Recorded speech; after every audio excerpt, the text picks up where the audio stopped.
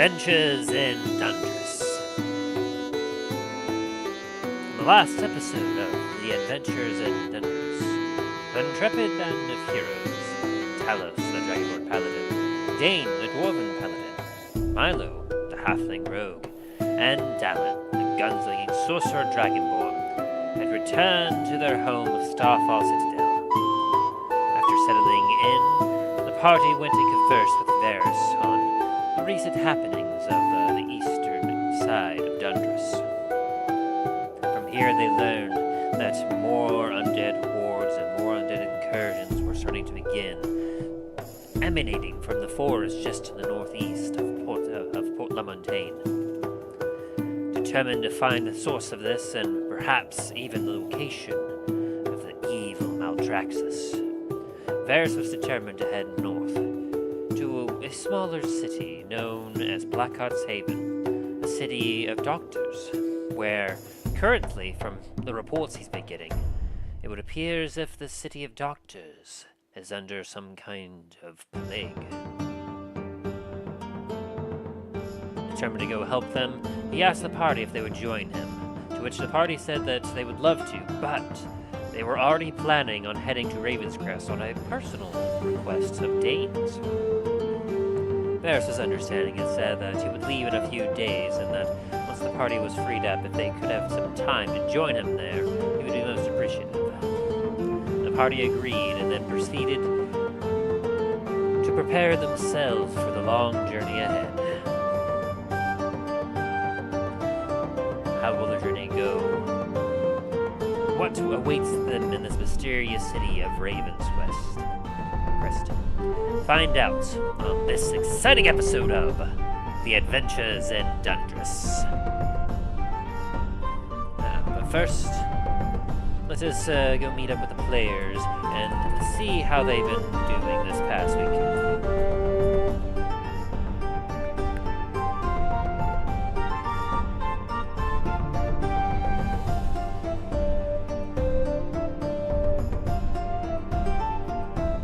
Hello there.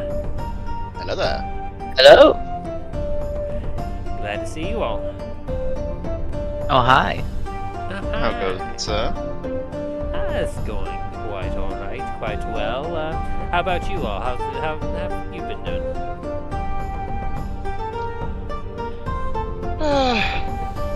Tired. Same. Sure Talos knows that feeling right now. Yeah. We've had a grad bash on our end of the parks, so park's been open till like 2 a.m., 3 a.m. Yeah, like 2 a.m. Yeah, it's like this. Me, I get there, clock in around 11. Oh yeah, grab bash is going on till 2 a.m. So you guys can't be in your regular areas. So just walk around the park and sweep, and Don't then hit go anyone. when it hit. Then at 1 o'clock, go to lunch. Okay, go to lunch, come back from lunch, and it's like, oh yeah, all of you guys that are in Harry Potter area, yeah, you got to be out of there by 6 a.m. because they have early park opening at 6 a.m. I'm like, so you're telling us that we have less time to do our areas that normally take the entire night to do, and you expect us to still be able to get it all done without any extra help because they're like, oh yeah, no, we're not giving sending any extra people to anywhere. And I'm like, I look at the other supervisors and they give me a look of, we hate it too, just deal with it for now. Because of course the supervisor that wrote the schedule is the one that's like, but why? Well, I thought, and like that, yeah, that's the problem, you thought. The problem is you didn't think. No, the thing is that supervisor, where they originally came from, was a department where they had more flexibility on time-wise. We don't. We have, like, this is a reason why we are very particular on, okay, we get started, we go here. If we say we need backup, that means if you don't send it to us, that area is not getting done. Yeah. And you'll have to deal with day shift emailing like, hey, why wasn't this done? It's like, because we didn't have the people to do it. it's even worse for the hoser team, the team that has to go through the whole park sweeping and then washing down everything. The pressure hosers. And they're still expected to get it all done when they couldn't get out there until their areas until almost 3 in the morning. Jeez. They had less than 3 hours to get the entire park done. That's real rough. Sorry to hear Yeah, you had to go through that. Yeah, and then of course, like for day shift with them, with having to deal with the day people during grad bash, we're like, why is the park only open till 6? I'm like, because there's an event. That doesn't make sense. I'm like, yeah, it does. We It don't make sense. How about that? We Like, kept we getting told- asked. Sorry, continue. Oh no, you're good. You're good. I was gonna say, at least on attractions, we kept on getting asked, how do we purchase this special event? Go to school. This is for the kids. Pick out the children. Oh, I remember when I was in attractions, I had a lady get mad asking how she, why did they get to go ahead of everyone else? We have Express. I'm like, yes, but they're with the Make-A-Wish Foundation. Well, where can I get that? I was done with that day. I had already had to deal with I had a guest throw a slushie at me. Oh, I had to go all the way back to wardrobe and shower and change because it was one of those slushies that you can tell they added stuff to it. So it was like you put powdered shrimp, like that powdered Pop Rocks in here, didn't you? So I had to go and shower. And like, I am already done, and my lead gave me the look of, go right ahead. Whatever you say, I will say you didn't say it. Look, and I told her, I was like, man, I looked at the man right in the face and like you get cancer. Excuse me? I'm like, a lot of times with Make-A-Wish Foundation, it's their terminally ill children. And she thought I was joking, and then she looked around at other people that were clearly there and like just giving her, because they were already giving her the stank eye already because she was being obnoxious, and now they were giving her the look of, you feel bad. How do you feel now, lady? You want to keep talking? At that point, just put your head down to the ground and just slowly walk away. I've had only once I've had somebody go above and beyond the ability of what I thought a Karen could do. Front of the line, they're getting ready, literally getting on the vehicle. Clearly, this, like, you can look at this kid and you're like, that kid is with the Make-A-Wish Foundation. That's how, like, my heart hurt for this kid. The fact that they were so happy that they were actually getting to get on a ride. This woman screaming at the top of her lungs how it's not fair. They waited. The line was 15 minutes. And then the dad turned and like that, not really yelling, but like growling through his teeth. My daughter is dying of cancer. This woman looked this father, in the face and said, well, then she better die faster. My kids are more important. What? A lady behind her tapped that woman on the shoulder. She spun around and said, what? Before she even got her word out, she got a fist in the mouth. Yep. Unfortunately, the guest that punched her did get arrested for assault. But you could tell that woman was like, it was worth it. Yeah, I mean...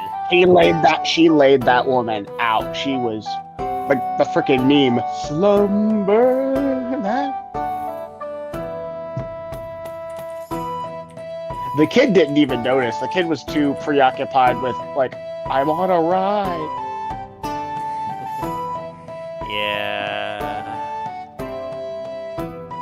I mean, I imagine it's probably like 10 to 15 other people there thinking of doing the exact same thing, but she was the closest one to be able to do it.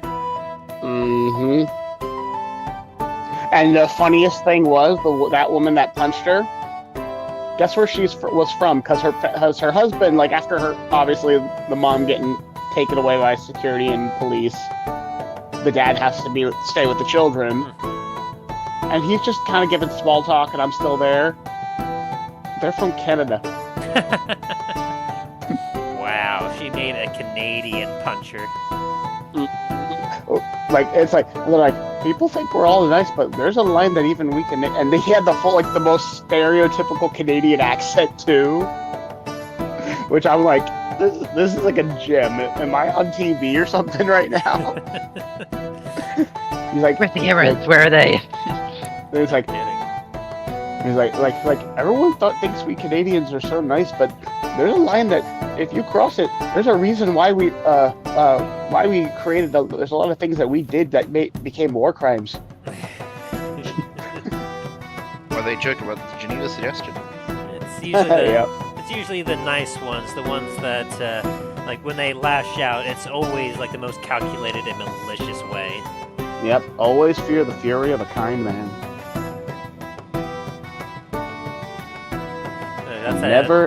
Never anger a Canadian, especially if you give them shotguns and geese. They'll come at you with their moves. You see just like an airdrop come in. It's like a Canadian on the back of a moose, a geese strapped to his back like freaking parachutes, and a shotgun in each hand. And strapped to his waist is freaking maple syrup.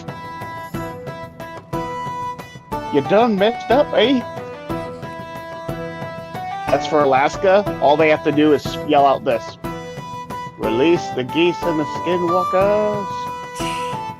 Release the Canadians. Well, that's how Dane and Talos this week has been going. How about you, Milo? How was your week? It's been a week. Idiots on boats again. What's that? Dealing with more idiots on boats again.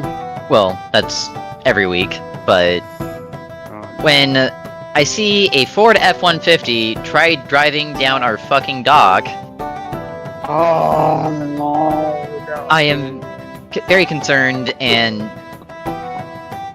want to fucking cut their lines, but yeah, that was the start of my week. It did not get any better from there, and I'm gonna leave it at that. Oh god! Every time I see something like that, it's like, how did you get here? Or when someone somehow gets their truck on a freaking pier. Well, like, our docks are wide enough so you can get golf carts through them, and we usually try to make enough space so you can easily, like, have two different golf carts pass by each other, so it's a tight fit for a truck, but you can do it. However, Not recommended. why the fuck you're doing that right next to multi-million-dollar yachts with the driving skill of a fucking child? I don't understand. Why? Hopefully no one got hurt at least. No one got hurt, but Okay. everyone that saw it was like, what the fuck? Like, as soon as I saw it, I sent a picture of it to my manager. She went up right to the captain, and was like, what the fuck are you doing? I do what I want. Not here, you don't. I'm an American. I go where I want. Actually, he's British, but still. Oh god! It's like this used to be our land. Just returning to Make the us start sea. dumping your tea again. No, you're down in Florida. That used to belong to the Spaniards. Like you say that, the Spaniards just come out of nowhere, like, excuse me. I believe you are mistaken. That's why it is La Florida. And you know that the British Royals, they're sitting there in the back of their heads, it's just that song. You'll be back. You'll see. And then when it's like, we don't want them back. Never mind. Yeah, it comes to a point where the refund policy takes into effect, and it's like, yeah, no take backsies. You're messed up way past rejoining the Empire. Yeah. Oh god! Every time I hear the Empire, the thing that pops on my head is freaking from Star Wars. The first galactic. Oh god. And of course, what pops up on my feed is a freaking clip of King right now. It's just like when he was getting his crowning, and the address he has to give to the country. It cuts from what it was originally saying to freaking Palpatine. Time Organaut to the first galactic empire. Oh lord. That would be kind of terrifying to find out that we have that type of space travel. So like, but all of them have the freaking British flag on their underbellies.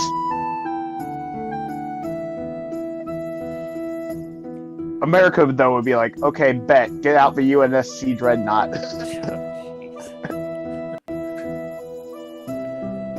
While Jamaica's just sitting there like, yeah, man. I feel like we all could have like a very riveting and exciting like history talk. I mean, I love history and whatnot, and it sounds like some of you guys might enjoy it quite a bit as well. Oh, very much so. Yeah, I'm not a massive history enthusiast, but I do like learning about history.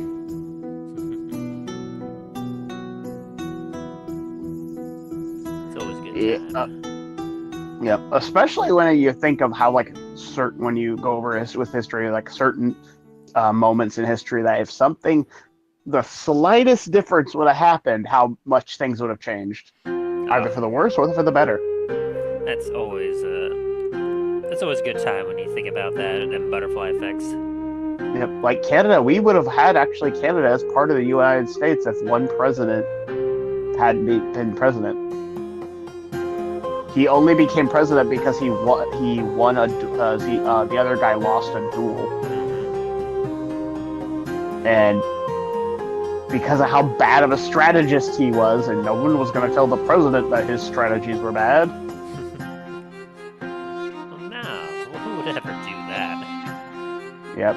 So just imagine though if that president had become president, we would have had all of Canada as well. All of that would have been North America. I don't even know if we'd be able to handle that much. Like a single government handling that much land. True, that hasn't gone well for a lot of places. Yeah, two very specific ones that we definitely Napoleon. I mean, and we can even go past that into considering the fact of the time in American history where America literally was an unofficial empire, where we had control of so many different islands across both the Pacific and the Atlantic for a time, and then, but for some reason we weren't considered an empire. I don't know. That was a whole weird period of history. Yep. And then you got just those and some of those islands were like, wait, why are you calling us Americans? Yeah, you're part of America now. Who? To be honest, that was also with the Empire as well. It's been like, oh yeah, you're part of the British Empire. Hey, what? what is this you speak of? Like, what if we don't want to? Okay. That's too damn bad. It's like, oh, they're still gonna do it. No, we're not. Yeah, you are. What's that? Oh, we call it a boomstick. You want to see what it was? Oh, sure. The officer would just sort of just casually wave their hand, and there's an entire regiment behind them with several more on their way. It's like, I think me and my friends might have something to say about that. It's like, the French are like, all right, we're going to take over this entire area of the desert. A couple of years later, we're going to forcibly kidnap Shanghai soldiers and force them into the French Foreign Legion. So how's that campaign in the desert going? Fuck you! They won't come out and fight us fair! It's like, what are they doing? Hiding in the sands? Yes! Yes, and in the rocks! One day we actually found a goat, and we thought it was a good idea, so we ran over to it. 4 of our men fell into a hole that wasn't there a second ago. Yes, you can go down to Sandworks. And it's like, and they keep stealing all our water. Why do they keep stealing our water? Maybe it's a sign that you should go back home. We hate the desert. Of course, it's rough. It gets everywhere. I think one of the funniest ones I remember reading up in school was it was during the with the French Foreign Legion. A French commander was getting so frustrated because the gunpowder they get gunpowder, but it would randomly it's not working. Something off with it. Well, someone found out that they had a guy sneaking in full uniform of theirs that he stole of the weapons commander. This guy had snuck in a couple nights prior and stole one of his uniforms, and apparently he looked enough like him that no one really questioned it. He would go in, take the gunpowder, you'd take some of the gunpowder, swap it out, and mix it with salt. Oh, jeez. So it wouldn't cause the powder wouldn't fully ignite, and two, it was also because of the salt, it would corrode the barrels. Talk about salting the earth. How about salting the guns? Down's worst nightmare. My My God. gunpowder. And then it's like the rust. It's like that you build. It's like on the outside gun looks fine, but the inside it's all like rusty and crusty and like. So you shoot a rifle. It's like you hear that. I don't know how many of you have actually fired black powder, but I've had a few of those where if you did, like a few of the kids didn't load up enough black powder, and like you hear the powder go off, and then you hear the bullets start to go down the barrel, but then it just stops prematurely. Oh. You just hear it roll and just flip out of the end of the gun. Again, it's still kind of stuck to the wad, and so it just kind of you hear just. And then it just suddenly stops. You get that crack, but it's not to the full extent, and it's an unforgettable sound. I think the biggest black powder thing I got to fire, I actually got to fire a cannon once. Oh, nice. That was cool. I was like, at the time I was like, that's a lot louder than I thought it was. But we got to, I'm like, where's the ball? And then far out you see a puff of dirt where the ball hit. But it was pretty fun. I can imagine so. I haven't I think that big. I know my dad has 2 flintlocks that still work, and my granddad had an old muzzleloader musket. My dad has an old muzzle-loading musket right now. He got it at an old antique shop. It was a little on the expensive side, but he was willing to get it, and he got it. And for what best that we can tell just by looking at it, it seems to be a pre-Civil War era, and we know that because it's currently a cap-lock rifle, and the original where it looked like the actual hammer and everything was, it was very obvious that it was converted from flintlock to caplock at some point, which was very common from pre to post Civil War,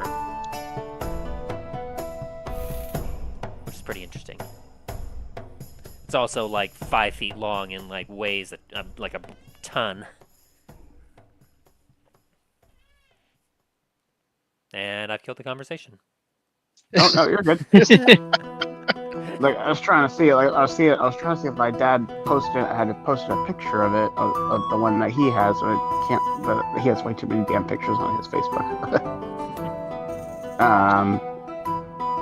I think the one I think the last time I saw it was at one of the museums. They had one of the ones that was supposed to be the Civil War era, the first 6 revolver, but it's the one where you still had to put round shot in it, but they had these little weird little cap things you had to put on the end of each of the rounds before you could fire. It was one of those old ones where it's instead of just putting an actual bullet in there, it's okay, I gotta put the the powder. Yeah, before actual cartridges existed, it was the step before. It would still shoot like a 6-shooter, but it took still ages to reload. Mm-hmm. It's okay, I'm gonna do this. It's like, why don't we make these? What's that? I call it. It's a bullet. That's not a bullet. There's This is probably about the same time. I imagine that was probably at around the same time when they finally made the 22 cartridge, because Yeah. I mean, anyone that's any sort of gun buff knows that the 22 caliber was the first official cartridge made for actual like repeating firearms. Yep. Though I gotta imagine just like the madness of the man that created the crank machine gun. Oh, the Gatling. The Gatling, the first time he ever made it, and then actually fired successfully. I can just imagine the look, the maniacal look of like smiling glee, like freaking oh gosh, there was what was that old movie Tremors, when they did the backstory of the one dude's family, the Gun Nuts family, where they gave him a freaking Gatling gun, and he starts cranking it, and he just starts laughing. And then it's like, so what were you bringing on your cart? Oh, this pulls up the screen. It's a giant shotgun. It's called a punt gun.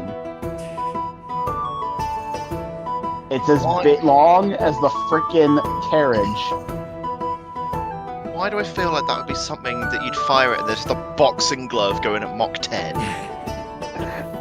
Yeah, I think there's a picture. I'm gonna pull up a picture of that, because like the sheer like why of this gun is like why.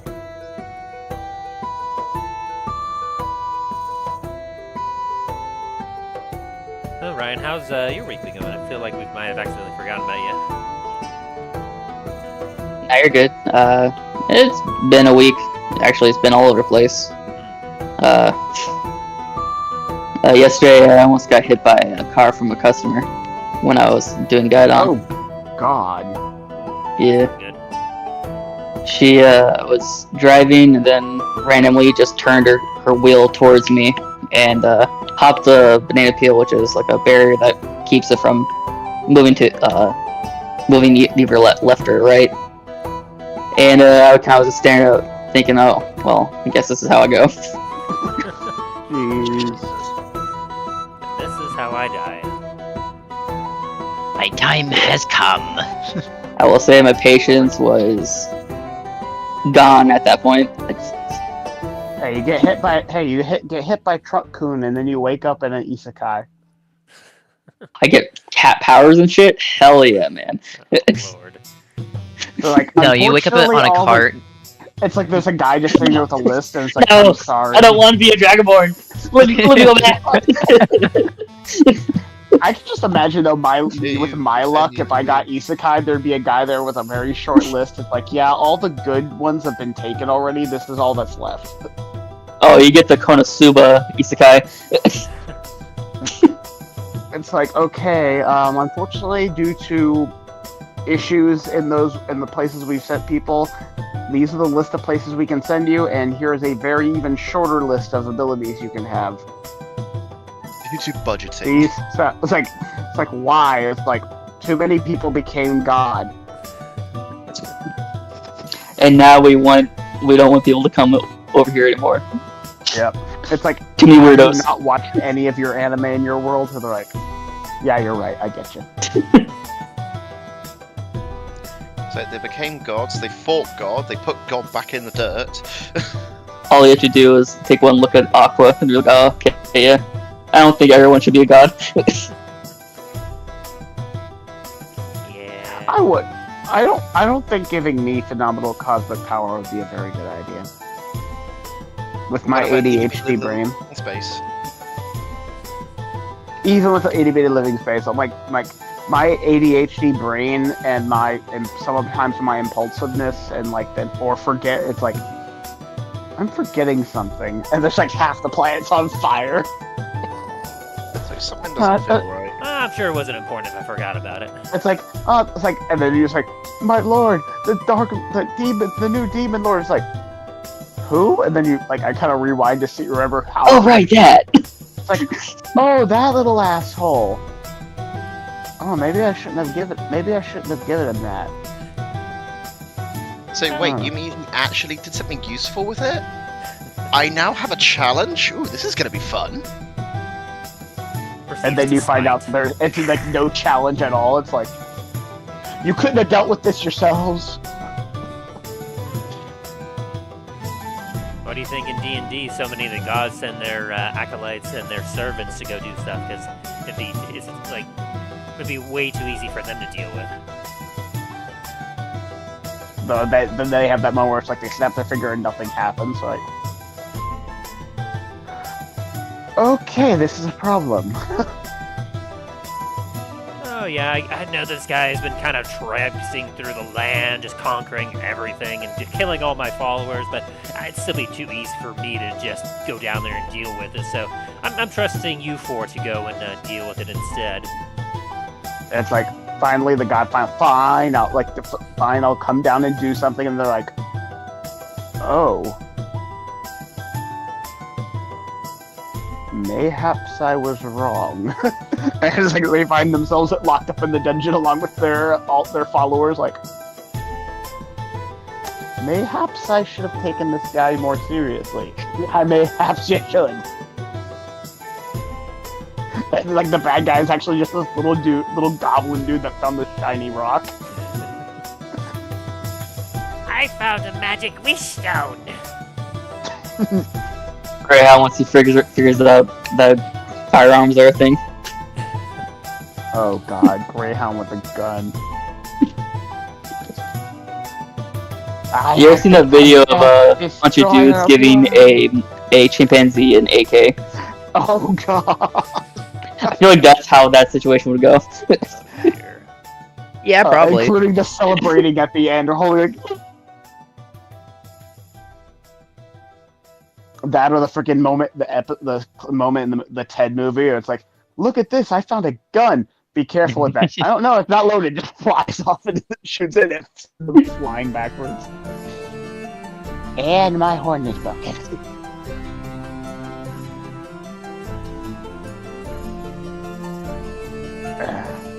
No, spit that out. Spit that. Give me that. Damn dog was chewing on a frickin' pencil. It's been quite enjoyable, but I know we all have come here today as we have a D&D game that we play every week. We do? Yeah. So, When was this?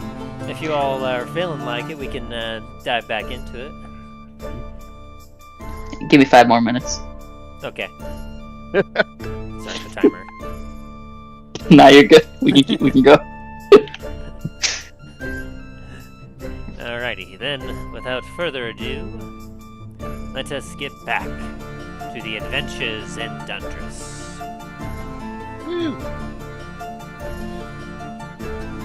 Last time, on the adventures in Dundras, our intrepid band of heroes, Talos, the Dragonborn Paladin, Dane, the Dwarven Paladin, Milo, the Halfling Rogue, and Dallin, the gunslinging Sorcerer Dragonborn, had at long last returned to Starfall Citadel, for the first time, all together at once, in a group. After settling in and getting their stuff unloaded, the party proceeded to relax a little bit before engaging in a conversation with Varis, a longtime ally from Duskwood, who informed them that through reports he's received,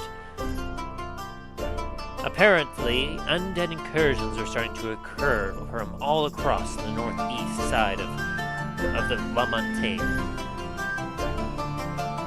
Determined to find the source of it as most likely the location of the evil Maldraxxus, the lich that the party was unable to stop its revival back in Duskwood, and has been mysteriously vanished and gone ever since.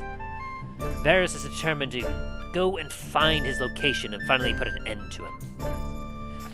His latest reports bring news of a city to the north known as Blackheart's Haven, a city of doctors who train there and then proceed to head out into the world in order to ensure the healthy populace of the people. But, as of current, the reports, as of late, indicate that perhaps they're dealing with some sort of epidemic in their midst. Determined to go there to aid them and see if there's a connection to Maldraxxus, Varis told the party that he would be heading there in a few days and asked if they would join him. The party was very willing to, but informed him that they already had plans and that perhaps they could join him afterwards, as they were intending to head back to Port La Montagne and take a ship to Ravenscrest, on a personal matter for Dane. Varis understood and informed them that he would be up in Blackheart's Haven should once they return, and if they have the time to go and seek him out. The party then proceeded to spend a few days at Starfall Citadel, relaxing and getting themselves comfortable as well as prepared for the long journey ahead. Amongst which, Milo went and sought personal counsel with Varis and learned a few things that about potentially an old foe of his that seemed to perhaps still be around, and perhaps another high hill. As we return to Dundras, our party members are getting ready to depart from Starfall Citadel back to Port La Montagne as a couple days have gone by. As we return to the adventures in Dundras. Dun, dun, dun. So, as you all have are making a couple days wait, as when you originally arrived there at Starfall Citadel, you knew you had until the 20th of Flame Rule to go back to the port for the ship, and you arrived on the 17th, so you essentially have had a couple days to relax and train or do whatever you so wish. Whilst you all are kind of meandering about and doing as you will in Starfall Citadel, I would like the three of you, Talos, Dane, and Milo, to make a perception check. Whereas Dallin, I would like you to make me a stealth check.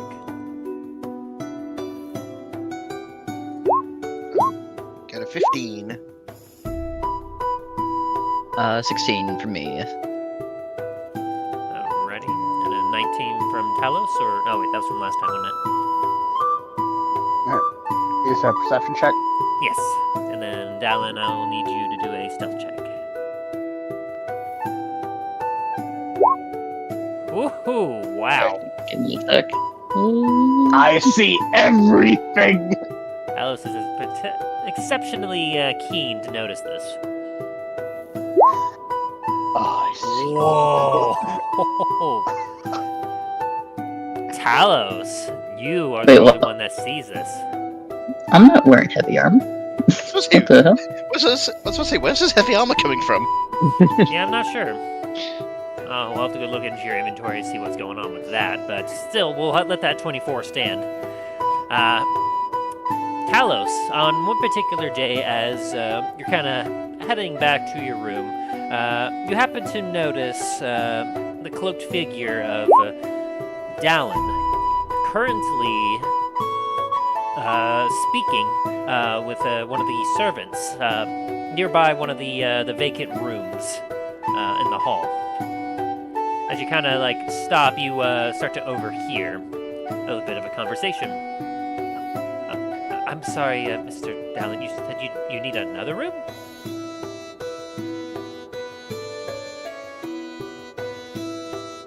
Oh, do you want me to Yes. talk us? Yes. Okay.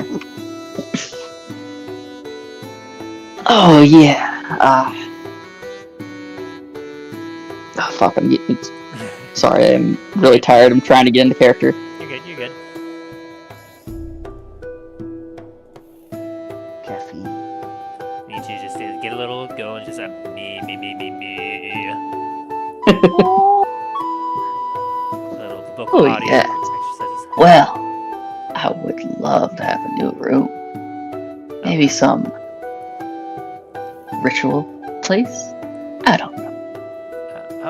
Well, I can certainly... I'd love a place to go to use my magic. Well, certainly. I suppose your current room is not quite to your specifications. Yes, let me speak with a few of the builders. Now, there is another stipulation I would love for you to not tell anyone about. This room. You're right. I would like it to be hidden as well. A private... much similar to how Mr. Milo has a couple of those I understand. Very well, I will speak with the architects, and I imagine that he probably has a few places that we can work that in. We'll get right away on it, and well, I imagine that it'll take some time. So once you return, we'll leave a note in your particular room to help you know where it is. I can't emphasize this enough. Do not let anyone know about this room. Certainly, Mr. Dallin. Utmost secrecy, and he takes a deep bow. As he kind of just, as Dallin saunters off. Talos is a bit concerned. Only a bit. Just look a wee My question bit. is, why the fuck is the servant talking shit about my rooms?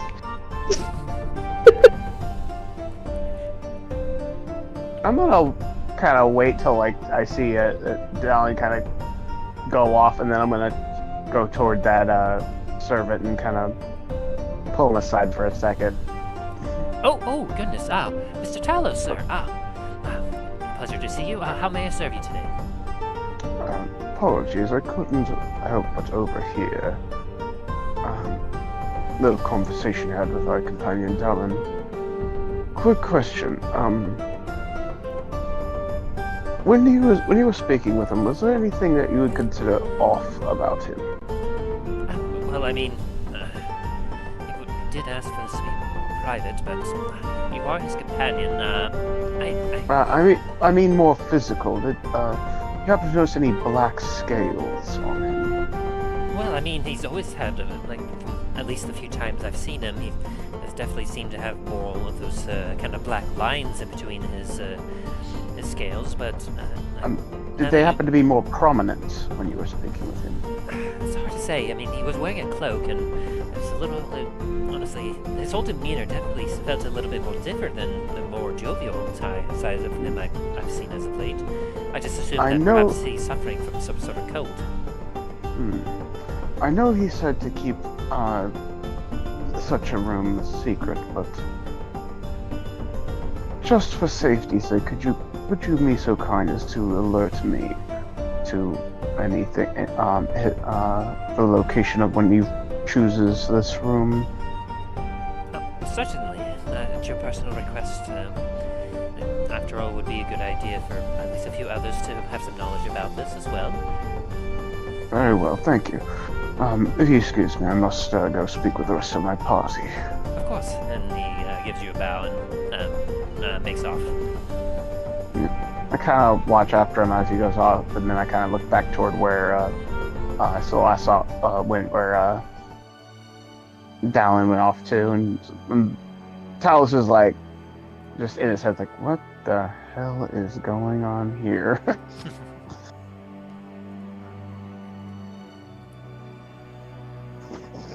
Part of his responsible half is like, I should definitely look more into this, but also that part of him that's still very much that child of who is mystery.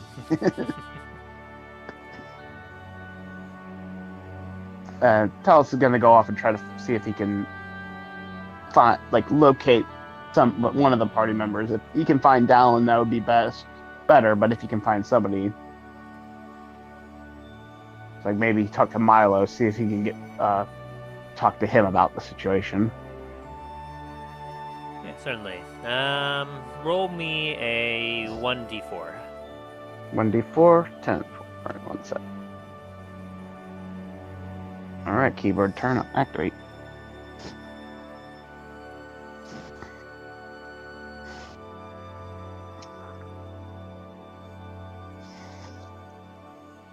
Oh, come on.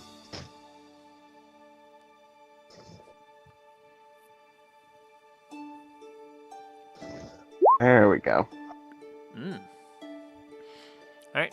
As you're kind of roaming the halls looking for someone, you do, in fact, run into one of your companions.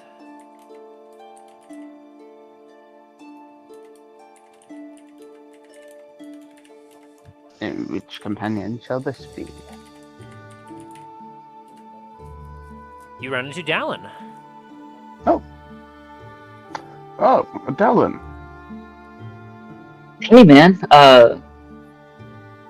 Quick question. Hmm? Do you know how I got over here? I kind of I don't remember walking over here. I kind of raise my eyebrow scales at that, like, you don't remember how you got here. Yeah, no. I'm wearing these robes too. I'm really confused right now, man. You don't remember speaking with anybody before this? Yeah, and I went over to my room and I couldn't find my herbs.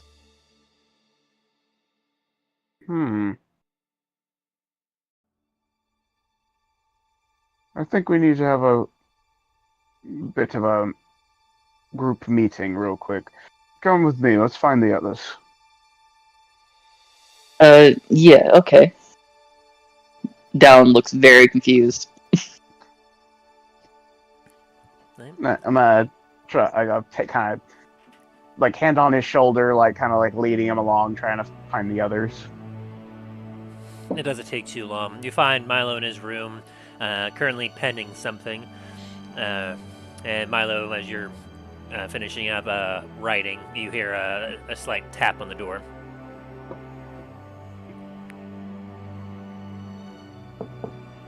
Yes, how may I help you? It's Talos. We're a quick group meeting, real quick.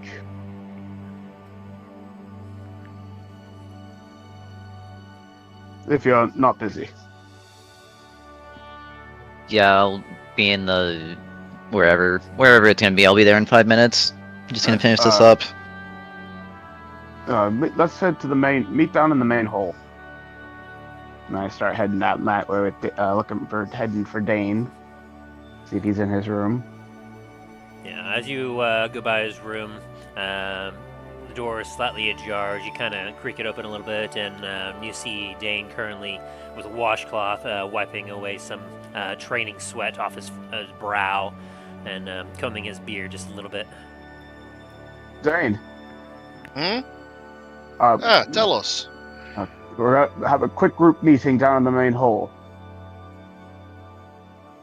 Hey, I'll be down there shortly. Nothing bad, I hope. Not quite sure yet. I kind of nod and kind of lead Dallin back. My hand not still on his shoulder, kind of leading him, making sure he's like not wandering off.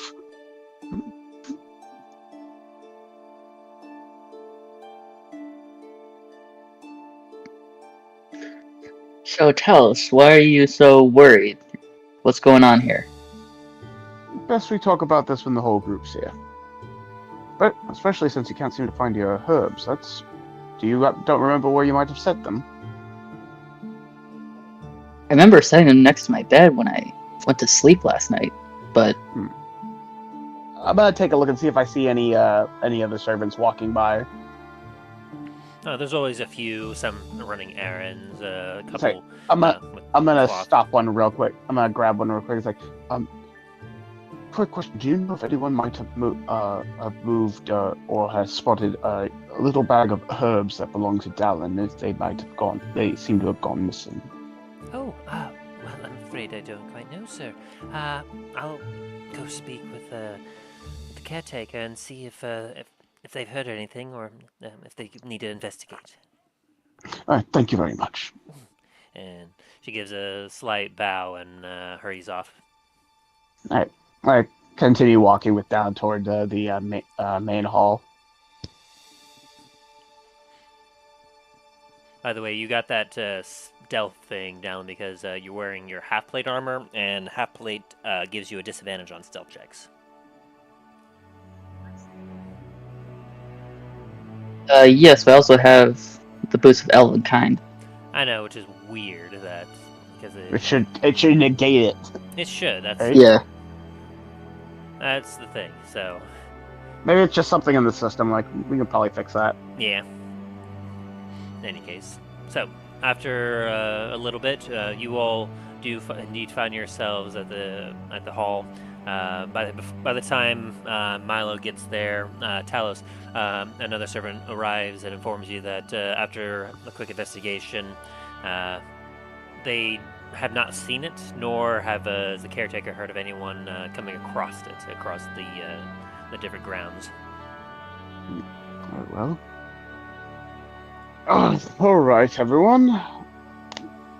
A bit of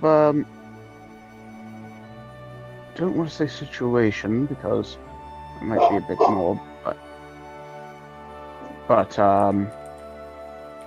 Dallin, you say Me? when I couldn't find you, when I found you said you didn't remember how you got there and your herbs are missing.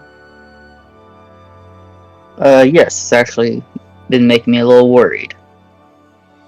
A little bit while, not too long before me and you met up, I couldn't help but overhear you speaking to one of the servants asking for a new private room, and didn't want it to be told to the rest of us. Do you happen to remember that conversation? Down looks a little bit shocked as he says it.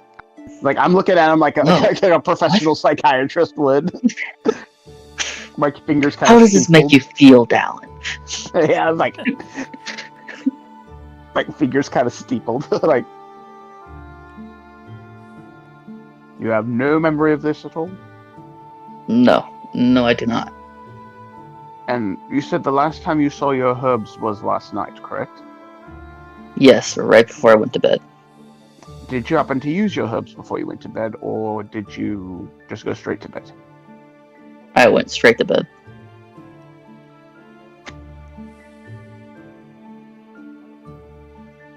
I kind of gave the others a look of, we may be dealing with that other issue.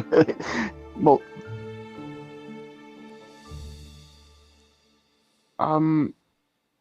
could you kind of remind us why you had to take the herbs?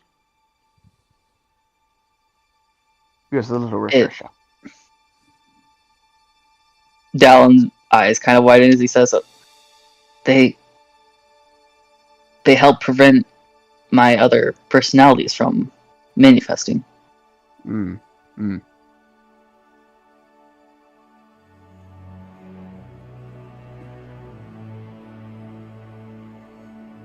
Well, I think it's because you forgot to take your herbs last night.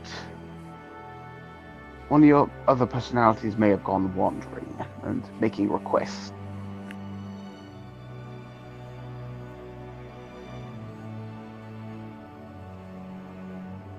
I'm kind of still looking at him like a concerned psychiatrist, kind of like that. I mean, I haven't interacted with these personalities, so I wouldn't really know. How often before you started taking your herbs, had you had these lapse in memory? Whenever I was close to death or when I felt strong emotion. I'm kind of looking at the others for like a little bit of assistance. Like,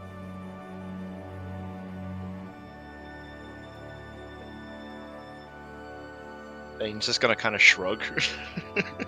Yeah, Milo's kind of looking at Talos like, okay, and the reason that I bring this up is that while I was walking through the castle, I overheard clearly your voice, speaking with a servant, asking for a new room to be required so you could practice your magic, but you were insistent that absolutely no one should know, and you were completely hooded. You had your hood and cloak that you have on.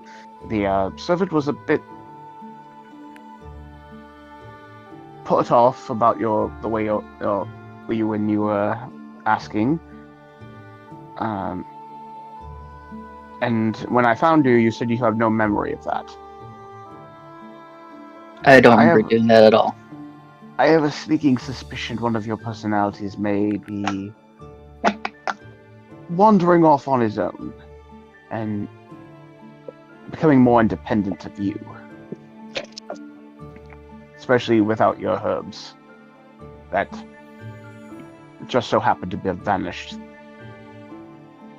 at the same time as this incident. I mean, I don't have any experience of these personalities because I forget. I don't tend to remember what happens. Hmm. But which, how do they act? I know one of them calls himself Thragon. That's worrying to me. And some Well, of the things the I've learned about that is very worrying to me. The one where I'm just spitballing here, but the one that I believe was speaking to the servant was sounded very secretive and very insistent. Hey. So he wasn't brash and demanding. Well, there was a bit of demanding in it, but at the same time, it was more like he was trying to make it seem as if he was wanting things to be more hush hush. Milo's gonna look over at Dallin and be like, "How could you do this? We don't keep secrets from other people." Donald gives you a blank stare, like, "Are you fucking serious?" Dane's Perhaps also we just should gonna keep an just, eye- like, slow swivel to Milo. Perhaps we should keep an eye on trying to get you procure you some more of those herbs, so that keep your other personalities more in check.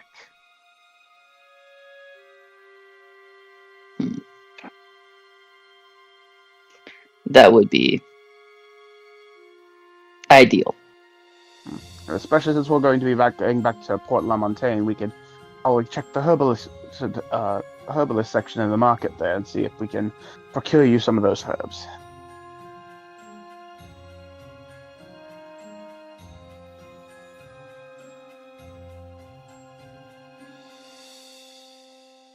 Dallon's just sitting there worried now. He's like kind of just sitting on the floor. Yeah, Talos is kind of like just like that awkward, like, yeah. It's like Talos, like, I don't have a lot of experience in this kind of department, but I'm doing my best.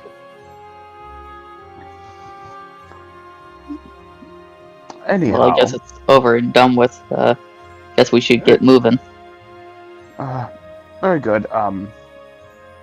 We'll just make sure to keep a eye on and make sure that your other personalities don't decide to wander off. Then, if you have any more lapse of memory, just let us know. Kind of just like awkwardly nods to everyone else and kind of Talos starts going to go get some of his things and make sure his things are ready for the journey.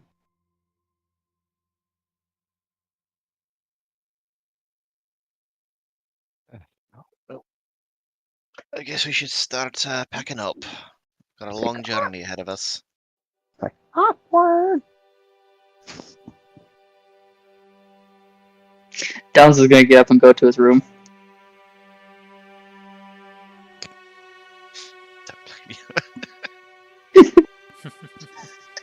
There's like a moment of everyone's like, okay. What do we do now? So you all return back to your rooms and you gather up your stuff that you pack for the next day as you get yourself a long rest in. And in the morning, you enjoy yourself a nice meal bright and early as you begin to leave the Citadel to head to the train station. Before you leave, though, as you are all heading to the gate, you see the old elderly caretaker of the Citadel speaking with a very interesting-looking individual.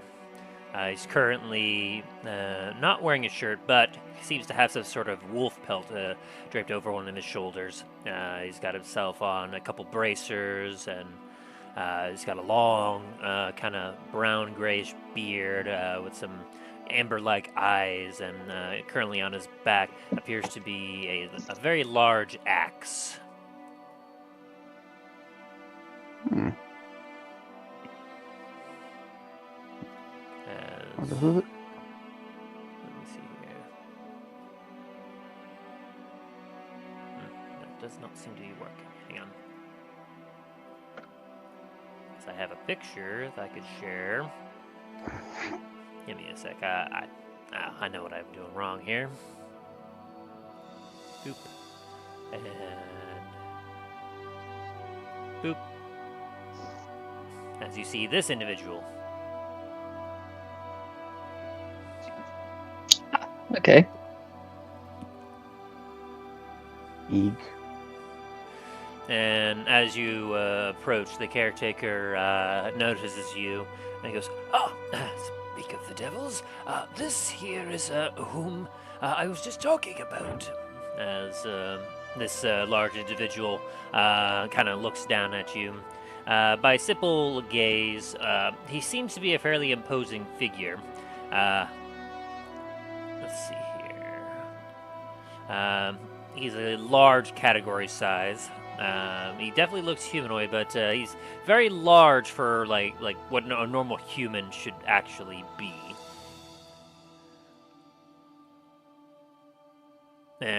He stands about roughly like 8 to 9-ish feet tall, and you can tell that he's got some heft, some weight to him as well. As he takes a look at you all and gives you all a rather warm smile. "Ah, I see you are Comet Company. Greetings. I am Kathos, the new captain of the guard." Greetings.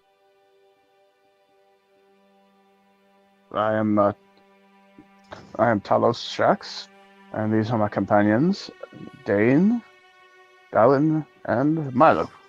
"A pleasure to meet you," as he very joyfully swings his hand over to yours for a handshake. Oh, I go ahead and shake his hand.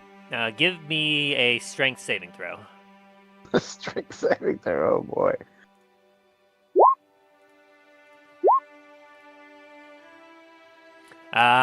You feel yourself get lifted into the air rather briefly as he shakes your entire body. Look. Even your titanic strength, like, he seems just to be a little stronger somehow. And he does the same with you, Dane. Give me a strength saving throw.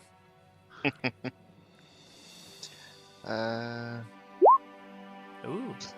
As he grips your hand, you feel a slight hesitation as his handshake seems to be a little calmer on your side, and you're able to give a nice, like, you can feel the strength behind his handshake, but his handshake to you is significantly a little bit easier as he kind of has a look at you and goes, "Dwarf, I am half giant. I do hope that there is no ill blood between us." Hey, no ill blood between my kin and yours. We've actually got a friendly group of giants that live down by my hold. Lovely folk. Very good. That makes me happy. Haha! As he gives you a pat on the back. Does a 25 hit? It does. It just. As he gives you a big pat on the back, and you kind of get the wind knocked out of you, but as he goes, "Pooh!" Ha ha ha ha! Ah, that is good. That is good. We will get along quite well, I think. And you, as he takes a look at you, Milo, as you just kind of look up at this, just like to the average person, this would be a big person. To you, this is a giant person. This man is literally 3 times my size. As he looks at you and goes, I'd give you a handshake, but I fear that perhaps I might accidentally hurt you. So, and he gives you a bit of a two-finger salute. It is a pleasure to meet you. Milo's gonna be this ignorant fucker and just put it out his hand, and be like, "Come on, Oh! put it there." A big smile as he swings his hand. You fool! Give me a strength saving throw. Grabs his whole upper Take my body. bow! Your entire arm is engulfed in his hand, and as he gives you a shake, you also lift up a lot higher than Talos as you woo woo woo. And then he, after the first three, he goes ooh, and then just slowly sets you down. Ooh, sorry, I don't know my strength at times. Talos is just smiling like, I like this guy. Like he's just like, it's like a just giant friendly person. And then as he looks at you, Dallin, and a pleasure to be meeting you as well. As he holds out his hand to you. Dallin holds his hand out and goes to shake it. Strength saving throw. Mm-hmm. Where's my strength? Here's my strength. Don't. Ooh, you got close. You were a little low that time, but he takes you, and you also shake a little bit. But Talos, Dane, and Milo, give me an insight check real quick as Dallin is engaging in this. Sure. Milo, you are dizzy. Right.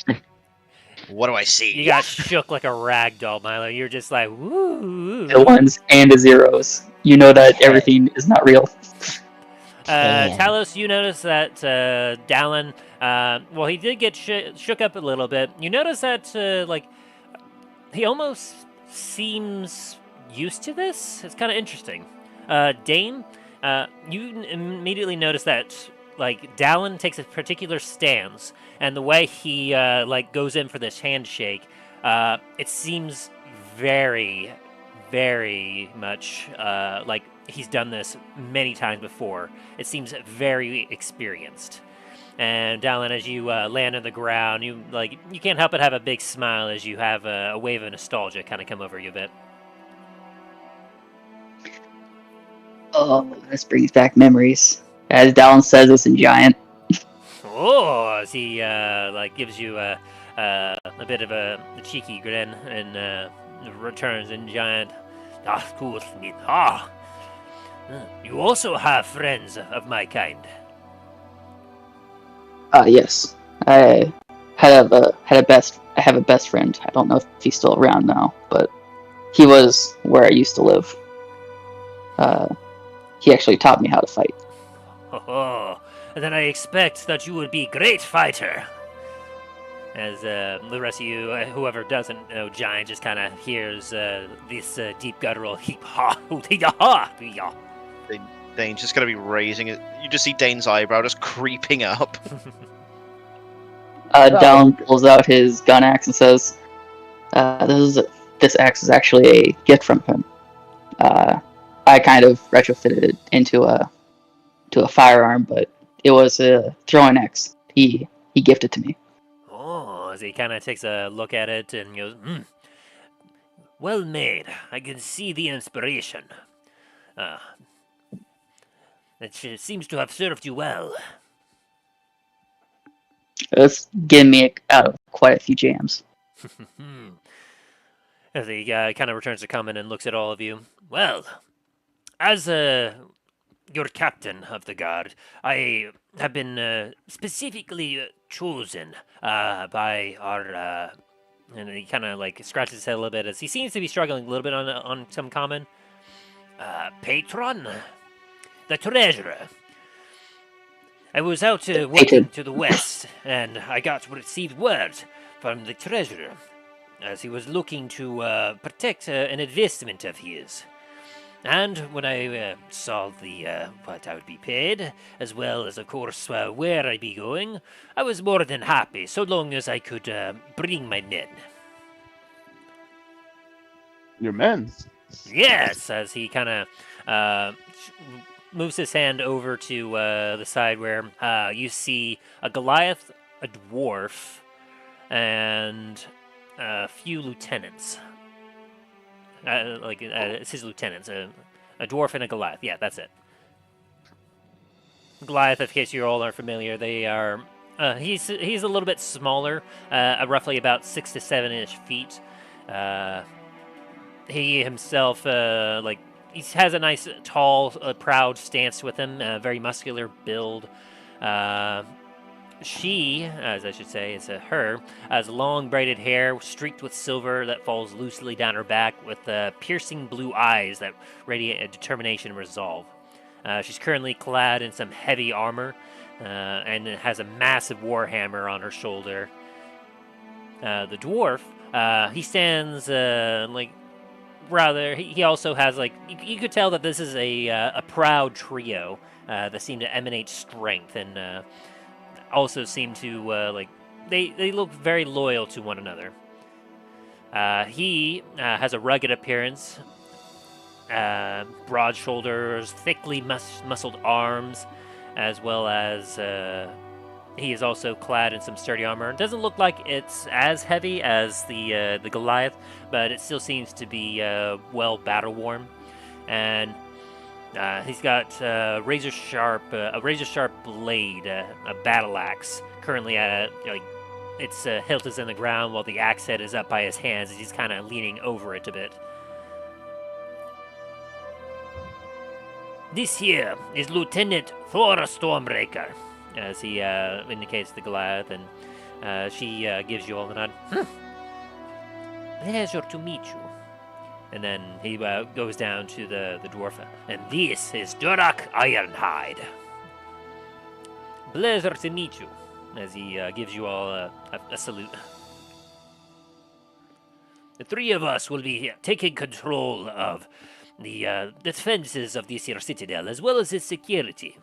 We'll be enacting a few things to help ensure that there will be no security breaches. I was informed by the treasurer that there was an incursion of an individual attempting to blow up his investment. And so the treasurer sought me out, I imagine, due to the fact that when it comes to security matters, we are well familiar with how to handle such issues, and will be, by his command, issuing those security measures to help ensure that we will not have any further intrusions upon your citadel. Excellent.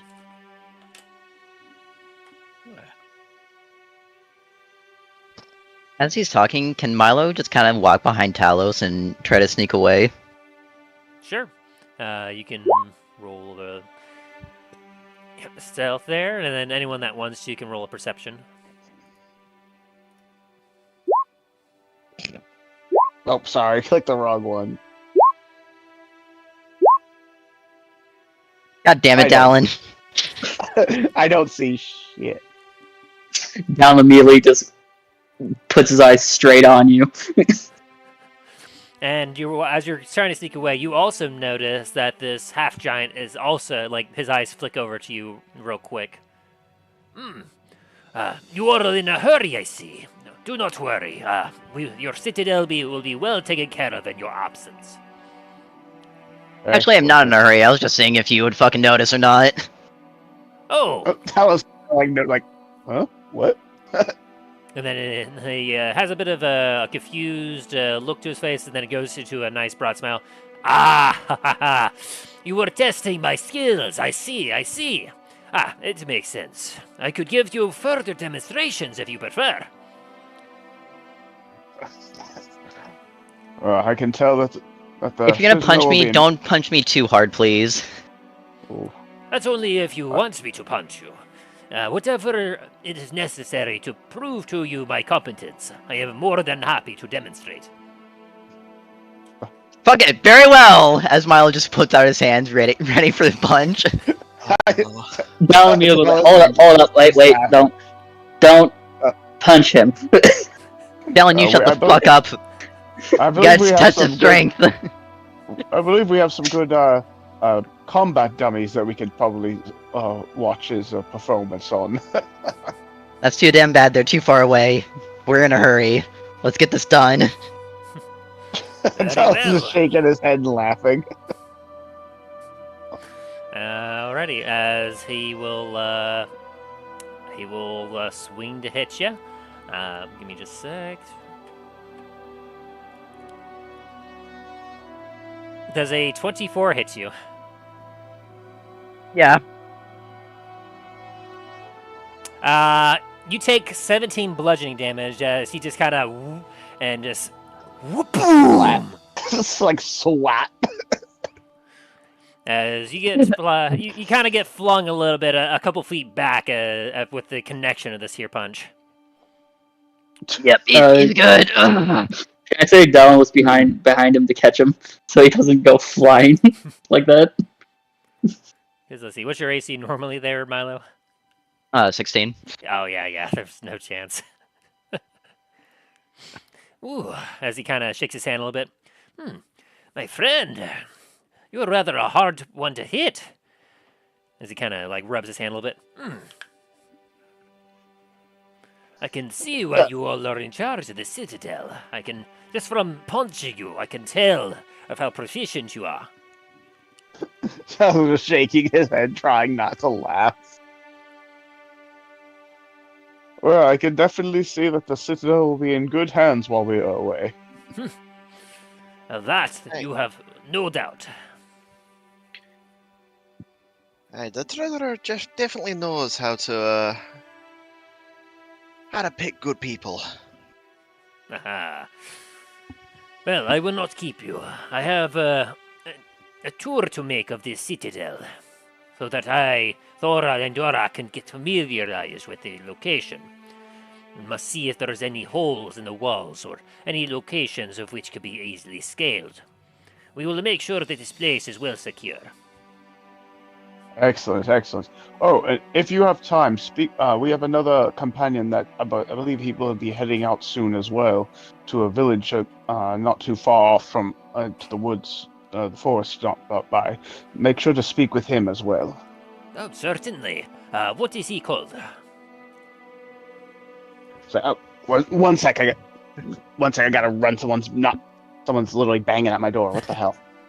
His name is Oh, I Varis. guess- He likes to stay in the library. A bookworm. I will be sure to speak with him before he leaves.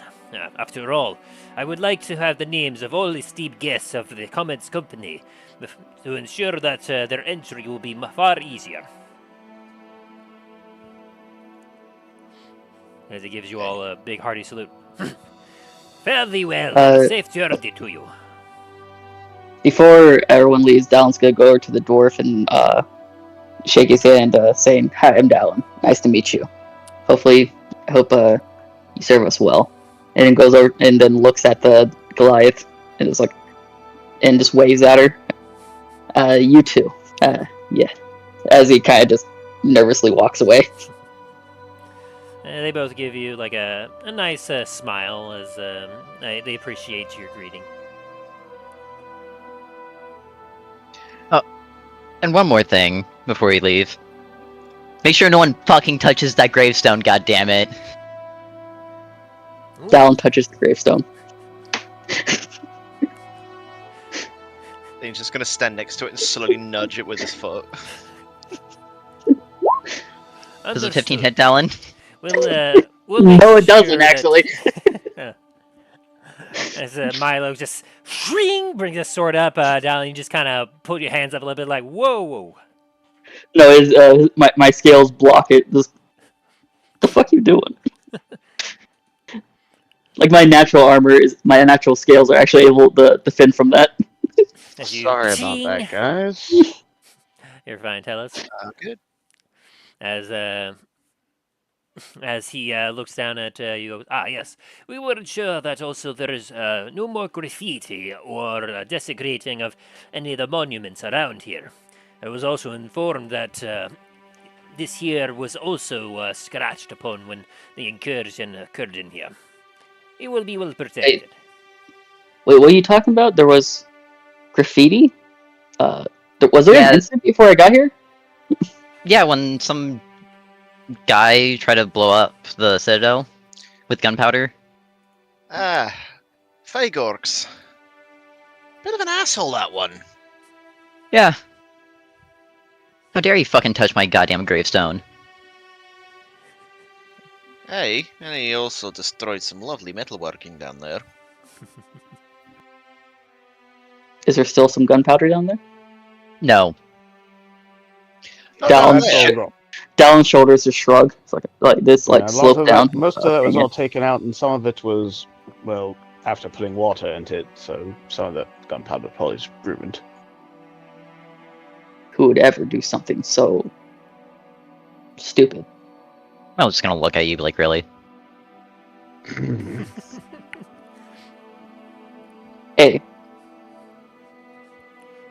I can't Anyway. I can't make explosions if with wet gunpowder. Anyway, That's why you have fireball. let's be on our way.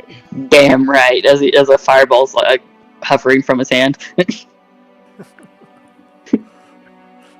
And so you all leave through the gates of the Citadel, where the guards give you a salute as you head out. A few of them you see is already starting to take some instruction from the Goliath and the Dwarf as you're leaving. You make your way around the side of the walls of the Citadel to this train station where you can see the train is waiting to take its morning trip back to Port La Montagne. As the engineer sees you and gives you all a wave and goes, "Ah, just in time. We were about to head out." Dane's gonna just walk a little bit faster towards the train. Excellent, excellent. Okay, just says pack on his back and make sure everything's all secure as he's heading that way.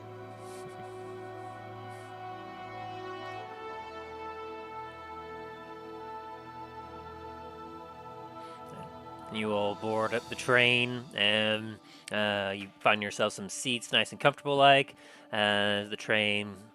You hear, and you hear a jolt as the train just. I was kind of still like grips onto one of the handrails like a little tighter. It's like he's still not quite used to that. As you all head off to Port La Montagne. By the way, sorry about having to pop off real quick. There's freaking one of those people like that's like come to like they do your house like, hey, we noticed when if you wanted to sell your house. Yeah. No, I currently live here. It's like, Yeah. respectfully, no, bugger off. I looked at the guy like literally like this, like, did you not see the sign? I have a little sign on my side of my door that looks like, unless you're delivering mail, my Amazon package, Girl Scout cookies, or if I'm expecting you, respectfully go away. Do not return unless you have Girl Scout cookies.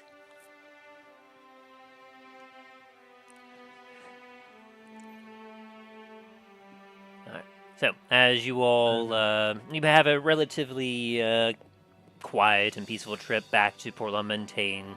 To the east, as you're the left side of the train as you're heading south, you can constantly see the base of La Montagne, the imposing mountain that just stands there, a testament of time and the will of the people, or whatever prophetic thinking you could do about a lone mountain in the middle of the land with no other mountains nearby. As eventually the train slows and comes to a stop as it's about noontime in Port La Montagne.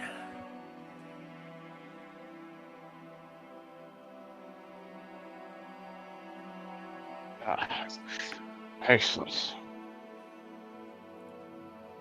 So probably have enough time. Should have enough time to get a few make sure we top off on our supplies and then head to the docks. Definitely need to check before we leave and see if at the if we can get some replacement for Dallin's herbs. Hey, probably prudent that we can get his stock up again. Don't worry, guys. I got this. Connection. Oh,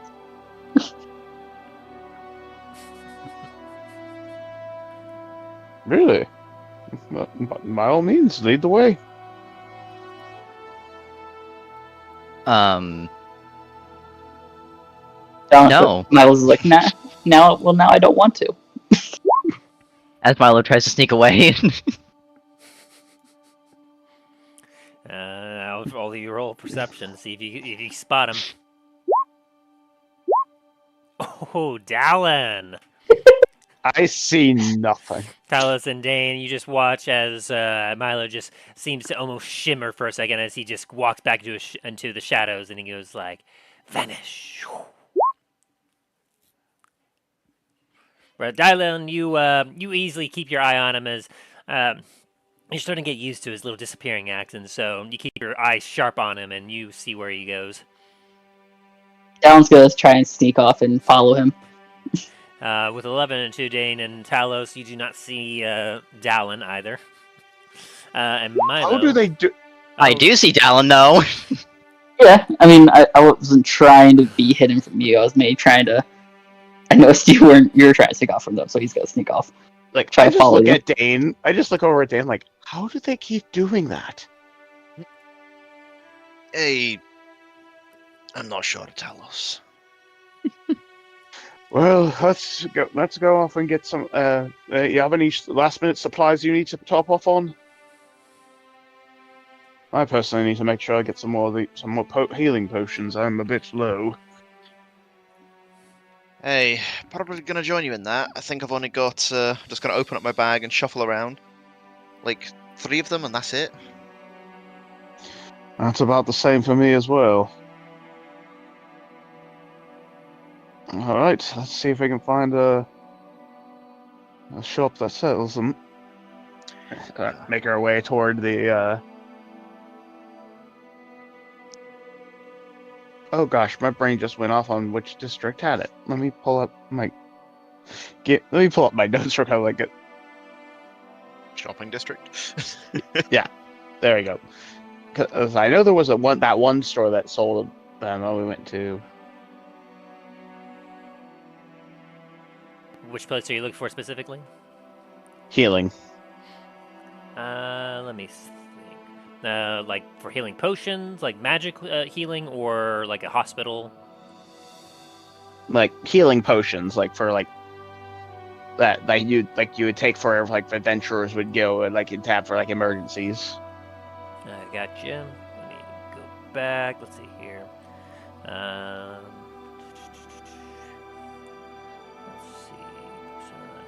see. You're looking for the alchemist. There we are. As you kind of like think back, you do remember in the market district there was a female human known as Liana Brooks. That was an alchemist in the city. Yeah. Go ahead and try to find her shop then. All right, it's not too hard. As and you and Dane are sticking together. Yeah. You two head off to the market district for that, and then Milo and Dallin, what are you two up to? As soon as Milo notices Dallin trying to follow him, he's gonna shoo him away. Dallin's gonna freeze and just like take a few more steps forwards. Dallin, you are not one to be in these parts where I am going. I'm curious.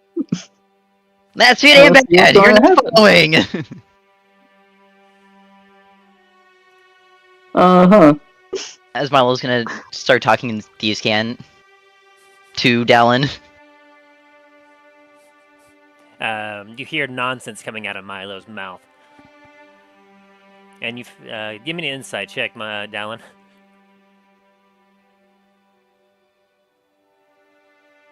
Like your fancy words, magic man. Give me an insight check, Dallin. Gotcha. Ooh, an 18. At first, as he's starting to, you're thinking, wait, is he trying to swear at me in halfling or something? But then you're like, no, wait, there seems to be some sort of pattern to this, but you don't understand exactly what he's trying to say.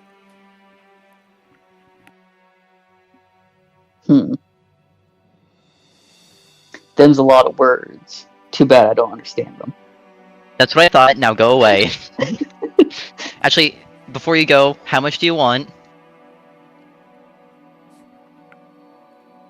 A week supply, I guess. And based off of Milo's previous knowledge of this, how much would that cost roughly? Where was my notes? Hang on a sec. Because we just had this fairly recent. Well, I say fairly recently, but that was in reality that was like what, 3 months ago. Yeah, back when we were in Cool before the fight. It's before the pyramid too. No, it was after the pyramid. It was when we were in the cave, right after. Oh yeah. Okay.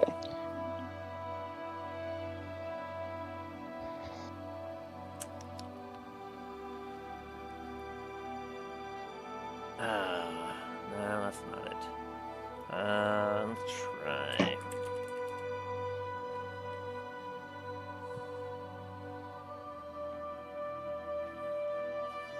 It kind of depends on the supplier and where you get it from, but you remember that, let's see, last time for at least a single dose, it cost you about roughly 15 gold, I think, for a single dose. Alan, how often do you smoke? Once a week. No. Once every 3 days. Alright, 45 gold. Hand it over. Dallin just awkwardly hands you 45 gold. Okay, thanks. Now shoo. As Milo is going to once again try to stealth away from Dallin. Counter perception check, Dallin. I'm already head. Oh, You motherfucker! Like, your tricks don't longer work on me. As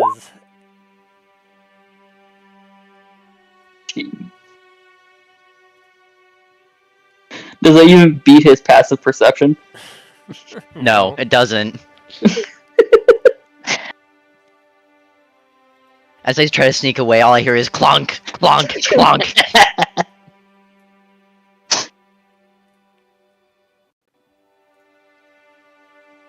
Dallin immediately accidentally drops one of his guns on the ground. Oh.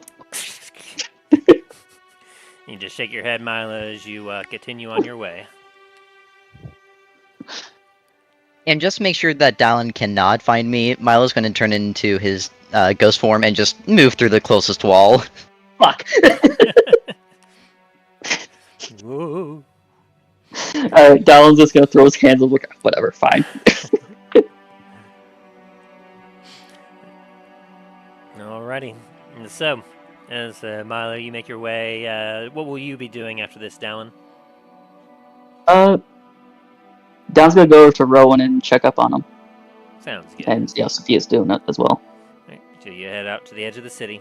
Talos and Dane, it doesn't take you very long before you find your quarry. You locate the individual, the alchemist of Port La Montagne. Moved on me. Lena Brooks. Yes. And so, as you come across her, you come into her shop. On the outside, you see a rather crude wooden sign that looks like it has like a glass bottle on it. As essentially, let me see, what was it called?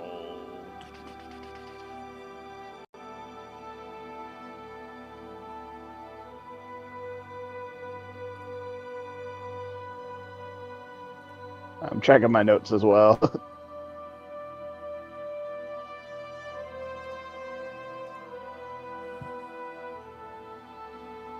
I don't think I said it at the time, but it's potions and cauldrons. So it has potions and cauldrons on the sign as you enter, and inside you see a rather nice-looking young lady. Not quite sure how old she is, but she's currently dressed in a dirty smock with gloves and a pair of goggles pushed up onto her head. She has a bit of dark skin with hazel eyes and has long, wavy, light brown and gray hair, currently tied in a ponytail. If you had to wager a guess, you'd probably say she might be about her mid-30s. She stands about 5'9", and she looks at you all as you enter. She goes, "Howdy there! Welcome! Come on in!" As she gives you a wave. Greetings. Reasons. Well, I imagine if you two fellers are coming into my shop here, you're looking to get yourself fixed up. Am I right? Well, more to supply, get a bit of a supply so we can fix ourselves up on our journey if such incidents happen. Actually, Oh, I got you. Well, come and take a look at my stock here. I got quite a few choice selections here. She kind of brings you over to a counter that has all sorts of different bottles on it. I got all sorts of type potions here. I got yourself some healing potions here. I got some potions, regular healing. I got some superior healing potions. I got the supreme here. What are you feeling like? What's your poison? Damn, like sound that supreme. what the prices were that first. Well, depends on exactly what you're looking for. If you're just looking for your normal potions of healing, that's going to ring in about 50 gold pieces a per. If you're wanting a little bit more, I got the superior potion healing here. This one's going to ring you about 450 gold pieces. And the supreme's going to ring you up at about 1,350. Like Talus is trying to keep up with how fast she's talking. Like he's smiling, but at the same time, inside his head, it's like, "Slow down, woman," in his head.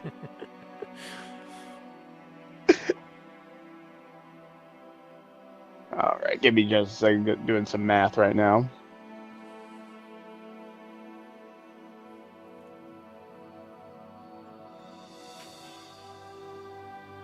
And in And case how much there's is anything it? else you're interested in, I do have other potions as well. I got some potions of invulnerability over here. I got some potions of heroism over here.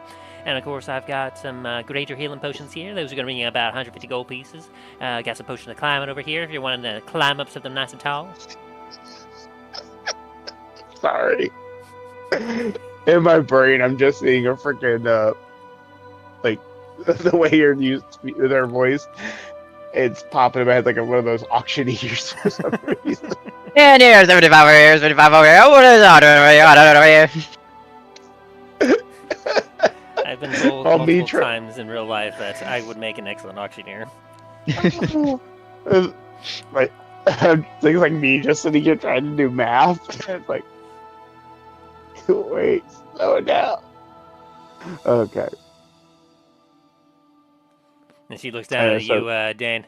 You look like a nice young, like short-lived fella there. I bet you get lots of animal friends. If you want, I got yourself some here. She pulls up a potion with some a nice green liquid to it. This here be a potion of animal friendship. You drink this here, and any animal that you come across will be your friend for about an hour. I guarantee it. As you take it, she holds it up to your face, Dane. It shakes up a little bit, and you notice that the liquid turns a little bit more of a muddier color, and there's a little bits and stuff that start to float up in the bottle as well. From what you can, give me a quick perception check, Dane. 8. You see a lot of floaties in there. Well, that's. Lovely. Yay, appetizing. Talos is still just Talos is standing there, like still doing like some math and like debating, and says like, okay, if it's like this many of these and this many of these.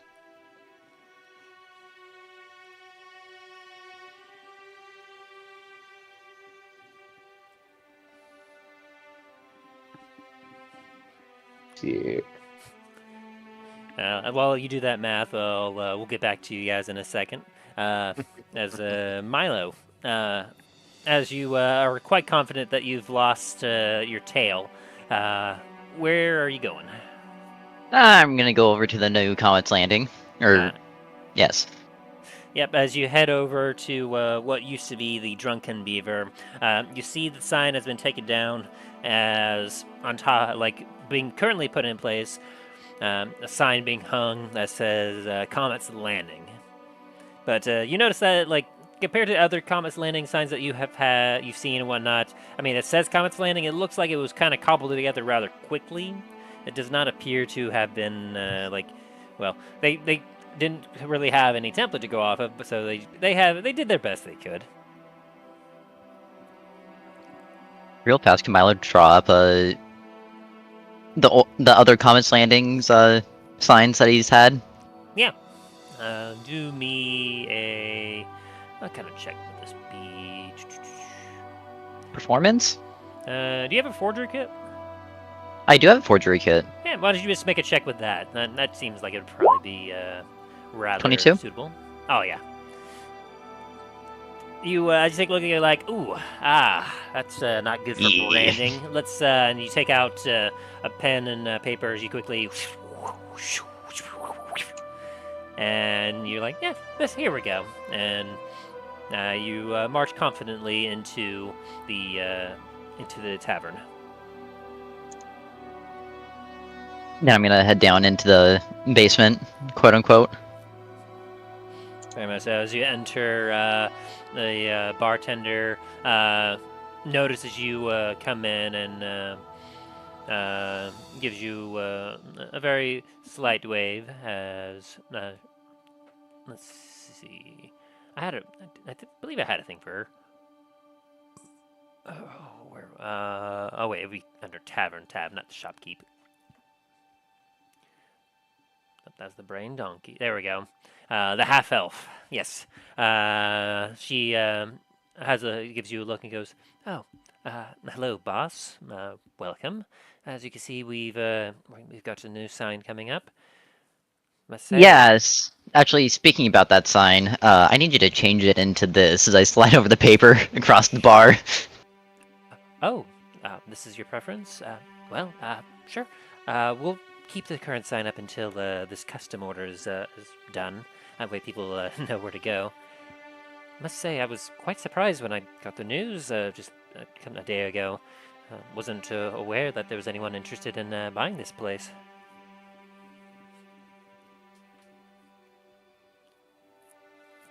But now that I for sure know who it is exactly, I can't say I'm not terribly surprised. As she gives you a bit of a wink. I have good taste. What can I say? And then she turns to go serve another patron as you make your way past her to the back and down the secret passage.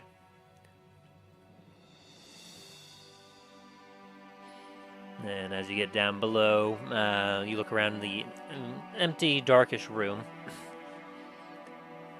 And you don't have to wait more than a bit until you hear the sliding of a tail on the ground as you see Strigadier, not Strigadier, Stratabaugh, that's it. A lot of S names. Stratabaugh comes through a small hidden door on the wall as he takes a look at you. Well, what do I have the pleasure? You sound different. But I'm here in need of some quote-unquote herb. So I was trying to remember the voice that I had from him. Kind of like a whistle, since he has buck teeth. Yeah. Well, you're looking for some herbs. Well, I imagine that I could find something for you. What exactly kind of herbs you looking for?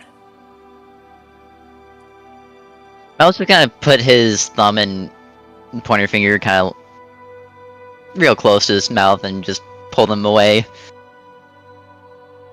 Hmm. I see. Well, let me check with a few of my contacts, and I'll see what I could do. I need it within like an hour. Ooh, an hour? That's quite the tall order from you. That might cost you a little extra, but I'll see what I can do. As he gives you a wink, and he Need three. Hmm? Need 3 doses. I'll be at the port. You know where to find me. Of course, of course. I'll see you there in a bit. As he gives you a wink and moves back through the door. Finally found his voice halfway through that. All right, and so set to meet up with him in an hour at the port. Meanwhile, Dallin, you made your way over to the woodcarver's hut, as currently taking in the morning air and looking out over the docks, taking in a drink. You see your brother, Fradnir, currently sitting on a nice, well, as you take a look, you realize it seems to have been very recently carved, as the wood looks very fresh on it, as he requires a much larger chair than the average person.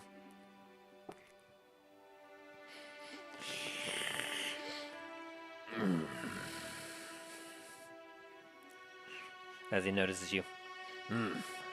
Brother. Sorry.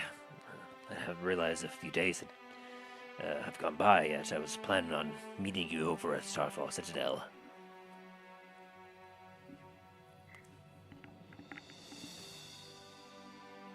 Are you there, Dallin? Well, we're gonna be leaving soon. We're going over to Ravenscrest. Oh. Well, can't be surprised. You always seem to be on the move. Well, I was planning on packing up here and pretty soon and heading up to the Citadel to meet up with you, but, well, since you're leaving, I might as well, I guess I'll just still head there anyway. Honestly, at this point, I'm not quite sure what I want to do anymore.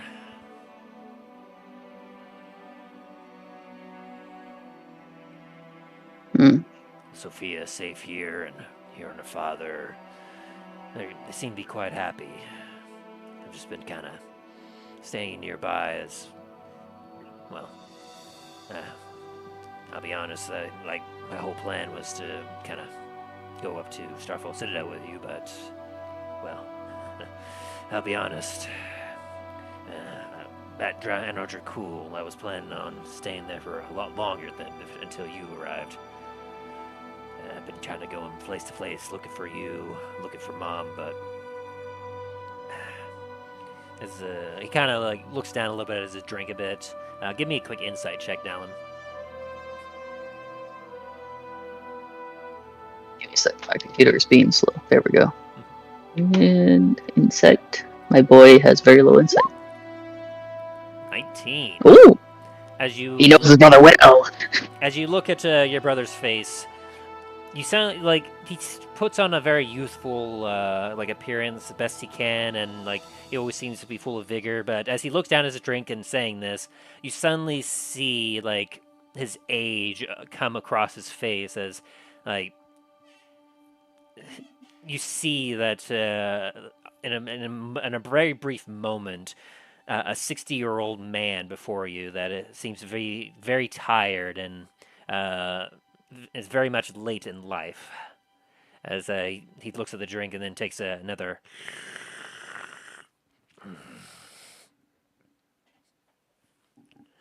He takes a look over at Jim. I imagine there's probably plenty of work to be done at the Citadel. no doubt there's things I could do there. Maybe be a guard. Or who knows? Well, if you're looking to be a guard, there's some good news.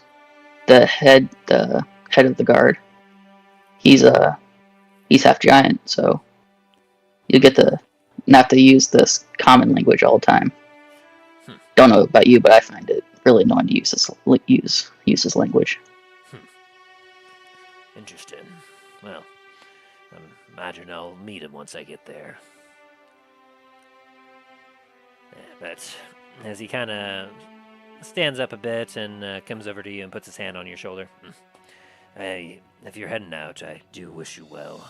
I hope you have a safe journey and that you'll return before long.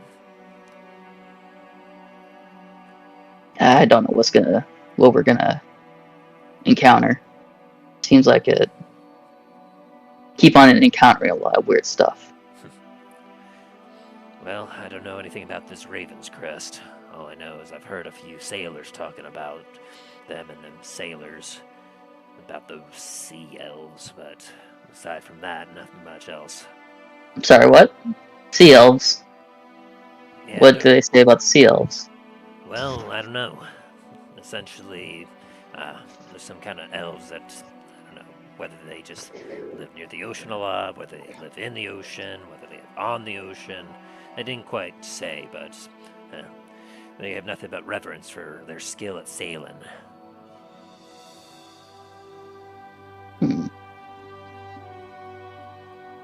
Think they might be pirates? Or do you think they might be residents of Ravenscrest? Well, I think they might be the residents of Ravenscrest. After all, I mean, Ravenscrest is known for its naval might, so imagine if they're known for their naval might, then they'd have a people that is well attuned to the ocean. So perhaps the sea elves are living there, but I don't imagine that they're all good.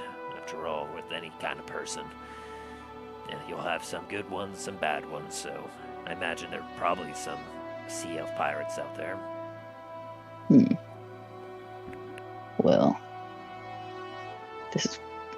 wish me luck, because I have a feeling we're going to be encountering some unwanted situations. And it's the life of an adventurer, I say. Yeah, as Dallin kind of hovers his hand over the massive scar he has, where he got the massive hole he had in his chest. Yeah. Well, I do wish you the best of luck. I'm gonna head town, get a few more things, then head up to the Citadel before the train leaves. I wish you well on your journey, Dallin. I'll see you when I see you. Yeah. Take care, man. And do me a favor. Keep an eye on the old man.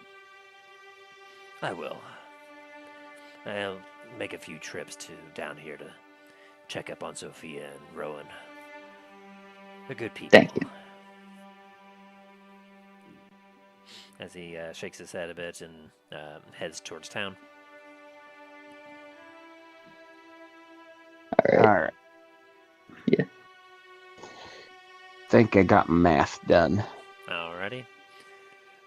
As we'll head back to Talos and Dane real quick. As Dane, you have the 30th potion shoved in your face as Talos continues to making his final choices here. As he looks Alright, so regular healing potions are 50 gold each, and then the next one up usually was 400. Not quite. The next one up is the greater healing, which is 150. After that, you have the third level. That one is 450. And then you have the last level, which is 1,350. Alright, I get the 8 regular healing potions and 3 greater healing potions are the next level up, the 150 ones, right? Yes. Alright, and I'll get 3 of those. So that should come out to 850. Mm-hmm. She happily takes your gold. Why, thank you, dear. Why, thank you, dear. I hope their potions will serve you quite well. I imagine that they will indeed save your life. I'm certain they will. Now, if you really want to save your life here, I got this here potion of invulnerability right here. This here potion of invulnerability, I tell you what, it will definitely save your life. For a minute after you drink this here potion, you're resistant to all damage. I tell you what, all damage. It will make sure that you will not die at all. And for the price of course, essentially being invulnerable, I have you at quite a bargain indeed. I have you at 3,840 gold pieces for this here potion, the absolute just potion of the gods here. She holds it up to the sky. Talos is smiling, but internally he's like, 3,000 gold. I don't know what you're thinking right now, but I tell you what, if I took this here potion, as she holds up another potion, I would certainly know exactly what you're thinking of here. This here is a potion of Mind Reader. It's as you take a look at it, it looks like a dense purple liquid with an ovoid cloud of pink floating in it. With this here, I could detect all your thoughts and be able to read exactly what you're thinking right now. Only 180 gold for this here piece. How long does the effect last? Let me double check here. Ugh. How long does that spell last?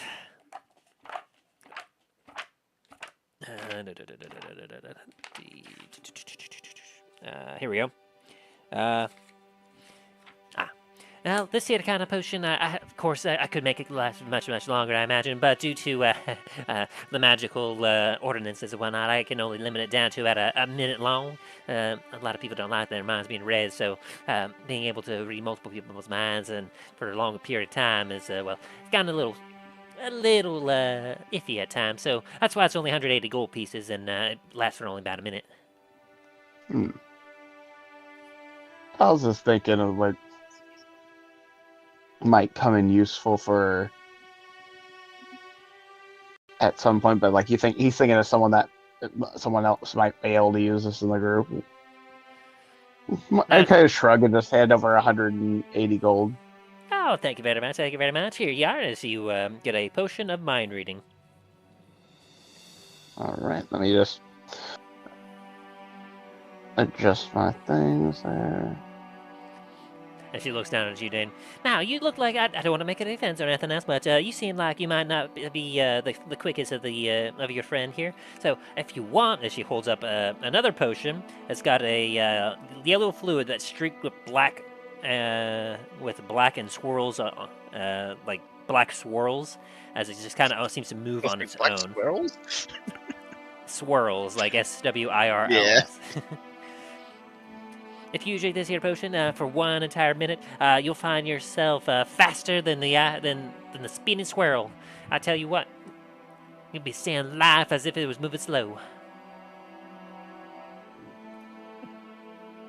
Hey, does that just count for getting from place to place, or would it also help with well, when a little bit of force is acquired, I'm just gonna tap the handle of my axe. Ooh, oh, certainly. After all, when you drink this here, you are fast. You are super fast for one entire minute. But that 1 minute to you will feel as if it is 2 minutes. I tell you what, this here will make you so quick.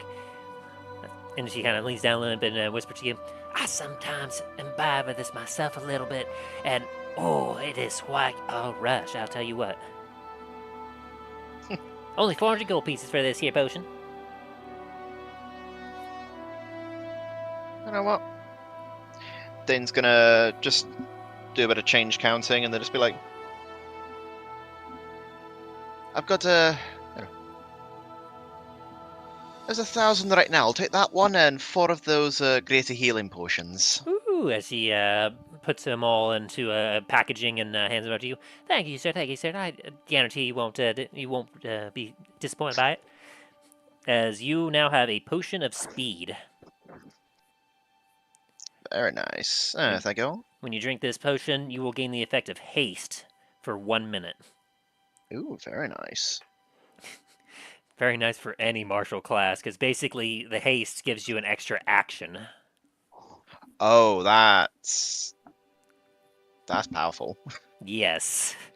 Like, once you drink this, like, essentially, if you use your second action to attack for, like, a martial class, especially since you both have, like, an extra attack, instead of just attacking, like, just twice, you'll be able to attack 4 times a turn.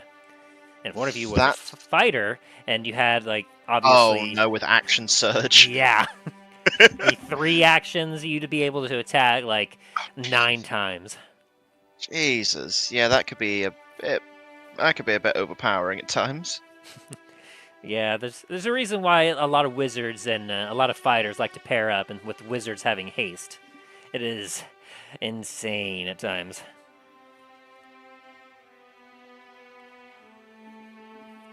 Now, with that, is there anything else I can intrigue you both, you two fine gentlemen? I got plenty of other potions. I got stuff that can help you climb better. I got stuff that will make you, well, as she, like, chuckles a little bit under her breath and says, perform better. I got stuff that could literally make you your stomach so spicy that you'll literally be breathing fire. I could have some here that'll make you so light that you'll be light as air.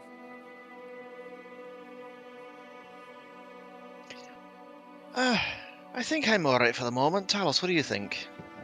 I think, like, I'm adjusting, putting my things back into my gear. Like, I think I'm good for now.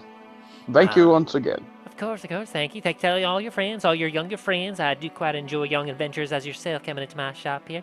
I love spreading my goods across the land to help out any aspiring young adventurer. It's been a pleasure. And, Have a fantastic day now. Dane's going to give a slight bow and then head on outside the store. Alright. You've stocked up on potions. You got a few more interesting potions, and I imagine you're starting to head back to the docks. Yeah.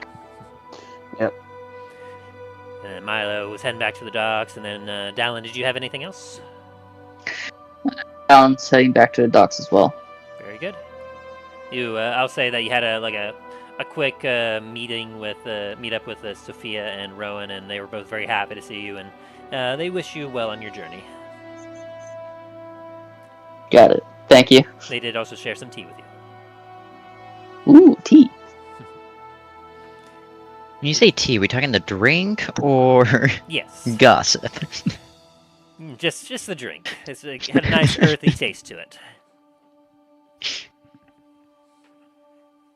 Alright. And so, as you all make your way back to the docks, you all do see a rather large, imposing ship starting to make its way to dock. It's, from what you can see, it is a rather massive-looking ship. It has itself like what looks like steel plating all across the sides of it.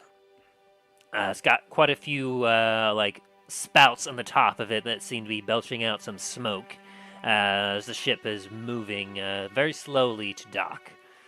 You see lots of figures kind of moving along the like some guardrails and around the ship, very hastily making their work done as they're moving about the ship, accomplishing their duties. You see that they all are uniformed the same. All of them look like there's not any confusion going about any members of the ship. And as a lot of you are looking, there is quite a few diversity, but like you see some dwarves up in there, some humans. You do see quite a few individuals with a either darker to lighter hued blue skin. And aside from that, you don't really see anything else. No tieflings. You don't see any dragonborn, obviously, and you don't notice any orcs right away as the ship is pulling in. It is rather imposing as it's pulling in. It seems to not even go up to a single dock. It seems to pull up and it's starting to swing about, and it seems to take up the space of about 6 or so ships as it's coming in sideways, and it has like the docks that go out into the water. It seems as if each of them almost line up to a particular spot that people are able to enter and leave from the actual ship itself. Yeah, it's like this spot is now mine. And as you're watching the ship start to come in and dock itself, Milo, you hear psst. Milo's not even gonna look. He's just gonna put his hand out with a bag of gold in it, away from him. And the gold, you feel a very sleight of hand move as the bag in your hand feels lighter suddenly.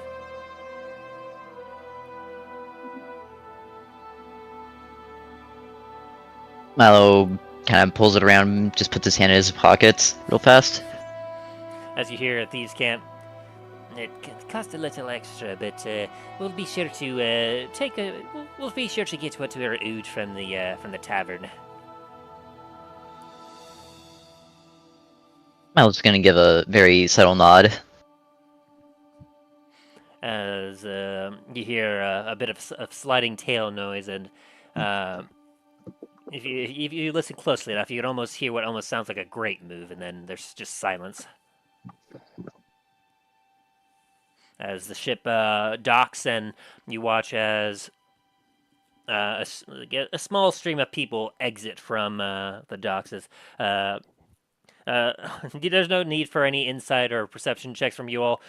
You see what looks to be like people in very fine clothing exiting. And you see like almost ball gowns, gentlemen in suits, as they're all coming down with one of the other docks. You see appears to be a bunch of luggage coming out and being brought over to a part of the dock where you see a few tenders are looking at notes on each of the luggage, and then as people come up and you watch as they come up and say their name, and then after a bit of hustle bustle looking around, eventually the sailors come back with their luggage and hand it off to them, who then they turn to someone else. They snap their fingers, and another person from the dock runs up and picks up the luggage, as the people some of them hand off like a single gold piece to them as payment, and they walk off into the city.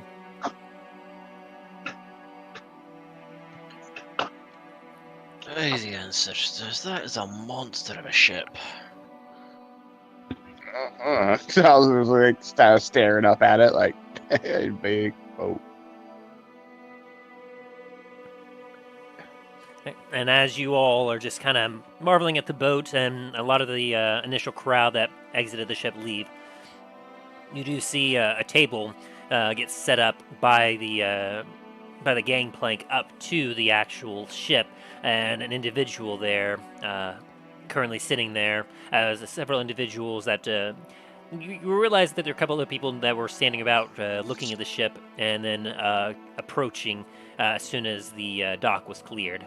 They also seem to be in some finer clothes as they come up to the table, and you watch some rather large sacks of coins start to get dropped down, and then counted real quick and placed in a lockbox before they are admitted entry onto the ship.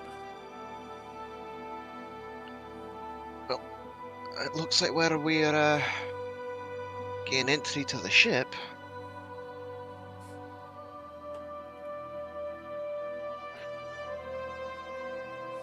That it is.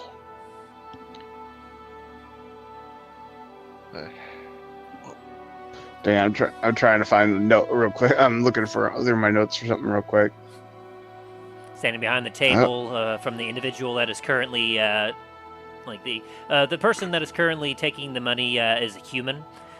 They seem to have she has a rather haunted look about her, with dark hair, sorrowful eyes, as she's counting the coin and admitting people. Behind her is a rather buff and well-decorated looking individual with a navy blue skin, pointed ears, sharp eyes, and it has a very rigid stance about him as people are entering the gangplank up to his ship. He gives a very slight bow with his head and opens his mouth as you could determine he's saying something as the people then come up to the ship.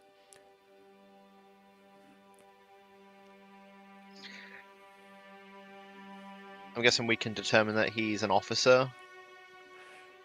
Yeah, Or I maybe- mean, with how maybe- decorated he is, you can determine that he's definitely someone of some import.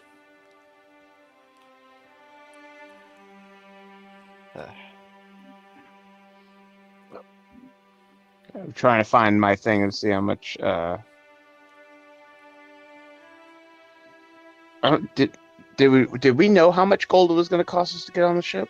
No, I don't believe. Yeah, were that's just- why I'm looking at my notes. You were just told that it would not be cheap, but it would be a very safe and secure way to get to Ravenscrest, and the only sailor that he knew about that would be there the soonest.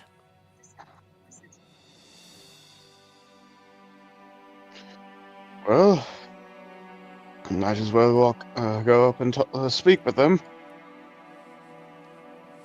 Hey, I nod to the party. Start making our way. As you approach the table, you see the particular customers in front of you hand off their luggage to a couple of the other sailors who take it down the other gangplank. As the human lady, she looks up at you, goes, "Hello, this is the Basilisk Folly. Welcome. How many in your party?" There's 4 of us. Very good. 4 of you. And where's your destination for this cruise? We're going to Ravenscrest. Very good. That'll be about a 2-week journey. Are you going standard fare or are you going first class? I kind of look like.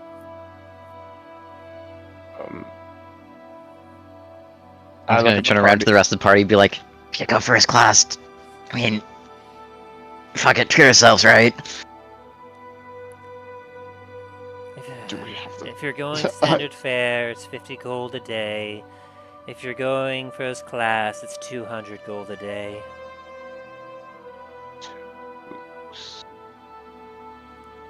And if you're heading to Ravenscrest, that means that if you're doing standard fare, it would be 700 gold pieces. But if you're going for the VIP treatment, that will ring you about 2,800 gold apiece, a person.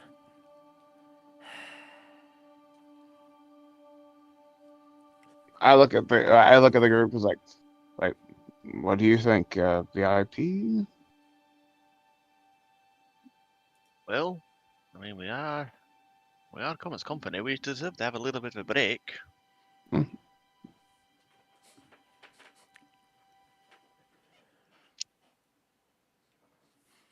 Just to I clarify, love it's it. either Do we- 700 alright, do per we still have person a- or... Do we still have our cards from the traveler, the treasurer? I mean, have you thrown them away or gotten rid of them? I don't think I did. I would hope you all still have them. Yeah, I saw. Yeah, mine's still in my inventory here. How much is left on mine though? I'm trying to remember. It's something that you I should know be Milo's able to used all of track. his. Yeah, I know you used up all yours.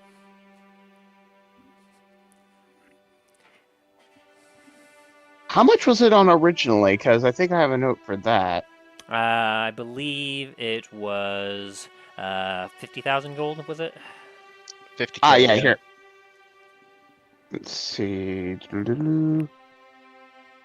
Oh, I still have 45,000 gold left on my card.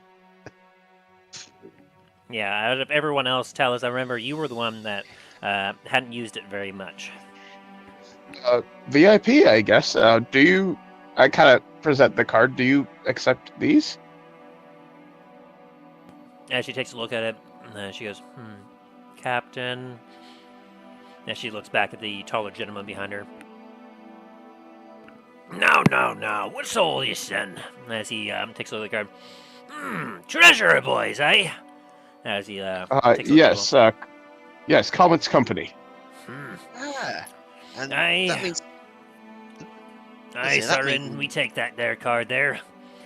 They're special guests of the treasure, they are.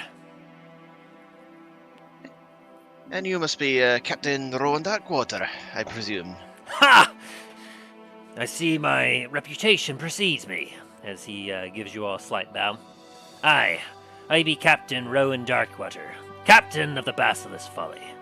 And ye be my new passengers, I see.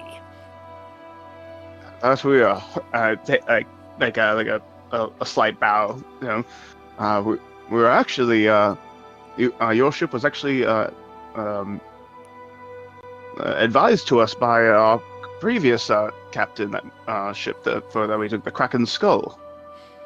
As you say that, his eye squints a little bit. He goes, "Oh, Captain Barbosa, Yes, he actually suggested us to take your ship, saying it was the safest of any ship on the seas. Ha! Well, he's not wrong about that. I will say he's quite the bullshitter from time to time, but well, when it comes down to proper business, he is the right man to go by." Well, I guarantee you the safest and most relaxing cruise ship as you'll ever sail on these here seas. And as we do make several stops, you will be arriving at Ravenscrest at about 2 weeks' time. Excellent, excellent. And we'll be taking the VIP then. I heard. And I guarantee you will not regret it. It is our finest of sleeping situations. Let me see my notes on that. That's 2,000 for full. 7 times 4, 8,000.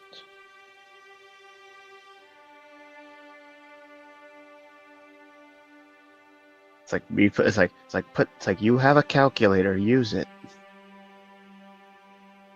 You know, it's not as if we're ever going to have a calculator in our pockets. Yeah, that's my brain. That's my brain right now. It's like brain. You are. All right, I leave on the card 37,351 left. Okay. Like me as a person, I'm like when it comes to spending things, it's like I'm that person that has like a mountain of coupons. It's like I have a coupon.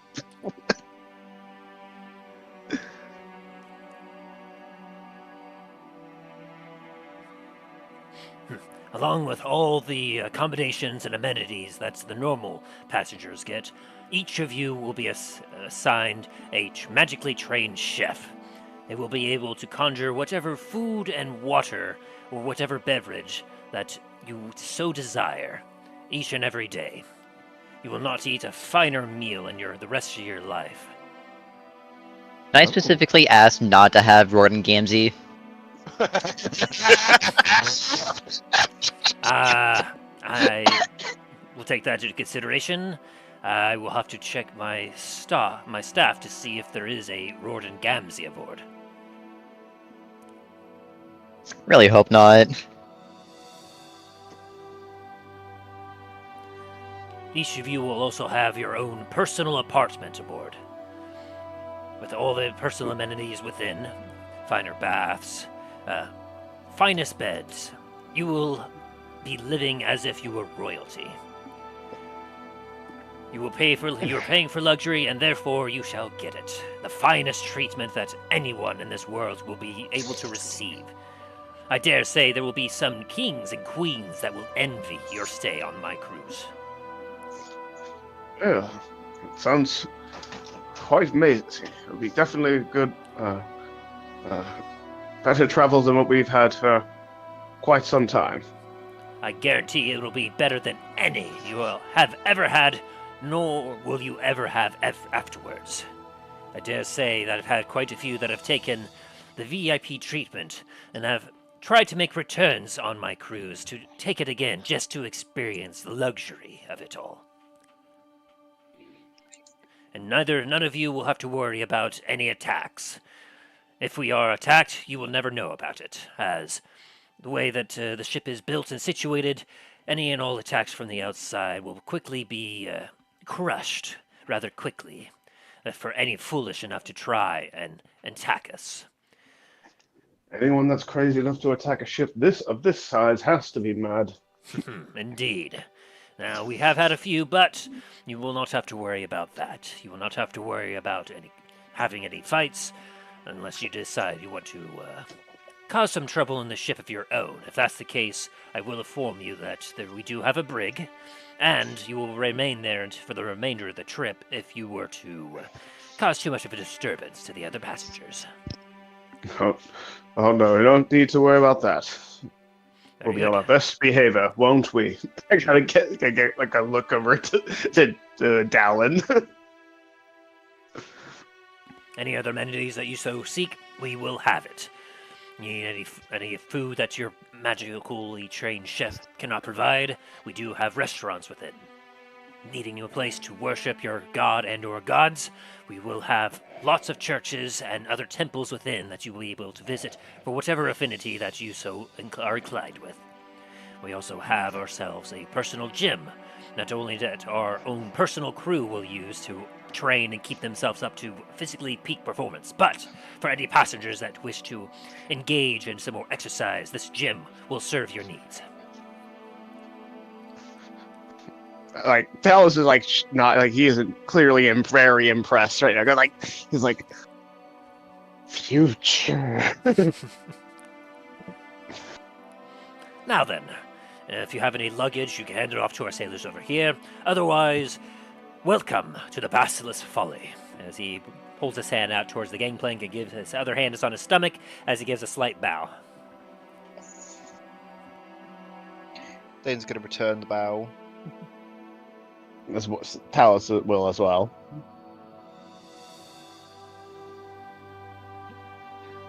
And any luggage that you have is given to the sailors as they take it up the gangplank as you all proceed up to the top of the ship.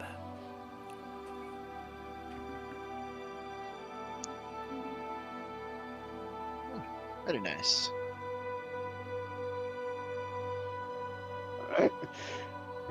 Talos is kind of like right now the way I'm envisioning his expression right now is like that being getting on like a person first time ever getting on a Disney cruise. Pretty much. Kind of like looking Alright. around like whoa. I need to get off. I'm really sorry. I'm not feeling great. Oh dude, okay. Alright. Definitely feel better, man, friend. Yeah. I'm sorry, guys. I know I've been getting off early every time. I'm not trying to do this on purpose. No, it's all good. No, it's all good. No, man. Let us know how you're feeling when you get back. And if it persists, definitely try to go to one of the clinics. Okay. Are you like feeling nauseous or? I was drinking last night. I think it's just hitting me more than I thought it would. Oof. Yeah. Understandable, All right, so. Yeah. All right. Take care. We'll see you next week. Again, I'm very sorry. Hey, it happens. Just take the time. Get better soon. Yeah. I feel bad for him. It is what it is. Hopefully he'll feel better soon. But as a description, as you all go up the gangplank, like I said before, as you get closer, it is a rather massive-looking ship, as you see the steel plating along the edge of it. And it's not like a crude-looking steel plating, as if it was cobbled together. It seems to be well maintained and well cleaned. It's got some paint on the outside that anyone that's familiar enough with it will be able to determine that is a particular kind of paint made to combat the acidiness of the salt water of the seas. And as you go through the main gate of the gangplank, you notice that there's lots of side gates that are currently closed, preventing access to the exterior hull of the ship. where you see that there's a lot of individuals, a lot of sailors currently going about running their errands and doing their duties. As it takes you a good solid like 10 minutes to get from the entrance past all the exterior part of the ship until you find yourself at a weird gap. As you pass through one final gate, you can see that there's still sky above you, but there's about a weird 1.5-foot gap where, as you look below, you can see water, like salt water, as it's kind of burbling down below. Where, as you take a look at it, you realize, there seems to be there's two parts to the ship. As you look ahead and you see almost what looks to be an even fancier looking ship that has no defenses. You see amenities, some perhaps some plants and shrubbery scattered about here and there, some green spots, and a lot of people kind of going around. Where even from where you are right now, you can see a large pool near the front of the ship, and it is almost weirdly impressive as you're looking at a secondary ship that is completely different from the ship that you initially just entered on. So to kind of give you basically a sense of what exactly you're looking at here, you are currently looking at the main ship, the main part of the Basilisk's Folly. But what you entered was essentially a giant shell that seems to have been built around the normal ship. And so you can kind of categorize as the battle station part of the ship and the original ship. Okay. This is wow. Hey, this is definitely a feat of construction. How do you feel about water now, Dane? And on this thing, I don't have any worries about water or giant birds.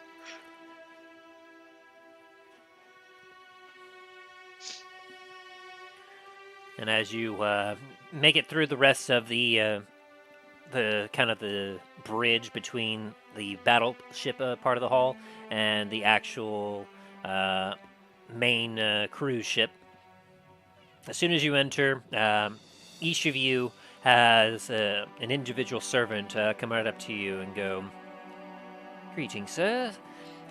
If you're ready, we shall escort you to your room until departure." Oh, very well. Lead on. As they take each of you over to your individual rooms, you get taken down a few winding hallways until eventually you come into up to these doors. Each of them seem to have a round wheel on them that you watch each of the sailors kind of grip the wheel and give it a crank to the side, and you hear what sounds almost as if a couple steel bars or something on the other side of the door slide open as the door then slide open. Or swing open, I mean, not slide. Inside, as you all take a look at your individual apartments, you see like rooms that would rival yours at Starfall Citadel. You can see that there's multiple different rooms inside this larger room, or apartment you could call it perhaps. In one part, you do see that you're in a main area where you and perhaps some friends you have could hang out.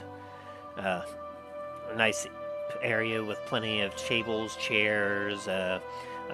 You see that there's a bar where a few glasses are currently hanging down and a few bottles of wine are currently situated, ready to be consumed if necessary. As well as another part, there is a kitchen with a stove, as well as different seasonings, spices on a countertop placed in just right. Everything, as you're taking a look, seems to be rather secured ever so slightly to ensure that if maybe a big wave came through, that they would not be tipped over. And as you're taking a look around in your individual apartments, you go to a room where you find the powder room. Inside there's a very nice mirror that you can take a look at yourself and doll yourself up if you so will. And you find another separate room which seems to have the bathroom, where you see that there is a waste receptacle for you to defecate if you so wish, as well as a very nice tub that you could bathe in if you so desire. And another room as you go into, you see is situated to be a closet of sorts where you can store your armor, your clothing, whatever you so wish, as well as to be able to change in. Fitted in there as well is what appears to be a large mirror. You would almost mistake it to be 3 mirrors, because the way that the mirror is angled, you have one that looks straight on, but then as you look to the left side, you get a different angle of yourself from that mirror, whereas on the right side, there's another, other angle that you could look at, giving you almost a complete view all the way around yourself. And in the final room, as you enter, you find yourself in the bedroom, where there is a very nice porthole that, as you look out, you can see essentially the inner side of the hull of the battleship just beyond, but you didn't quite notice it when you were initially just looking about, as you were kind of distracted by the cruise ship. But as you look through the porthole outside, you can see that the interior part of the walls of the battle part of the battle hull seem to have been painted in a very lovely, like you'd almost mistake it as if you were looking out into just a wide, vast ocean, as it seems to have been well painted. And essentially, when you look when you stare at it long enough, you're like, oh well, yeah, that's clearly paint. But upon initial look, you're like, wait, am I in a different? Am I somewhere else? Like, what happened? Where's the? And then you're like, yeah. And the bed itself, as you kind of push your hand upon it, it almost feels as if you've put your hand in what you imagine could be a cloud. And how fluffy it is when you look up into the sky, as you put your hand into it, you feel your hand just sink, and you're like, whoa. And you feel like you just keep going and going, but eventually you feel a bit of a firmness as it seems to balance out. And for any that try to lay down in it, you sink in, and it just almost seems to curve around your body in just a way that it almost seems to be a very warm hug that comforts you at every angle. Talos is just trying not to have his jaw falling open, because Chalice grew up obviously better than most others, with his father's station as well as the wealth from his mother's side. But this is so this is how kings and queens do it. The sheets and blankets themselves are a silky softness that, honestly, as you kind of slide it over your body, it almost doesn't even feel as if there's a sheet there. It is so incredibly soft. And the blanket itself is comfortable. You would imagine, if it has a bit of heft to it, as you kind of slide on you, but it's perfect enough that it will slide up on your body, and it almost seems everything feels almost like you feel as if you would get overly uncomfortable with heat, as you're surrounded by all the stuff, that it almost feels as if you're at a perfectly comfortable temperature, that you imagine you will perhaps get the best sleep of your life in this bed. Okay. Talos is gonna go change into more of his obviously because he's in his armor right now, he's gonna change out of his armor into more comfortable wear. Mm-hmm. His more formal, his more finer clothes that he has. Naturally. How's Milo feeling right now?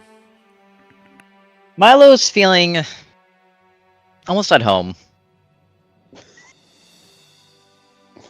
Milo looks around and he's like, oh yeah, this is how I should be living all the time. Of course. How about you, Dane?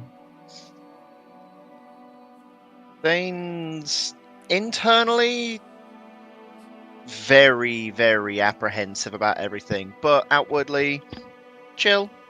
It's a nice room. Get used to it. Like Talos, this is like, okay. I thought I lived nice. I thought my parents lived nice, but this is, wow.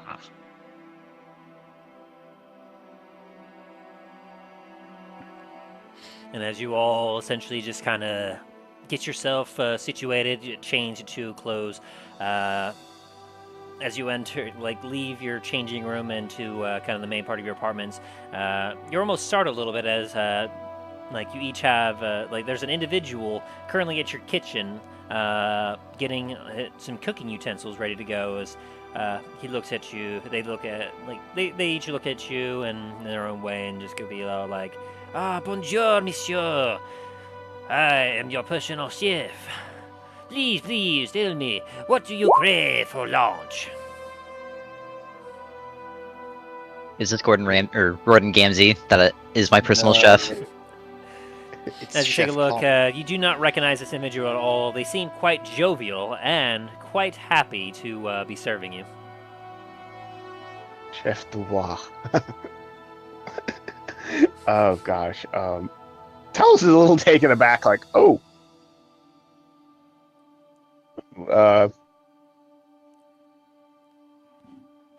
Let me think. Of course, But- take your time. Whatever you prefer, whatever you crave. Ah, we'll whip it up for you.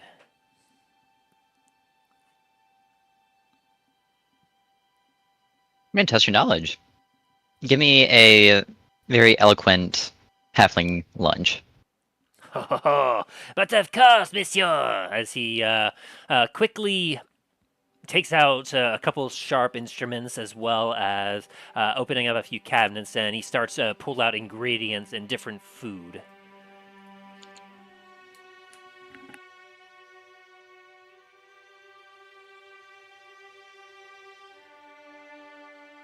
Oh, and also, can you just put any kind of meat, raw, on another plate as well?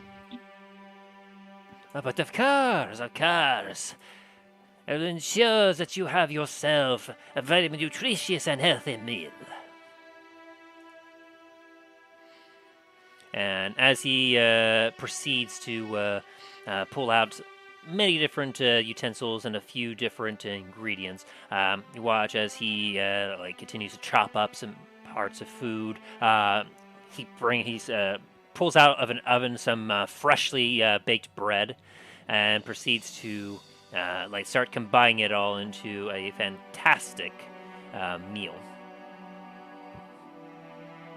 As he puts out a nice bowl and presents it to you. Here you are, potato soup and sea bread. As he slides it on a very fancy bowl and on a side plate with about about 9 different utensils on like a part of a table before you. As you see that there is several different, like 3 different forks, about 4 different spoons, 2 knives, and of course several very fine, elegant napkins placed there before you.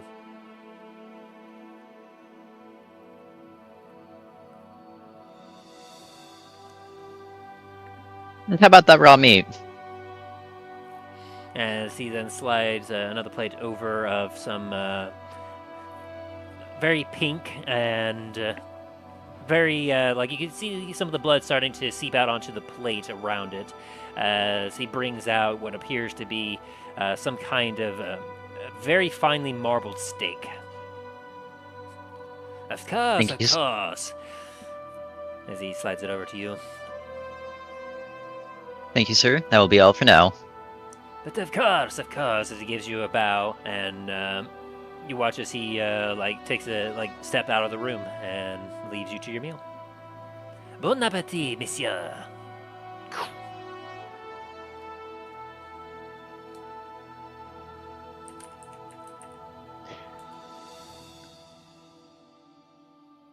Well, this is definitely lavish. I'll give it that.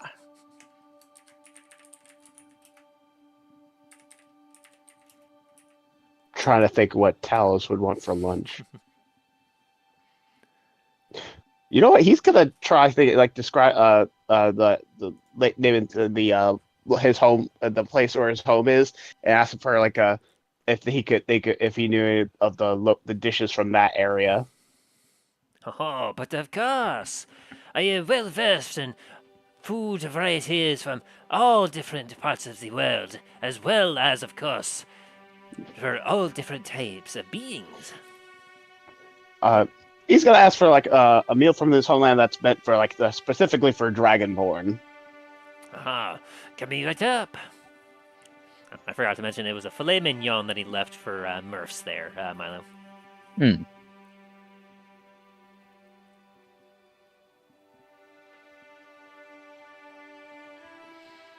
And then anything for Dane in particular?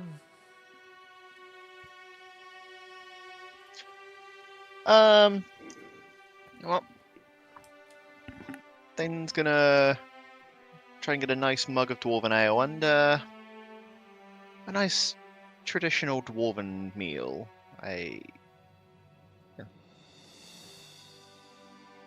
Mostly because I can't think of anything right now. I'm literally searching it up. Very good, very good.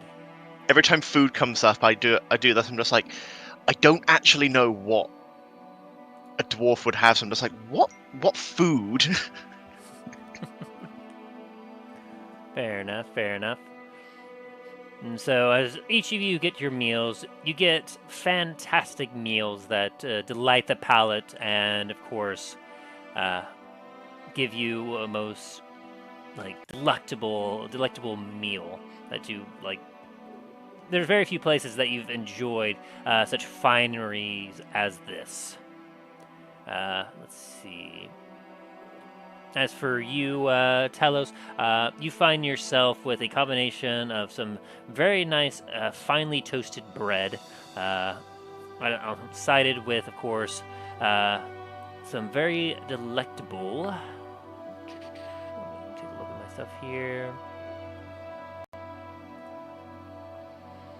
Sorry, I got a few notes of the kind of things that each of you would generally kind of be wanting to eat.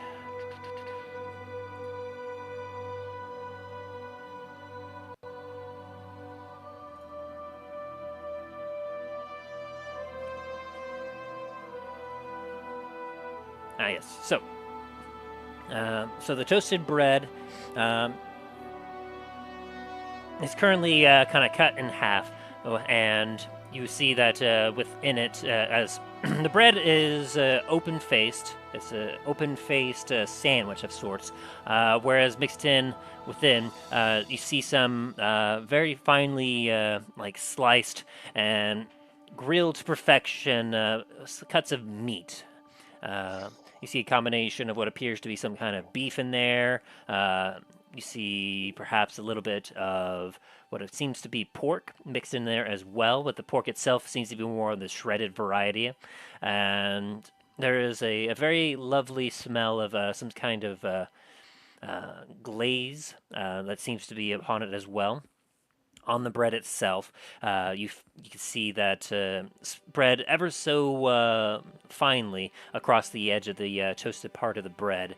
You can see what appears to be some kind of very not very viscous, but a nice condiment of kind spread across each side of it.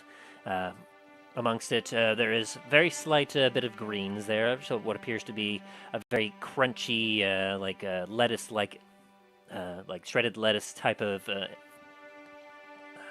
plant-like thing, spread about in there just below the meat. There is a very finely aged cheese, sliced and currently melting on top of the meat itself, and there is a few different there's a few different other pieces of some plant-like things in there, as you take a look and you smell, you can recognize as a bit of heat added to it, whereas you can recognize the traditional look of some kind of pepper. It seems to be kind of have a reddish hue to it, and as you like, if you were to take a bite of it, you would find that it would provide a very comfortable heat, but a very flavorful one at that. I think, like, just smelling it, Talus is like brought back to his closes his eyes and brought back to like where he's like to his family's dining hall, and them all sitting down to this kind of meal. It's like he, like, part of him was like hoping against hope that when he opens his eyes, he's gonna be back home.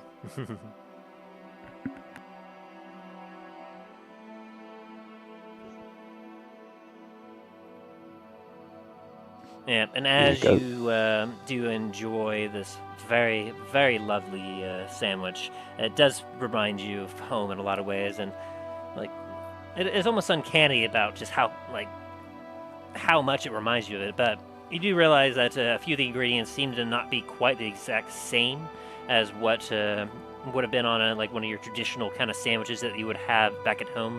But it seems that the substitutions made seem to be at least tastefully done.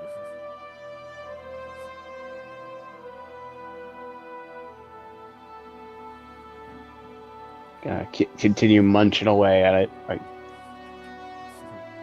well, while also kind of still looking around, like admiring the room, like,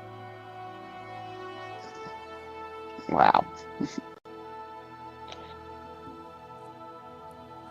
And as for you, Dane, as you ask for your meal, you find yourself watching as the chef proceeds to get out a very large pot, and after cutting a few things, and you watch as he seems to wrap up take some bits of bread together, and eventually adds them to the soup, this kind of stew. And eventually, before you, you find yourself what appears to be a dish of special dumplings. Ooh. You can see that each of the dumplings were hand-shaped, obviously, into savory little morsels that, like, just from the scent of it, it makes your mouth water, as it has a very, very hearty and delectable taste to it. And to your surprise, like, it has some really good flavor to it. You can feel and taste the spices within it, as you as you are well familiarized with the fact that much of the other meals you've been having has been a lot blander than what you would normally eat back at home, as you understand that most other individuals that aren't dwarves can't really handle the kind of spice and flavoring that you tend to add to your type of meal.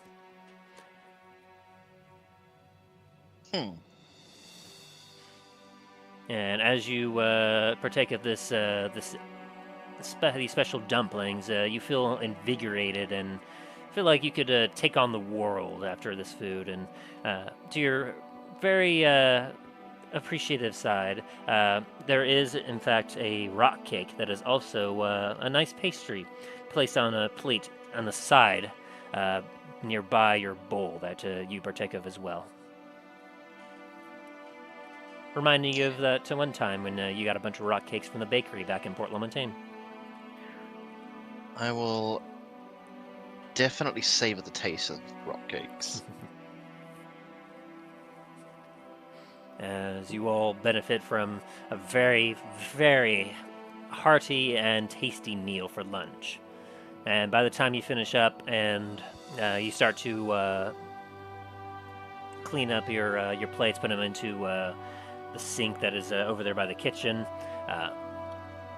your personal service open up the doors and your luggage is brought in.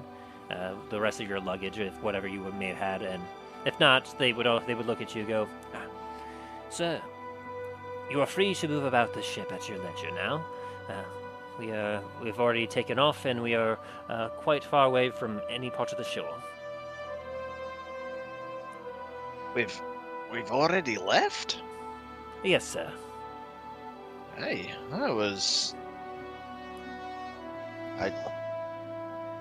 I thought we were still in port. I can't feel a thing. Of course, that is the design of this cruise. Well, thank you. If you need anything else, please be sure to ring your bell, as they indicate a rope near the door that you can pull, and you assume that it would probably signal for service.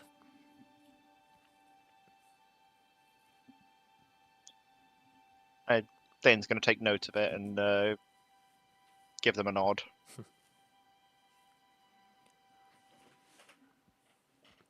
All right.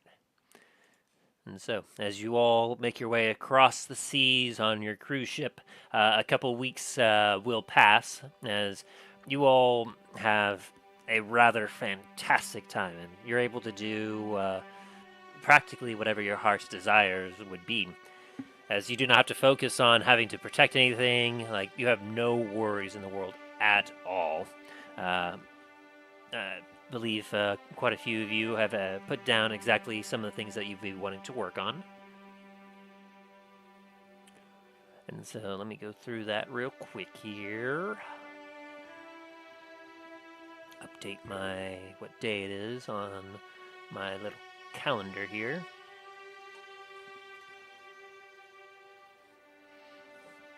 Ooh, yeah, by the time you arrive, you'll be well past flame rule here.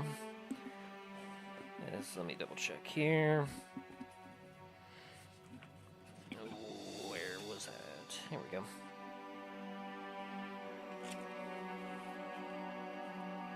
Yes. So, you all essentially get to celebrate. You end up celebrating Midsummer on the ship as well, and it is a incredible event as you all experience it.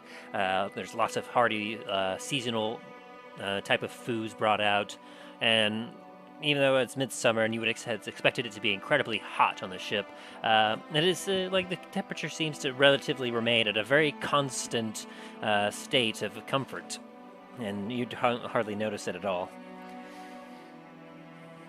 And let me see here, if I calculate this right.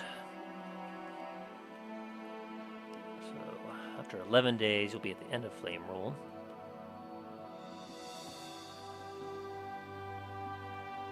Alright, so you'll be... Alright, so by the time you arrive, you'll be at the 3rd of Elysius.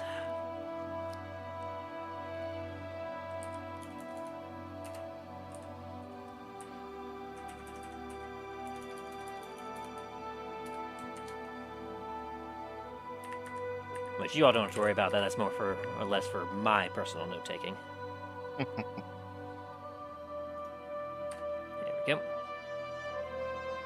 You're essentially on the 8th month of the year. Very nice, very nice. Okay, and so, Dane, as you proceed your journey onward for the couple of weeks that you have, you take the time to go to the gym quite a bit, and from there you take out not only your axe and your shield as you work on it, but you also have a look at your new abyssal trident that you got from that sunken temple. Yes. As you are working on doing some stabs and thrusts with it, getting rather familiarized with the feel and weight of it, you attune to it at one point, and as you use it, let me take a look at the stuff, its details specifically. Here we are.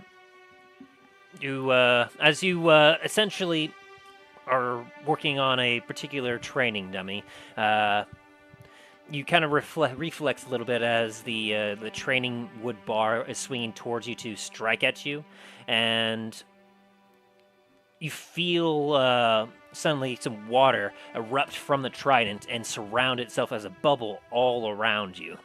And the water seems to almost catch the wood pole from the dummy as it collides with you still, but you feel as if like it collided at only half of what it was going to, making you realize that essentially the trident is able to give you a bit of a protective barrier that gives you resistance to whatever damage might be coming your way. But you notice this only for about a minute, because afterwards it goes away. The water just splashes on the ground. And then on another day, as you're using the trident, kind of getting used to it, you stab it into a target, just getting a good like nice thrust in there, and as you're twisting the trident and pulling it out, you feel it hum a little bit, and when you concentrate on that hum, you see a rather curious thing pop out of the trident. No. It is, it definitely looks like a water creature, but you're not quite sure exactly what. It's got tentacles, and it's kind of hunched over, and after it comes up, quite a few of the other patrons that are there look at it and go, "Oh, good heavens," as they kind of back away from it, and the creature just looks over at you. It appears about 10 feet away from you, and it kind of like slops up to you, just and just seems to stare at you. I was gonna kind of just move side to side for a minute just to see if it follows. It just continues to watch you as you shuffle side to side.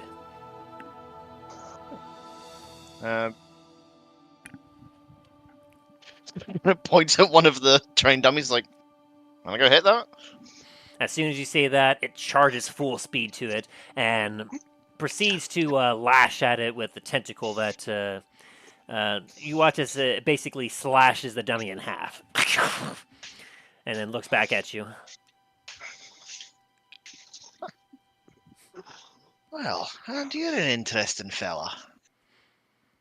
At this point, a minute has passed, and you watch as the creature seems to bubble down into water, just and goes back into the trident.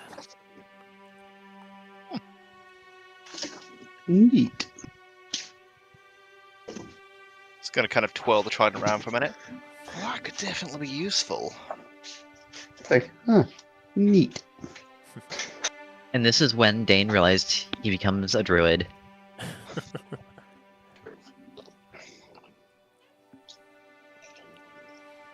I am the Ocean Master.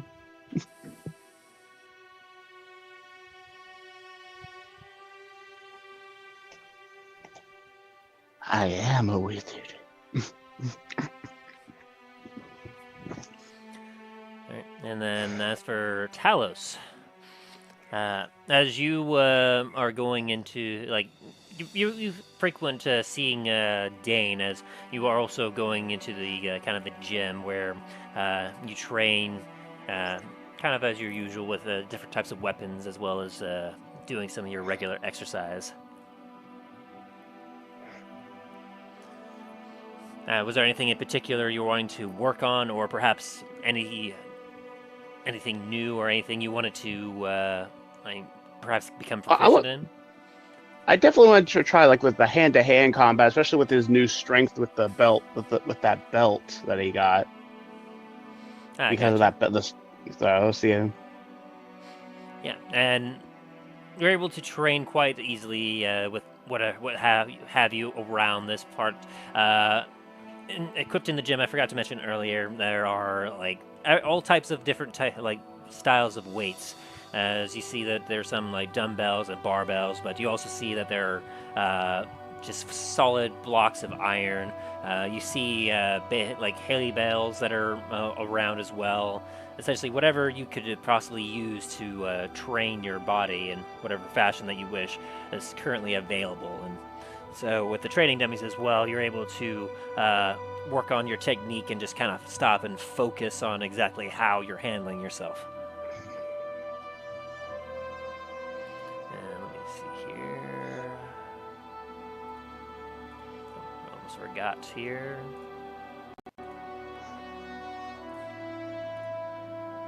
Map. This. Boop. There we go.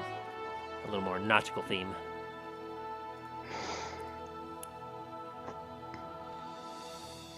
Definitely not that ship that's in the background, but more nautical than the Starfall Citadel. I don't hear anything. One sec. I think I might.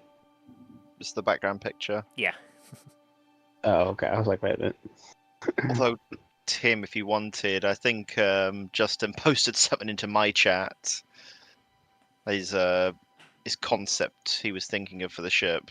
Yes, I think I did remember seeing that, so I could share that with the rest of y'all if you so desire. Tis up to you. Well, I probably won't keep it on it because it's a bit odd, but... Oh, yeah. Here. Basically, what Justin had envisioned for this kind of ship was essentially something like this. Oh, dang. Jesus Christ. Like I said, it was an ironclad mixed in with a cruise ship. Yeah. So essentially, this is kind of... This one right here is essentially kind of what I have envisioning. So this would be like a bit of the interior that you came into with more of an exterior of a battleship, essentially. But you can see that there's a little bit of greenery mixed in here, as well as a few other different like parts of the ship. As there's all sorts of different amenities located on here.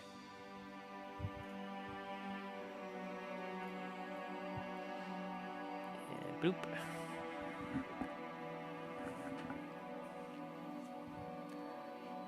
Definitely an interesting take on it. Yeah.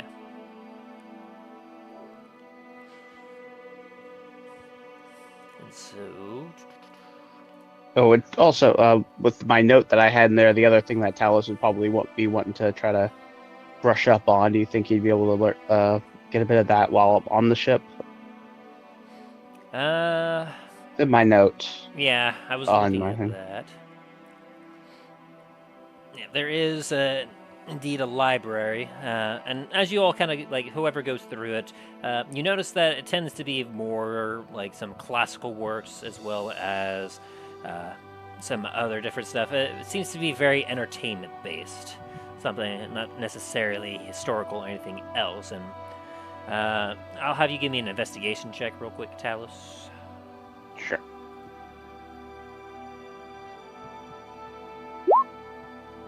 Eleven. Yeah.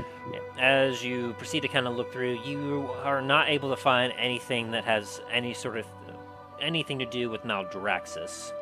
But you do seem to find some books that almost seem to be fantastical about pirates.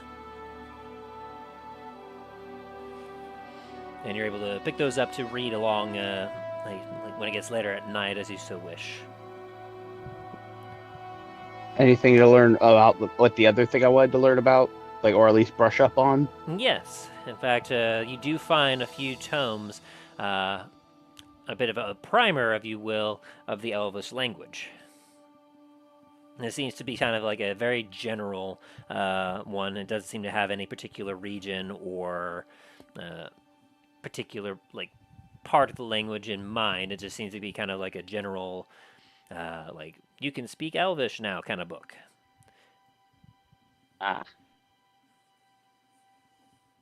Much like how, like, if you were to go to school in the real world, you generally will tend to learn like a particular style of like Spanish, French, or something that you'll be able to kind of speak it. But then when you actually go to the country of origin, you're like, oh wow, the way they talk, and oof, I know what you're saying, but I can't say it the same way. So Talos found Elvish for Dummies. Kinda, yeah. And so, with your pirate legends and your primer on the Elvish language, you'll be able to work on that over the course of your 2 weeks. And as for Milo, as you also are taking the tour around, you see that Talos and Dane have taken place their rightful place in the gym as well. But instead of the strength training that you see over there, you notice that there's a few different obstacle courses, and amongst other things that you see some people, some kids in particular, are using to kind of have fun and play around a little bit. But your keen eye sees it as something perhaps a little bit different. And you feel as if perhaps if you train with that, you might be able to increase your dexterity in some way. And Oh, perfect, so I fit right in. Yeah.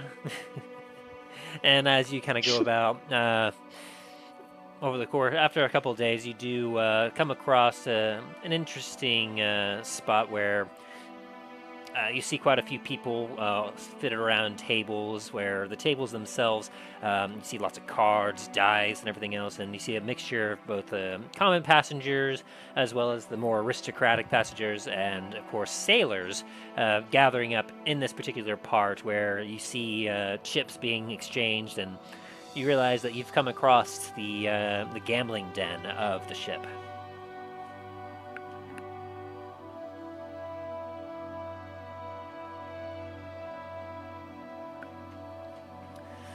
Oh no, those poor, poor rich folk. They're not poor. Yet. And so, as you all take your first week on the ship, we'll have some roles take part here. For the first day, let's see here. Talos, I'll have you focusing on a bit more of your checks for Elvish. If you would like to give me a... That would be a good one for this. I would say history check, Talos. History. I'll give you for that. Ooh, very nice, very nice. And then Dane, as you are currently doing your stuff. Let's see, was there anything in particular that you were focusing on, as obviously you get to be more familiarized with the trident. Let's see, you wanted to settle down and let's see. Fiddle around with my vast collection of gems.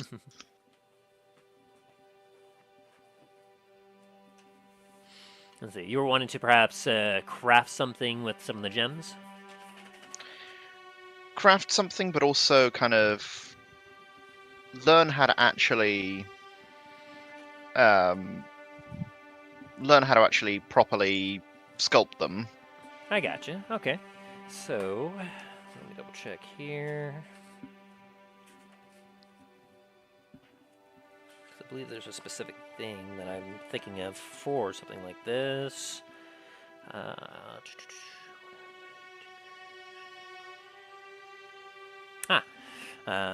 Jewelers. You're trying to look more into being like a jewel smith, right?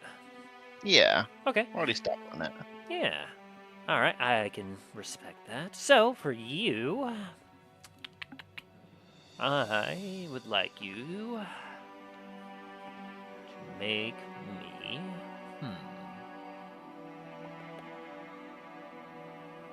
What would be an appropriate check for this?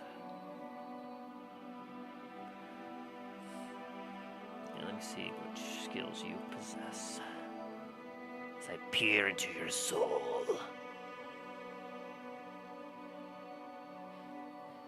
And were you just wanting to just kind of make precious jewelry to increase the value of the actual gem itself, or were you hoping to maybe do something like make it in a way to where it could possibly be enchanted? Both, to be honest. Okay. Then It's like I both? believe I will have you make Arcana checks for me, as in the process of as you have the sole, you'll kind of have a sole focus of intending it to be more, because obviously making it pretty is one thing, but then also intending for it to be potentially enchanted is an entirely different thing. But if you're making it to be possibly enchanted at the same time, you're going to make it in a way so that it's going to look quite beautiful. So I'll allow Arcana checks for that in order to see how well you're able to do this. So make me an Arcana check. Sounds good. Ooh, very nice. Very, very nice. And then for Milo, I'll have you make a couple checks for me. For the first one, let's see. You're tending to improve that, so...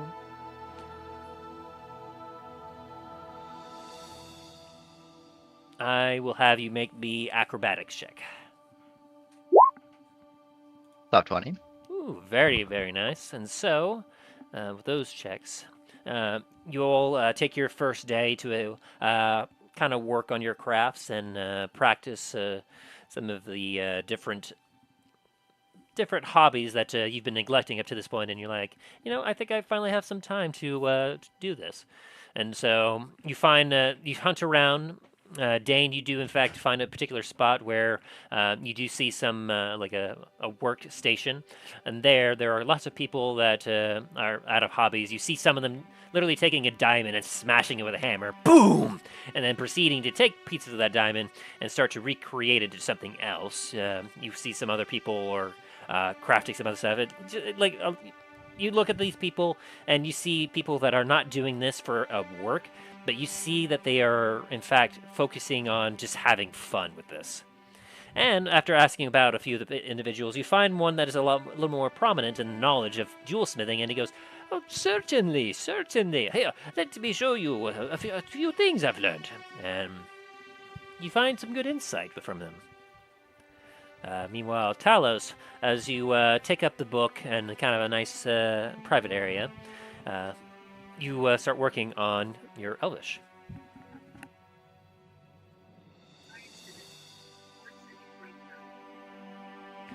It takes you a little bit to kind of get into it. The first chapter is essentially very bland and kind of going through some of the basics. A little bit that you're somewhat familiar with, so you're able to kind of work through it at a decent speed before you put it down in time for dinner. What? Milo, as... oh, yes. Sorry, no, you're good. Okay. I was just reading something aloud. And then, Milo, as you proceed to kind of go to the gym, you go through the course, and initially you think that it's very easy, but then as you kind of finish going through this kind of obstacle course in a way, you get to the end of it, you realize, I got a bit of a sweat going on that, actually. It felt a little easier at first, but then you realize you kind of give it a little bit of respect. It's got a little bit more to it than you were expecting. And you proceed to kind of go through the course a few times, and you feel pretty decent about it. Before you then, near the end of the night, you decide after all that hard work you want to try and make up some gold as you make your way over to the gambling den.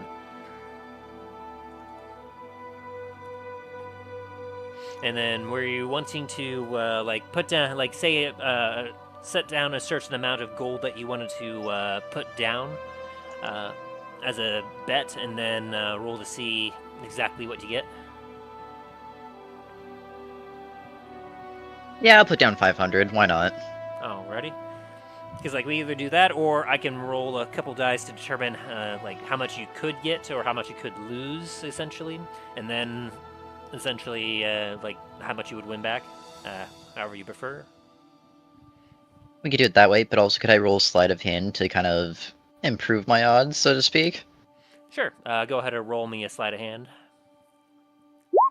Ooh, very nice. So that'll increase it from a 50-50 chance down to a 60-40. Okay. So, with that...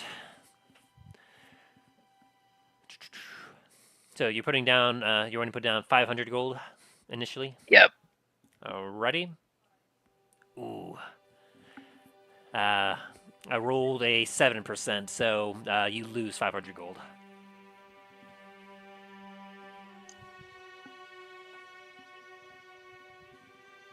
Fucking what? 700. I rolled a 7, so out of the percentile, I rolled a 7%, so you ended up losing your 500 gold. Fuck it again. Alrighty. We'll keep that percentile down. Well, no, that's a really good one. I'll decrease it down to a 730. Alrighty. Ooh, very nice, very nice. I rolled just enough. It was very close, though. You get back 500 gold. So I'm even now. Yes. And one more, why not? Alrighty, that's not as high, so that will bring you back down to a 60-40. And it's for 500 gold. Yep. And you lose 500 gold, as I rolled God a damn 13 it. that time. God damn it, Tim, come on. Alright, and that'll be the limit for this particular day. And as you all finish up your fun for the night, you make your way back to your room, where you proceed to benefit from a very, very lovely long rest. I'll be sure to tell you exactly, each day, obviously, you'll be gaining this benefit, but at the end of the cruise, I'll tell you exactly, the extra benefits that you will get from this. Right. Very nice. But seeing as how you're not going to be in combat or have anything else necessary, you essentially will, it will be, obviously, not necessary for all these checks, but essentially, just know that, for the luxury that you're in, you get a certain, you get a particular kind of benefit at the end of each long rest that it, essentially, temp HP kind of thing. Fair enough. Yeah.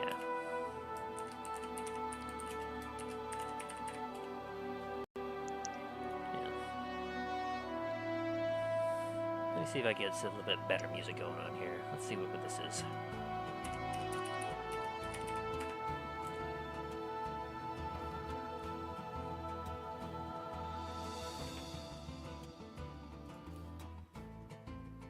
How's that sound for you all? Yeah, very good. A little bit of Mediterranean cruise music here.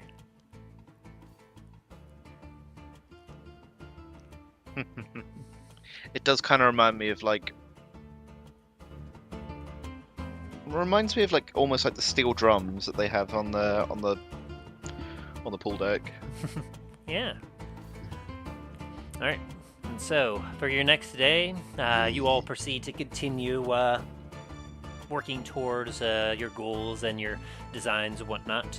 Talos, I'll have you give me another history check as you continue to dive into your Elvish book.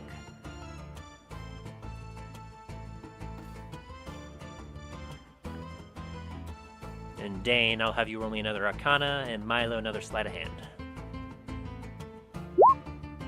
Whew, goodness. You want me to also roll another acrobatics as well? Oh, why did I say Sleight of Hand? He's gambling. Yes. Gambling. Get him! Yes, acrobatics. Acrobatics, Milo. Nat 20, let's go! Oh, wow. Nice. Double nat 20s. Dang. Now, and then, Talos, have you rolled yet? No, not yet. One sec. Alright. So, Dane, you do get some more progress done as you continue to, you take this day to get very familiarized with a set of jeweler's tools that are before you. You said history for me, right? Sorry. Yes. As you take the time to essentially look over every one of your tools, and you proceed to get each of them explained to you from another one of the nice gentlemen that are just messing around, having fun, and initially your head's starting to spin from the different things as you're like, well, this is all very different from smith tools, and then you realize, actually no, a lot of these are almost like miniature smith's tools. And so you vibe with that, and you make some decent progress today.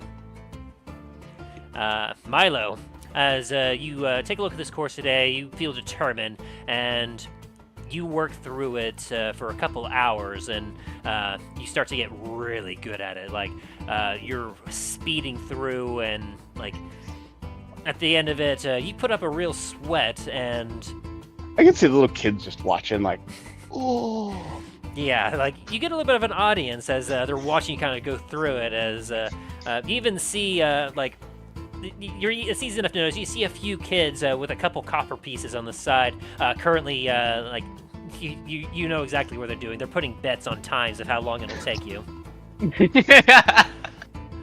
And at the end of it all, you wipe some sweat off your brow, and you notice that like when you went and grabbed that napkin, you felt like you did a little quicker. You're not sure if it was just a little reverberance from how quickly you were trying to go through that course, but you feel a bit of the effect as you feel twice as successful today as you did yesterday.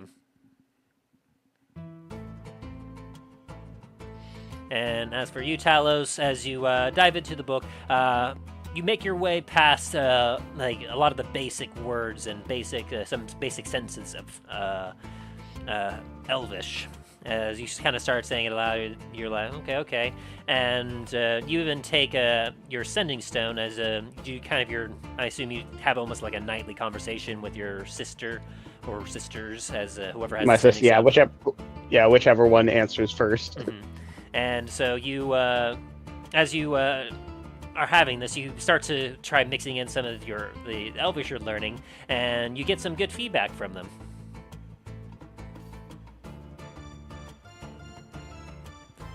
Talos is feeling like a good big brother, like, yeah. It's like, I learning.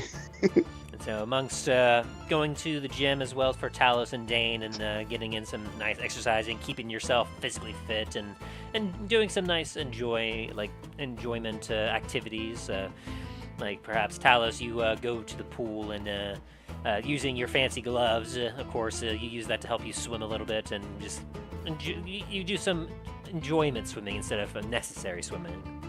Yeah.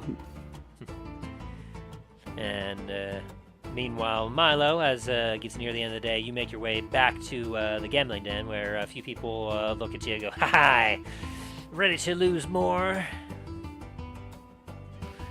Yes. And you give them a cheeky grin as you stroll on up with a few decks, and using your sleight of hand, you get that 60-40%. How much you putting down? 500, why not? Alrighty. Make this hurt even more.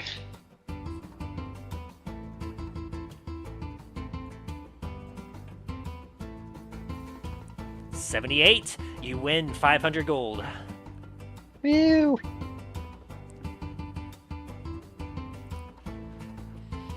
As you play a few rounds of cards, and eventually as you get yourself a wily smile as you take a look at them all, and you bluff well enough that you get a few of them to go all in, and you flash out to your particular combination that wins you that hand.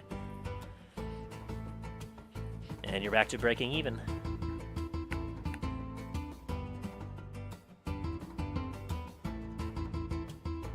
Can I keep going, or...? Yeah.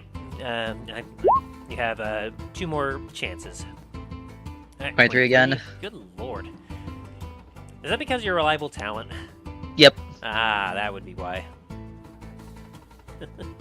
Well, that'll keep you at a nice 60-40. And then how much you put down this time? Good old reliable. Well, good old reliable gives you minus 500 again. God damn it. 26 this time. You're going up against a seasoned veteran when it comes to gambling. Also, if you knew my backstory, it would make sense, Talos. And then 500 again this time? Yep. All right. I rolled a 75, so you win 500. And I'm back to even. Whoa. Yeah. But hey, you ended this night at even instead of negative, so... True. That is very true. As you finish up the gambling, as a few of the veterans kind of go up, they go, "No, son, it is quite a pleasure playing with you. I haven't quite had someone to play with such moxie in quite a while."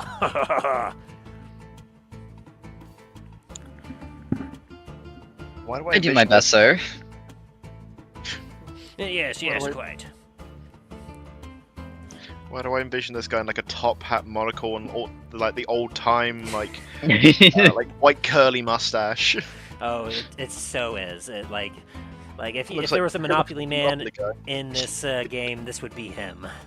I was going to say, the Monopoly Man. Alright. And so you all gain the benefit of another lovely night of sleeping as your cruise continues. Alright.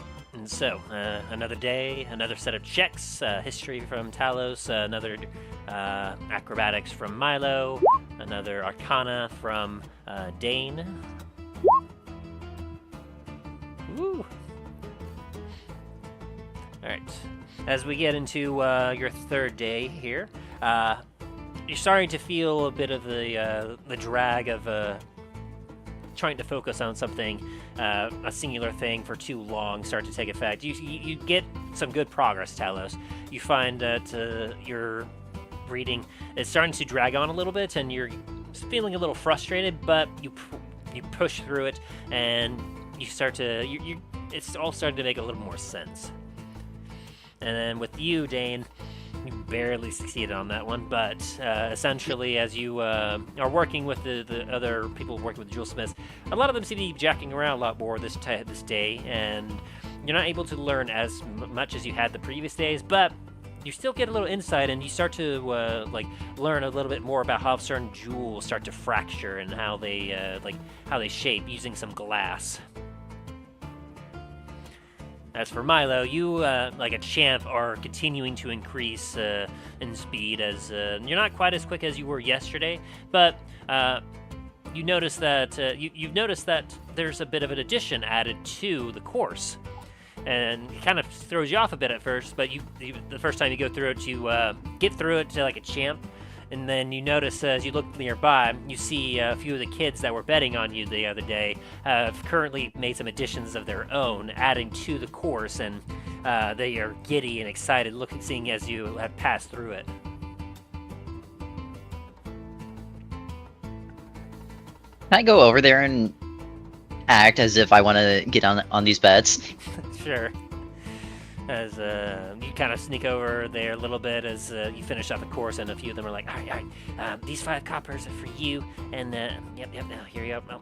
Unfortunately, you lost your 3 copper here, as they see you coming around. Oh, and they hide it with their little coins behind their head, and they go, hi, mister, hi, how's it going?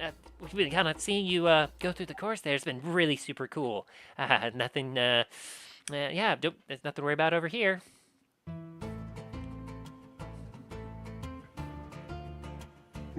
I know you guys are gambling. I want in too. And they kind of look at each other, and they look at you. It's like, shh, we can't let the adults know. They don't like it when they don't like it when they see us do it. It's okay. My parents don't allow me to do it too, but I just wanted in on some of the fun. Okay. If you want, we have Joel here. He can go through the course, and we can bet on how quickly it would take for him to do it. All right, sure. All right. And then he kind of discusses, like, okay, so Joel, you get over to position that we don't hear our bets, and then as he gets over to position and kind of waits for the signal, the one just kind of like being kind of like the ringleader here goes, okay, so the odds of him having a good time are about 1 to 2. So if you all think that he'll be able to get just above like 2 minutes, bet here. And then if you think it'll be under, bet here. And if he actually makes it past the 2 minutes, it's that 2 to 1. It's that 2. You get paid out double. And if he gets under, then yeah. And so you watch as quite a few of them are starting to put in their coins. You see at the end of it about approximately 10. Let me roll here.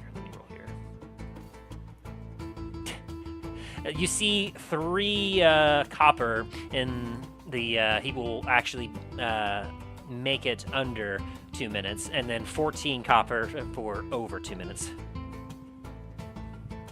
I'll put a silver in whichever one had the 3. All right. And so as you do that, they go, whoa, how did you get a silver? I found it on the ground as I was walking with my parents yesterday.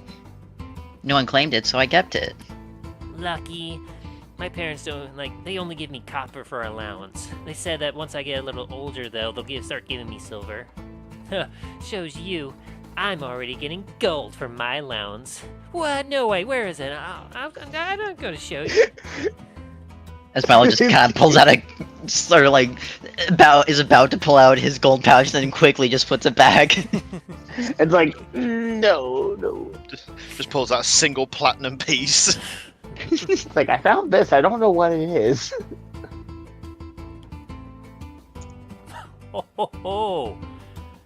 And so, as you put down your silver and you all watch, you see as Joel has got a determined look in his face, and he starts to go through it. As you can see that he's very amateurish, like clearly a kid, but he actually does make some good time. And at 1 minute and 58 seconds, he makes it to the end, and he's breathing hard as you watch as all the kids that bet on the side where he would get over, they'll go, no, and they all lose their, as the one kid that put down 3 copper, he gets back the 3 plus the 3 extra, so he gets back 6 copper, and you get back, let's see, you put down a silver, so that was that's what, 10 copper? I believe so. And so the ringleader kind of puts together the rest of the coins as they go, man, got real lucky there. Here you go, as they put down a pouch of your silver plus the extra 30 copper. 30 copper? Yeah, because it's, or hang on, no, silver, it'd be 50 copper. Or wouldn't it? Wait, hang on. You said it was 1 to 2, so it would be 20 copper? 20, yes, sorry. I mean, I'm not going to say no to 50. Yeah, you get 20 copper pieces back.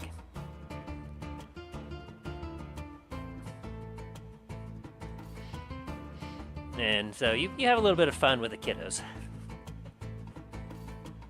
And then near the end of it, you all begin to head to bed and do your stuff. And Milo, do you make it your way back to the gambling den again? Yes. Alrighty. Put it down 500 again. I'll do 250 this time. 250, a good call as I rolled a 7.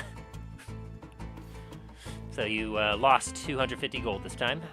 And then, ooh, that'll increase your odds to 70-30. Ooh, and a very good roll there. You get back to 250. Nat 20? Ooh, ho, ho. That will give you down to an 80-20. So I got to roll a 20 and under for you to lose this one. You still doing 250? I feel like that's only fair. However, if I can increase it, I'm going to. I'll allow it. But just know that there's still a 20% chance that you could lose it, so fair is fair. I'll go back to 500. Alrighty. 30. You get back 500 gold. Woo! I just hear the jackpot noises. As you cleverly slide a few cards from the deck as it's getting dished out, and you have a few spare in your hand that you're able to easily, with that nat 20, provide you just the right means, as you get paid out pretty decently this time around. And you all get yourself a very, very lovely rest for the night. Very nice, very nice.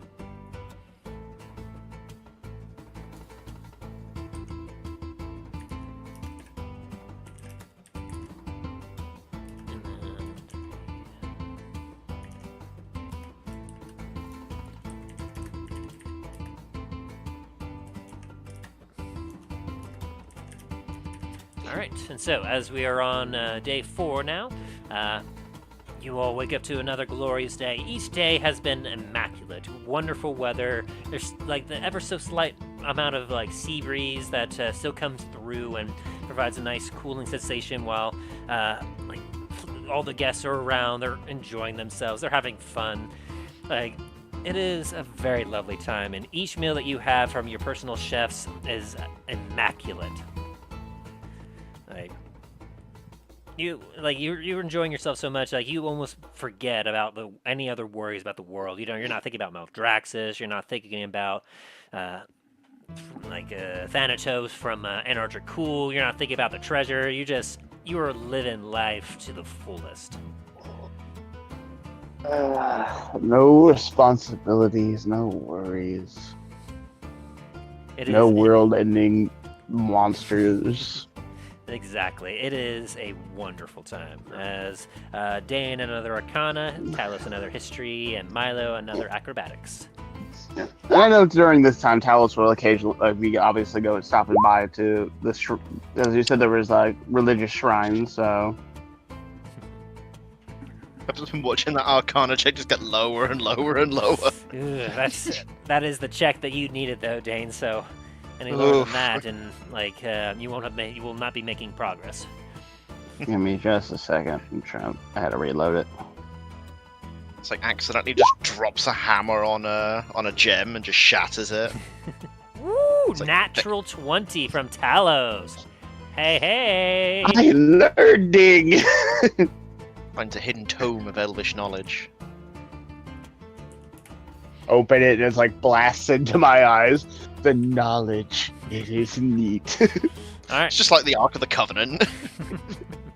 All right. So, as you all are going about your different things, Dane, you're starting to find you're getting into a slump as you're still learning a little bit.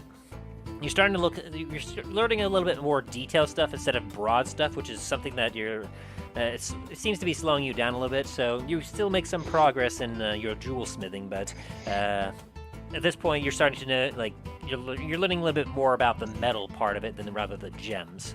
And so you're I already know quite a bit about the metal smithing. I mean, it's a smaller scale, I guess, but you're able to make a little bit of progress as you are starting to understand that, it requires a little bit more finesse for this smaller stuff than what you're used to.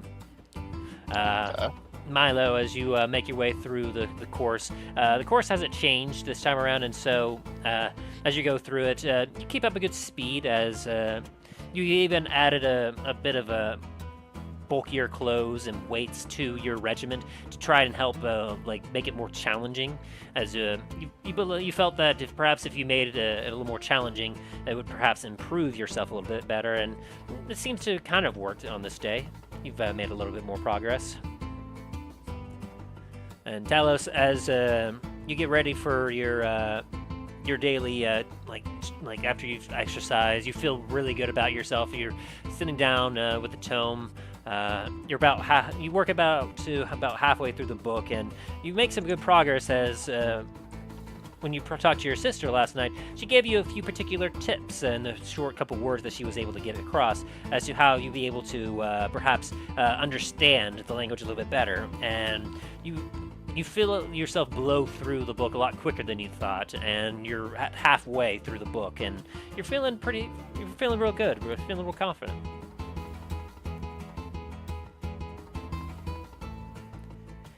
And so, as Milo, and then Talos or Dan, or were you want to do any other activity besides from that as you get closer to the evening? I feel like I've been focusing on Milo and his gambling addiction. No, it's alright. I can stop whenever I want. It's not an addiction. As he's just gripping the table and just shaking. Hey, he's currently in the positive right now. My point still stands. I need it. Dane's mostly just gonna wander the ship and see if he can find any of the others. Other than that, just doing his own thing, really. Yeah, and it's Maybe easy some more enough. training. I mean, you might have more trouble finding Milo because I don't imagine Dane goes to the gambling den very often. Not really. So you will find Talos from time to time when he's not studying his books. You do find him out and about, taking in some nice drink and exercising at the same time, as you two frequent the gym together. Yeah, occasionally mingling, trying to get any new, see anyone that if they see someone that has a sigil from his homeland, they'll see if he can get strike up a conversation or something like that. Yeah, easy enough, and you're able to find a couple that like kind of tell you some local politics stuff and a lot of like aristocratic things. Not exactly from your exact region, but you're able to recognize kind of the general area that they're from. Yeah, he knows how to act in that kind of society because, like, yeah, he chose the path of a paladin, but at the same time, from his family's background, he's he's been to one too many those formal parties where he has to wear a doublet, which he absolutely hated. It's like imagine a young dragonborn Talos, like a kid dragon with a freaking doublet, like. Why don't you give me a quick performance check, as you're kind of talking to some of these people, Talos? Sure. Performance. Ooh, Oh! Natural 20. As you kind of start getting into this, you immediately pick up on their more aristocratic state of mind, and almost like an old habit, you get back into your old shack's stance and way of speaking, and you find yourself meshing and mingling with them quite well. And I'll say that on any checks in the future that require something like that, you may get an extra bonus, or the DC might be lowered when you have to make some checks, as you get some juicy tea regarding some of the things that have been happening back at home. As your absolute charisma is enough to really charm a lot of the people that you converse and talk with.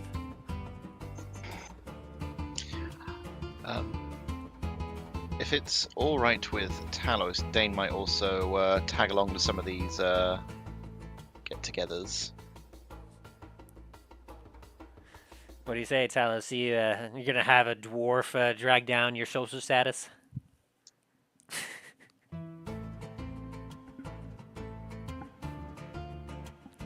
He's not saying anything.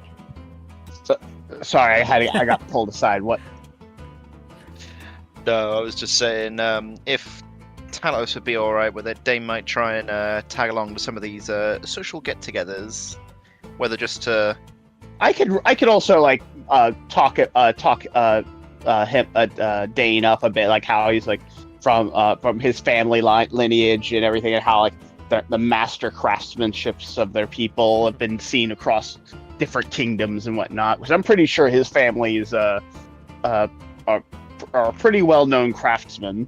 Oh yeah, and especially with that nat 20, piggybacking off of it for Dane, like Dane, you will also you won't get any news, Dane, specifically from your homeland, but you will hear from people that will talk about the Blackspire name and how, at home I have myself a grate for the fireplace made by a Blackspire, and stuff like that. Is you get some nice praise from how the craftsmanship of your family. Yeah, they will fidget a little bit because he's not really used to it, but he's happy. Yeah, I can see you having that girl, kind of like that girl of Rivia, kind of you're trying to be nice, but at the same time you are very uncomfortable. As you get near the end of the day, and Milo, you feeling the gambling bug again? Very nice. Here, would you prefer I do this as a public roll or a private roll, Milo? That could be public. Alright, I'll leave it public. So, once again, you have a 60-40 chance. Anything 40 and under is you lose. Anything above 40 is you win. Okay. Ooh. Sorry, I should have waited to hear what you said you were going to bet before. I was going to say 250, and I'm going to stick with that. Alright, you get 250 on this round. Another 60-40. Man, you keep getting that 23 a lot. You Reliable talent. Yeah, I know. It's lucky, because, and essentially you're rolling to see if you get higher than the 60-40, basically. Yeah. Alright, so anything below 40, anything above, let's see. Ooh, you're lucky. And 28, that's not quite enough to get you above the edge, so we'll keep it just there. Alright, and so... it's 250 again? Yeah. Ooh! You are hot tonight, as you have several successful rounds of gold gathering, as you have accrued 750 off of this round of gambling.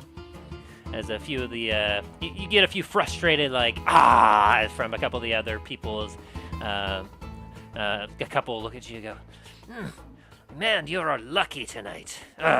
Just you wait, tomorrow, my luck will turn around, as they kind of grumble and rush off. Okay, see you again tomorrow. Bye.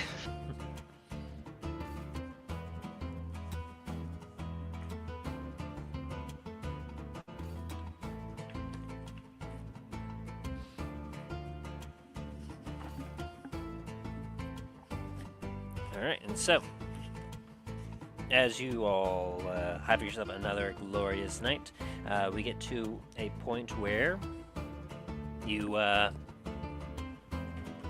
it's another day, another relaxing day with, let's see here, this is now day 5 of your 2-week journey. As I'll have you all do your rolls again for me. History for Talos, Acrobatics for Milo, and Dane Arcana. Oh. Ooh. I'm gonna use my lucky to re-roll that. Smart, smart. There we go, that's much better. Nice, very, very nice. It's like starting to mess up and then, wait a minute. I think Dane got out of the small metalwork phase.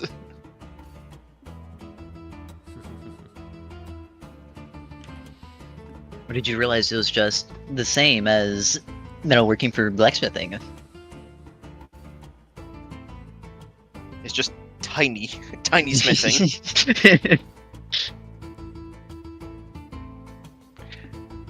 It's like half the time that Dane is just like playing with using like the tiny hammer. He's been like itching to grab his regular hammer off his belt and just like Bam, bam, bam. Yeah. Why won't you go in? Alrighty.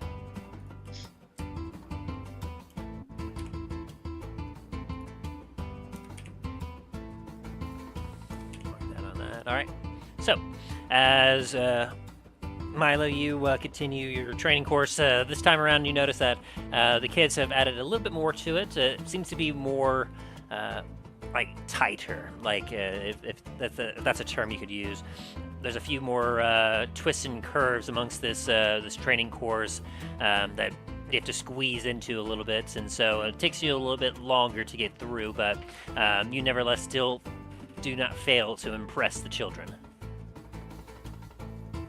As Talos, as you are currently still going through the book, you notice that at this halfway point that the feeling that you're getting of wanting to relax compared to like your desire to continue working starts to weigh heavily, and you find yourself accidentally getting a nap in while you're working, but then as you wake up and you're like, oh, okay, you focus real hard as you're feeling a little lucky that you didn't sleep too late, and you managed to still get enough work done to make some progression on the Elvish language. And you're starting to go from the point of speaking Elvish to being able to read and write it. As Dane, you actually find an individual that is a jewel smith by like a little more than a hobbyist than the others that you've found, and he actually takes the time to kind of show you a few things with the promise that you're not going to use it to jokingly use the knowledge he's going to give you to put him out of business.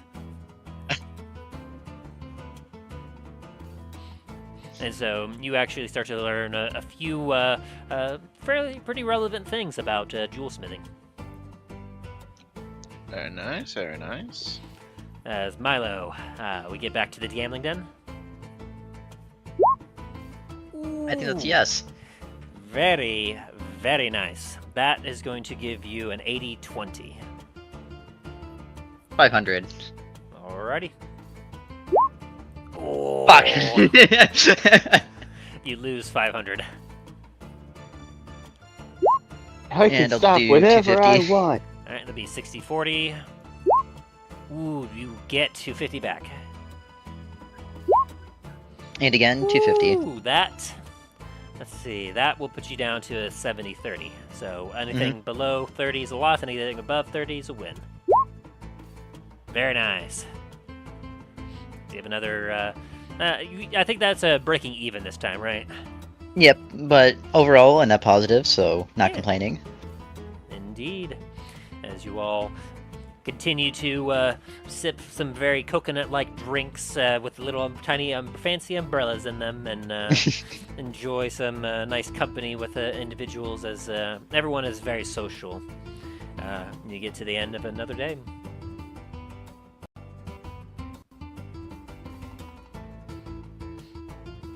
Very nice. Alright, as you get to day 6 of your cruise, I'll have another relevant rules from each of you. Very nice, very nice. Are you kidding? Ooh. Gonna roll lucky on Well, that one? since I'm like, this is a new day, so Nat 20. Natural 20. Nice. It's like- Alright, so. As you all are going about your normal tasks, Milo, your progress seems to be about the same as the day before, but you definitely are noticing that you're feeling a lot more nimble than you have. You're feeling like this training you're doing is really taking an effect. Dane, as you proceed to continue under the guidance of the guy, you don't get as much progress as yesterday. You still make some, because the guy that's been kind of teaching you a few things, he was a little late, having been a little hungover this morning, but he's still, just teaching you a few things. He seems to be greatly enjoying it, as he seems to be an individual that likes to lord his knowledge over others, but getting past that, you're still able to learn quite a few things this day, specifically about inlaying jewelry into actual rings and whatnot, and you actually start to get a little bit into rune carving for perhaps getting things set as a template for enchanting. Ooh, very nice. Talos, once again, you have a day where it's really starting to drag on for you. This, you think about all the times that you just kind of sunbathe out there comfortably, swimming in the pool and lifting some large hay bales twice your size, and you're looking at this bland book and you're like, ah. Out of all the fun you're having, this is one of the most boring things that you'd be doing. But you suddenly feel a bit of inspiration as you're trying to drag through this book, and you have an epiphany suddenly, and you go from being able to you have suddenly a strong connection between the words and the actual language itself as you're starting to read, write, and speak it. You seem to have a very basic level of skill with Elvish right now that's starting to get very, very strong as you continue, and you can hear the how impressed your sister is as when you message her later that night that you're almost fairly fluent in Elvish.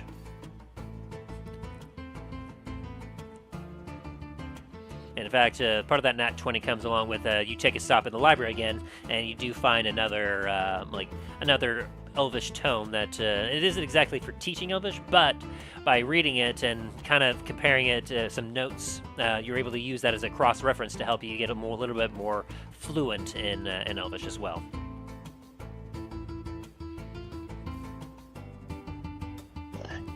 So, and I shall be an Elvish language master linguist. So you all make some good progress this day. As Milo, you doing some more gambling? Of course. Alrighty. With the 23, that's another anything above 40 is a win. 250. 250. Woo! You get yourself a glorious 250. Alrighty. Another 250. Damn. And one more, 250. Hey, look at that! You get 750 gold this day. As you have a good streak of luck as you make some good gold.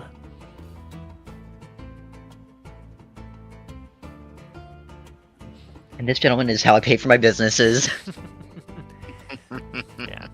And there's no shortage of gold, as you've noticed that you've kind of broke big on a few people that you were playing with for the past week, and quite a few of them are no longer in the gambling den, but you still catch them on the ship enjoying some nice drink and everything else. But you do get plenty of other gentlemen that have seen your hot streak and is looking to try to get in on that money you're dishing out. As before the end of the day, you do notice that the cruise ship stops, as you see quite a few people starting to pick up and leave.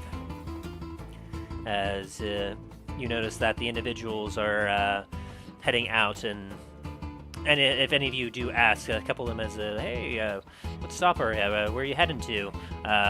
They will inform you that they've made it to their destination, which is Stormwatch Citadel.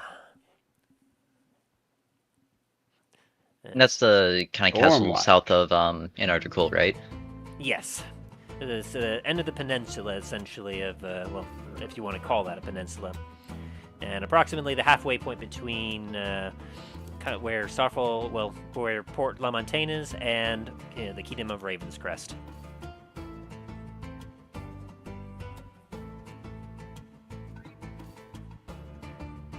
Not bad, not bad. As another day goes by.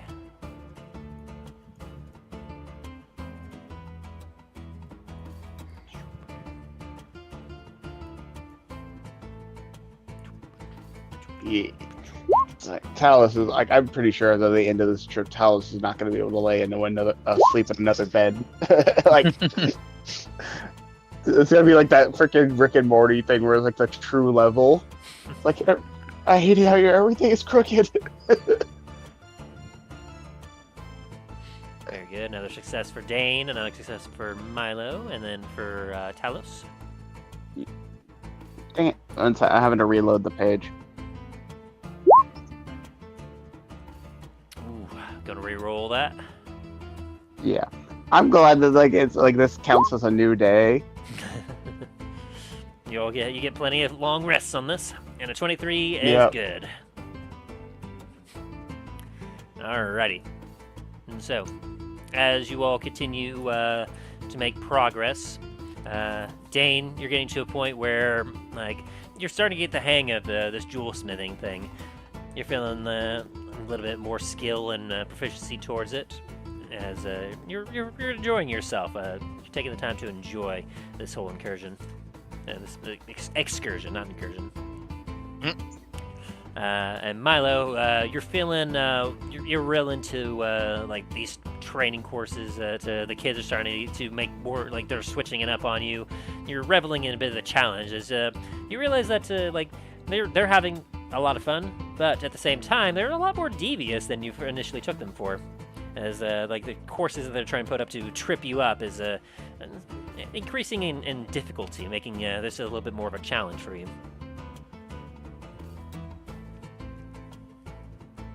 And then, as for you, Talos, you continue to make a few breakthroughs. You feel as if you're on the precipice of mastering this, as you feel almost as if you could become proficient with Elvish if you just push yourself just a little further.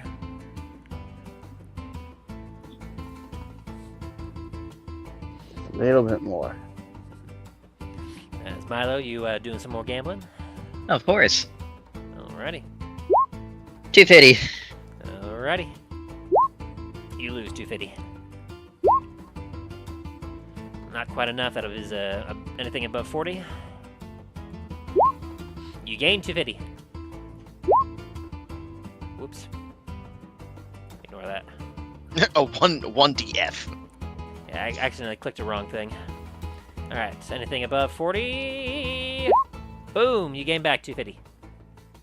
The end of the day, positive 250. As a few of the other gamblers, they thought they had you as they beat you around, but then you came back around to come up in the lead. Not today, Titan! As you all finish up your first week aboard the Basilisk's Folly.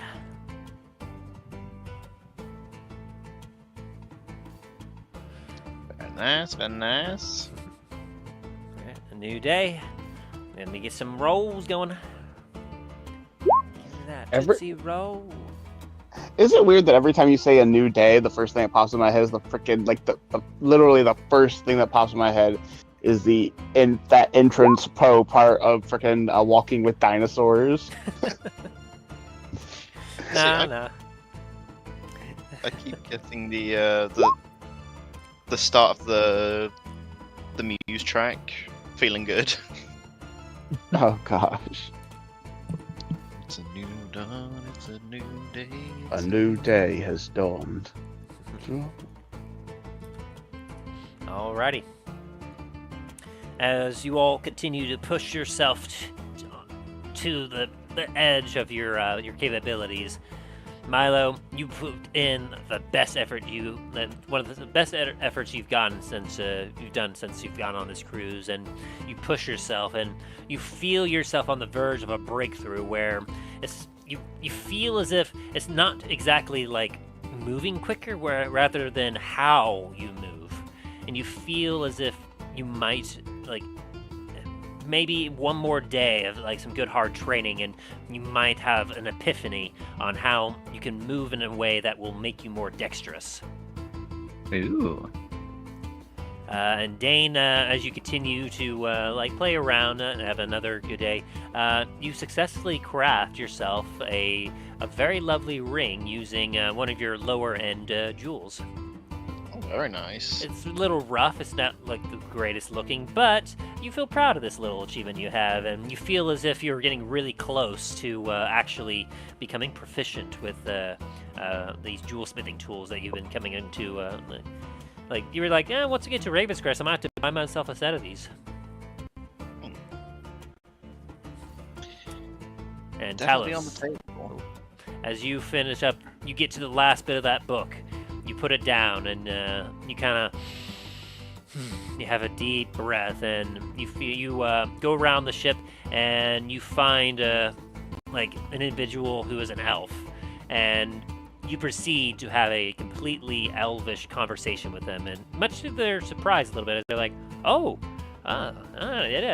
as you two can carry out a complete conversation in elvish, and there's a couple of times where they kind of correct you a little bit on some grammar here and there, but they afterwards, when you tell them that you've taken the time on the ship to kind of learn the language, they're impressed, and they tell you that like, it's obvious that you're not a native speaker of the tongue, but like you were able to carry out the conversation quite proficiently.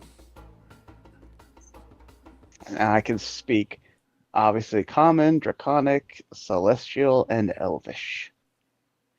Yeah, you have gained proficiency in a new tongue. I'll add that to your character sheet here. Boop. So that could come in handy later, as I know several times you all weren't able to read some Elvish tongue. Yes, I know that is one thing that we've been struggling with. That seems to be a very more common language in this continent. Nice for now. Alrighty. And so as you all get to the end of that, you are going gambling again, Milo? Oh, of course. Alrighty, anything above 40? 250, I imagine? Yep. Alright, you gain back 250. Anything above 40, 250 again? Yep. Ah, you win 250. This one's anything above 40? Ooh, you lose 250. So I make 250 for the day. I'll take it. Yeah, making a little bit of profit every day. Another glorious day on the seas and on your fantastic cruise go by. As Milo, I'll have you do another acrobatics, and Dane another arcana, and then as for you, Talos, where you wanted to do anything else? As we're on what, day 9 out of 14? Let's see. I believe so, yes. I think Talos is gonna go and start a bit and go practice a bit more with his warhammer in the training area. Sounds good. So you head to there, and let me see here. If there's anything. Would that be more like the athletics or?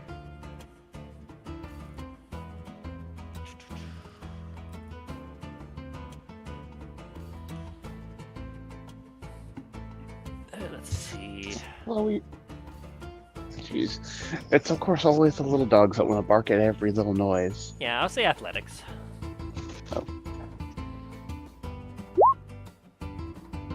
16, not bad. Yeah, not bad at all. As you take your warhammer and you do some of your training exercises with it, and you're feeling pretty good about it.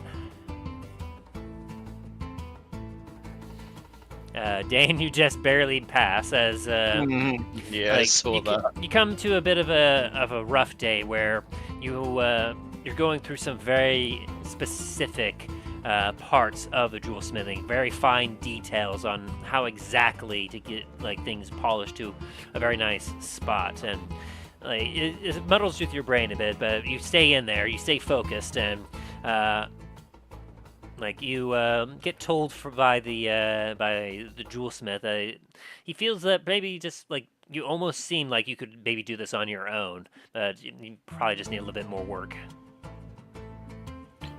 Yeah, you're probably right.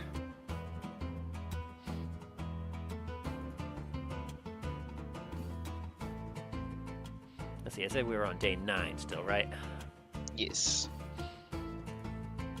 And Milo, as you make it through like the hardest course the kids have done yet, you get through, you come through, it is something of beauty to anyone watching as you swing through some of the poles, a few ropes that have been set up. Some of them don't even move as you just kind of jump from rope to rope. As when you come and land finally, your breathing is not as heavy as it was, and the kids give you a round of applause as you feel as if you had an epiphany, a breakthrough, a way of moving your body just right to where you're just a little bit more nimble, as you get an extra 1 to your dexterity modifier. Wait, to my modifier or to just dexterity? To dexterity, so you go from a 16 to a 17. Gotcha. And so you're able to move a little bit easier now, which it won't affect you in a major way, but you feel that perhaps further training, or perhaps if you got something that would boost your dexterity a little more, you might be a little bit better in what you do dexteritatively.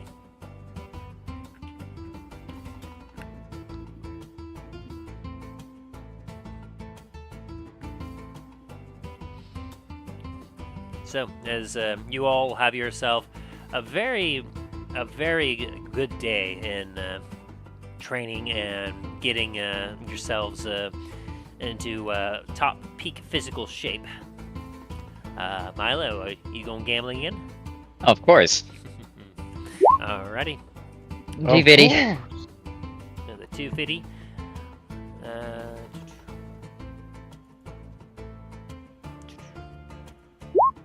You get 250.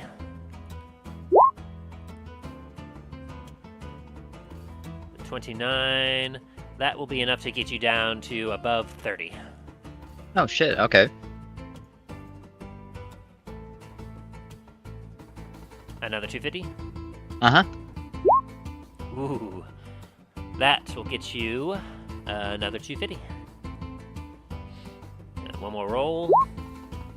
That one will get you above 40.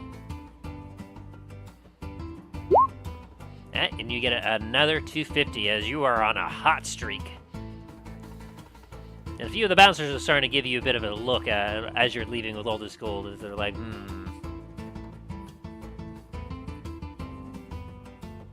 I won fair and square. Alright. Don't give me that look. Deception check.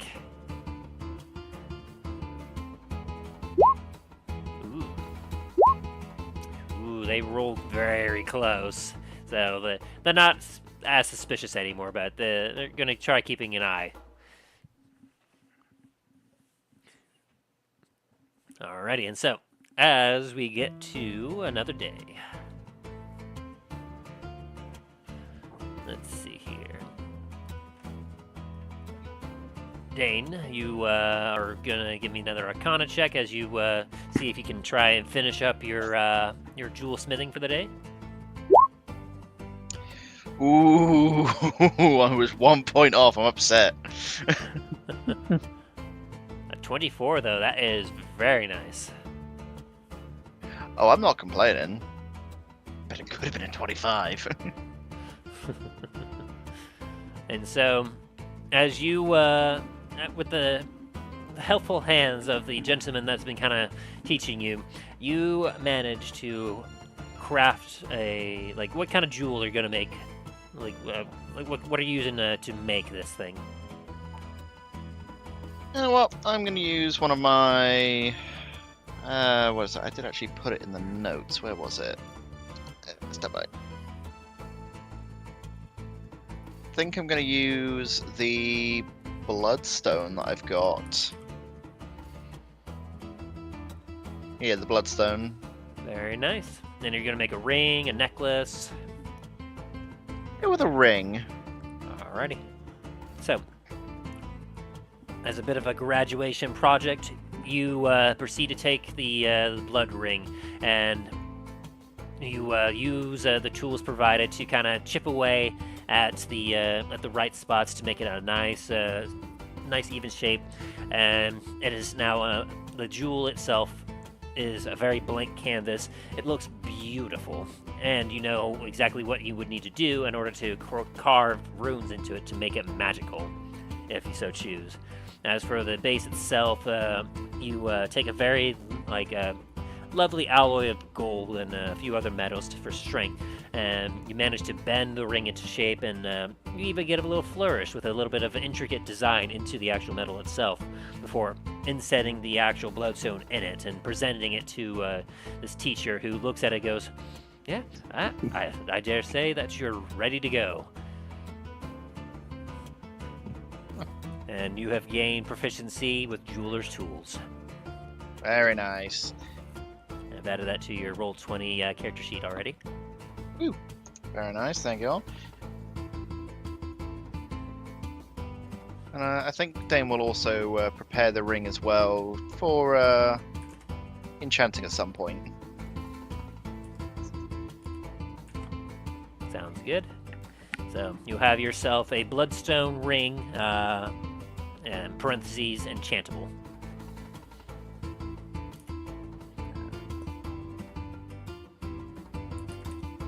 As we're at day 10, and then is Milo wanting to do anything else other than gamble?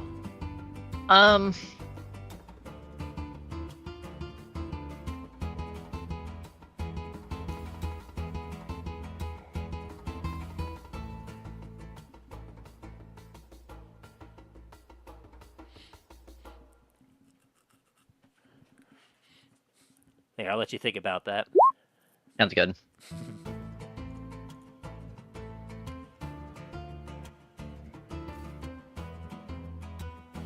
I would say yeah, although you'll find you won't be able, as you kind of look around at the different areas, you're not able to find a place specifically dedicated to her.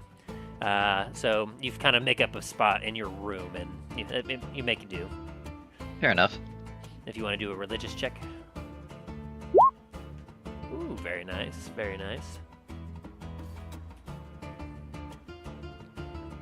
As you kind of focus in on on your prayers, you do feel a bit of a connection with Istis, as she seems to be kind of...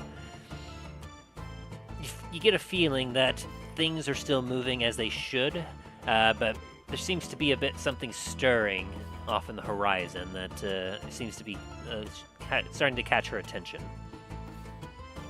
But you're not quite sure what exactly. And then, Talos, you're working on, still working with your Warhammer? Yep. Alrighty. Go ahead and give me another athletics check. Ooh, very, very nice. As you continue to proceed to work with your Warhammer, you start to practice a few different techniques that you learned beforehand, and you even feel like you tried a few other things as you're getting a little bit finding swinging your Warhammer to be a little easier this time around. As you're like, all right.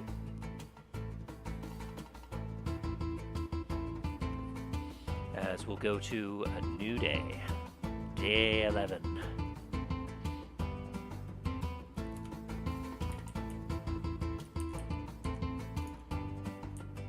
I didn't get a gamble. What the heck? Oh, yeah, sorry. Gamble for Milo real quick.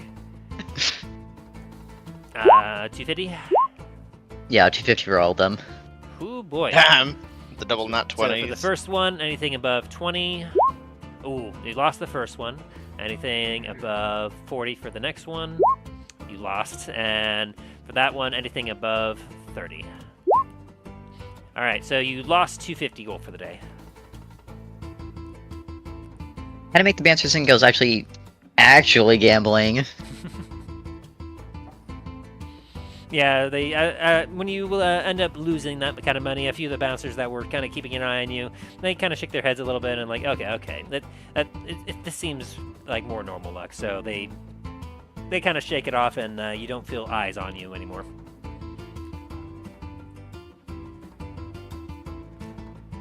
As now we'll head into day 11, and before we get to day 11, I think I'm going to go take a rest break if you're all cool with that. Sounds good. Because I gotta go relieve myself. So, we will be right back.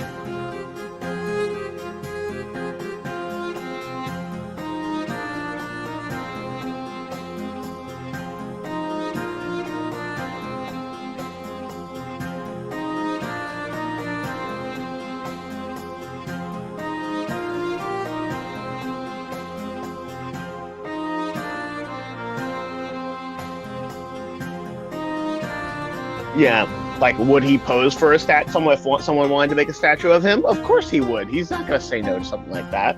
But him going out of his way and buying a solid gold gem-studded statue of himself, no. He'd be like, why? Hello there. Hello Oh, there. hi. We all back, it sounds like.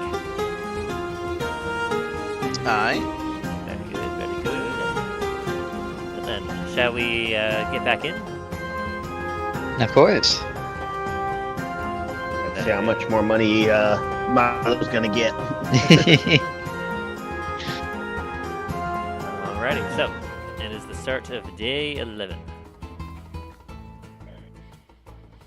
You know, I probably should have, like, I was kind of relieving myself. I should have thought about this. Like, maybe Talos should have just been using Lucky every day just to give himself advantage.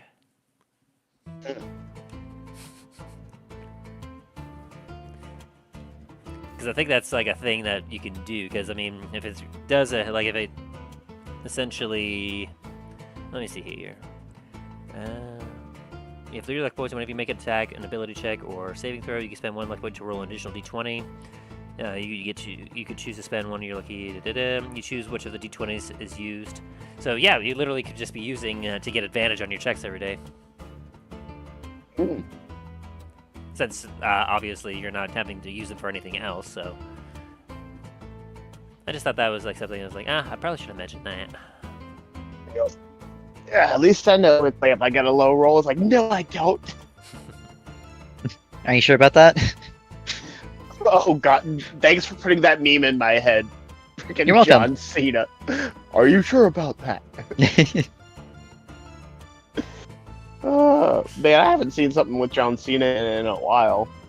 You can't see me. Alrighty, so as we're getting back into it, it is day 11 of your wonderful cruise, of which it costs you so much gold to go upon it. At least some of us have been making so much gold in return, so... Yeah.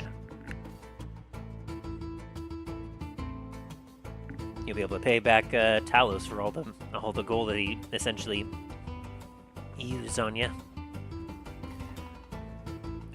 Or not. Up to you. Well, in that case, Talos... So, as we get into this day, let's see here. Since you're done with your project, Dane, was there anything else you were wanting to work on or do?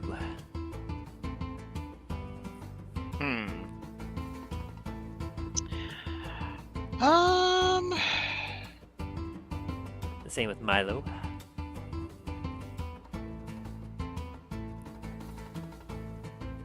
To be honest, I have no idea. I might just, they might just, continue fiddling around with jewelry and see if there's anything he can learn about enchanting. Sounds good. And for Milo?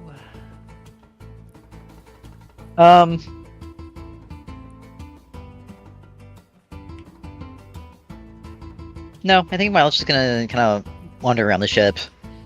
Just hang out, gamble, and just enjoy the rest of his cruise. Something like that. Fair enough. Fair enough. And so, with that, Dane, I will have you.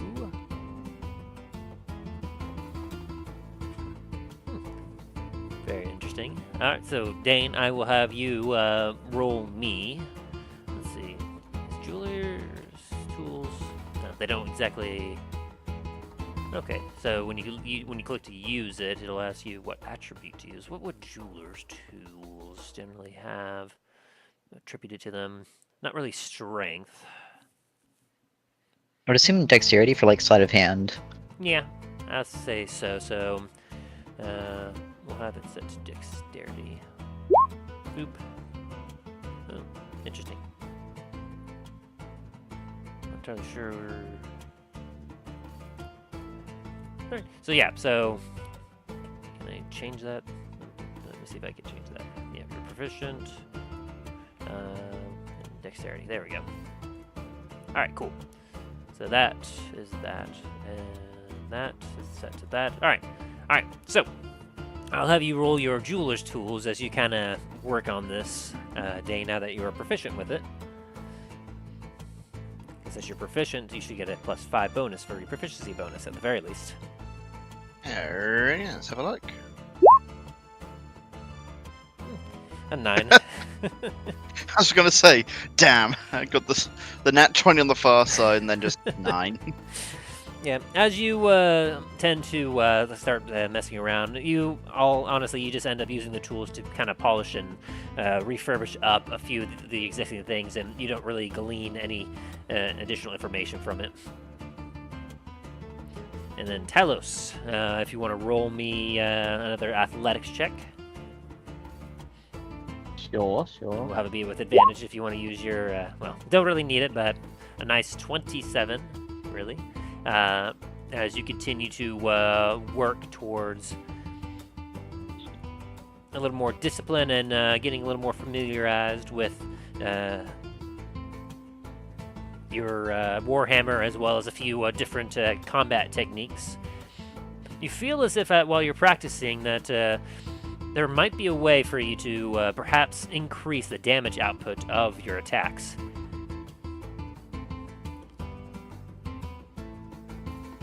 But it would require a little bit more focus and a little more training in order to figure this out, you feel.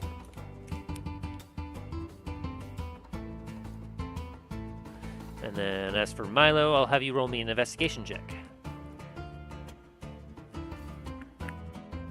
So for that, since one of my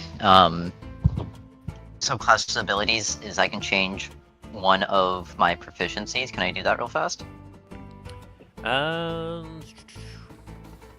Let's see. That's part of your subclass. Which one was that? Phantom. Let me just double check what it says on that, just to make sure I understand this. I believe it's...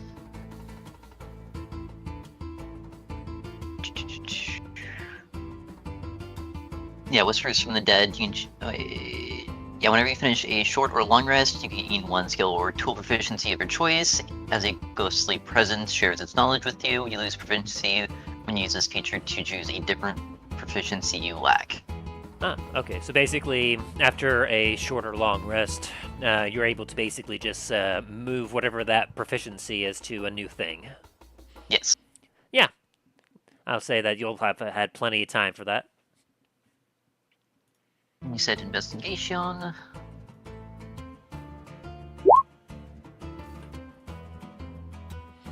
$19. Very good.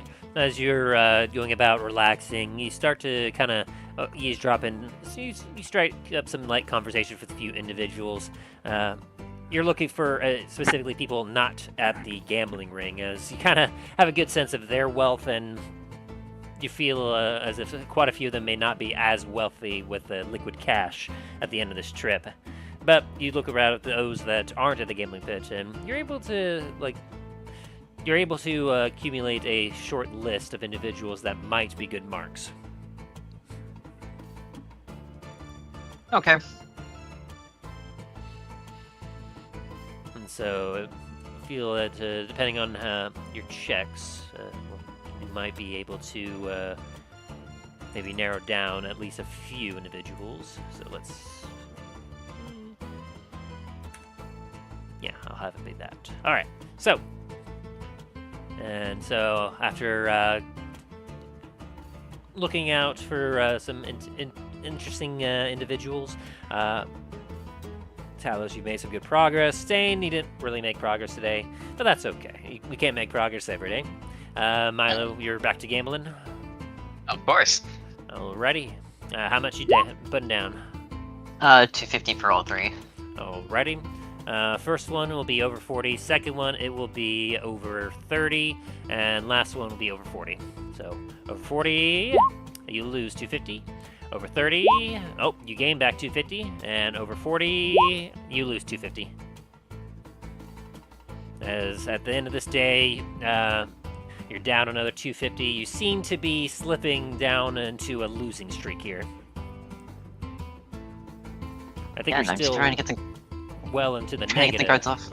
You're not well into the negatives yet, right? Because I believe you're probably still over positive at this point. You had several, Oh yeah, you had several good I days. am way over positive right now.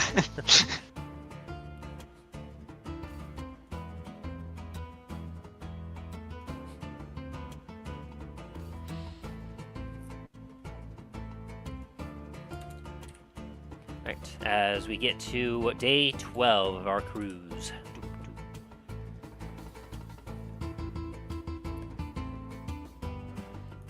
And so for Dane, go ahead and roll me another jeweler's tools check. Oof. Even worse.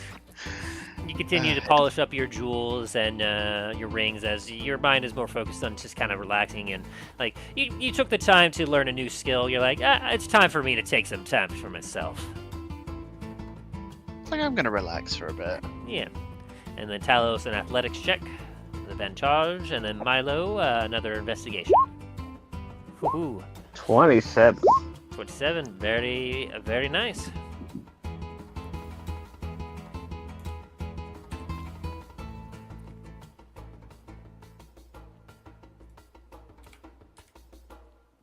Alrighty, so at the end of the day, Talos, you're noticing as you're swinging your warhammer, you realize that like your technique is very good, but you know that there is a way that you could perhaps like refine it down to where you can change up exactly how you swing your weapon. You've seen a few other people in your past tend to be more reckless with their attacks, but tend to hit harder. And your more disciplined mind struggles to understand like exactly how they did that, because when you try, you're not really succeeding. You feel yourself being more open and still dealing the same amount of damage. But you try to focus and think about exactly like what it means to like master a weapon, and so you're putting down and knuckling down real hard, trying to focus on what you've seen and trying to adapt it to your personal training. And Milo, you can, as you take a look at the individuals you kind of scoped out the day before, you realize a couple of them, while they seem kind of richer, you realize that they're not VIP status, and while they're definitely better well off to do, you can tell they don't have a whole lot of liquid cash on them. And so you rule them out as potential marks. But that does make your list of individuals that you could hit a little bit more refined, as you're narrowing down on individuals that would not only be easier marks to hit, but could possibly have some decent amount of money. All right, so doing what kind of gambling we're looking at tonight, Milo? Looks like And 250 for each. and everything above 40. Yep. Win, and win! You get Let's go. 750 gold this night. As you make back what you've lost recently and a little extra there.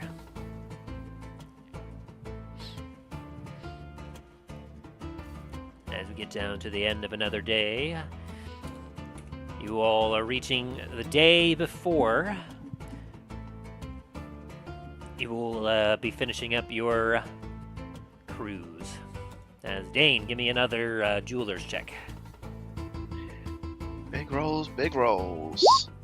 Ooh, 18. Very nice. An athletics check from Talos. With advantage. Ooh, 15. I'm gonna do That that. was- I'm gonna do it again. Alrighty. I got 15. 2.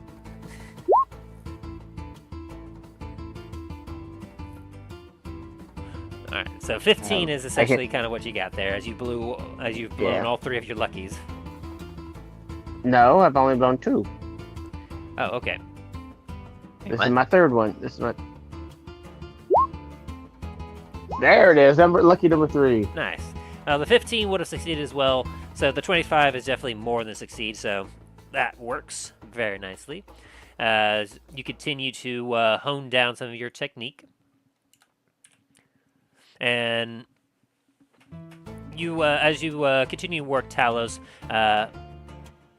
you realize that essentially you've seen some particularly brutal attacks where you've watched an individual that's been as you're trying to work towards this particular type of fighting, you realize that when you think back, you've seen like one of your allies that knew how this kind of style fighting. They were able to essentially, whenever they hit really hard, or whenever they actually took out an enemy, they were able to quickly recover through some adrenaline or something, and immediately make it one more additional strike. And so you try to kind of get that feeling into you as you're working, and you're kind of feeling it. You're kind of starting to feel it here. Ooh. And then Dane, was there anything in particular you were looking for? Like you're trying to obviously do more jewelry and enchanting stuff. Is that what you're looking at? Jewelry enchanting, yes, for the moment. Sounds good. I've got something in mind. But I need to know if I can actually, get the task at hand. Sounds good. So as you essentially take to work on some of the rings, you start to practice some techniques. You actually find a book on board about your success today comes from finding an actual book that has a little more some detailed work about some jewelry craft, and you use that to kind of help give you a bit of a few pointers that you will use to help refine some of your technique when it comes to jewel smithing. Very nice. Whereas for you, Milo, with your investigation check, real quick. Very well. Ooh, very nice. With a 25, you have narrowed down your list to about 3 individuals that definitely seem to be pretty decent with their they have some nice clothing on, and you've seen them flash some cash, but you realize that at the moment you'd only be able to have the time and chance to hit one of them. So essentially, you'll spend your last day essentially kind of narrowing down and coming to a decision about which mark you're wanting to hit. Very well. All right, and now for another rousing round of gambling. All right, looks like everything over 40 this time. Again. Yep, and 250 each. Another 750. Ooh, boy. Your luck wasn't so great at the beginning of this voyage, but you're coming to a very, very steady, line of luck, and the bouncers are starting to look at you again as they're like, as you win 750 gold this night. I won this gold fair and square. You can't bar me. I'm just gonna look at the bouncers this time and be like, are we really gonna go through this again?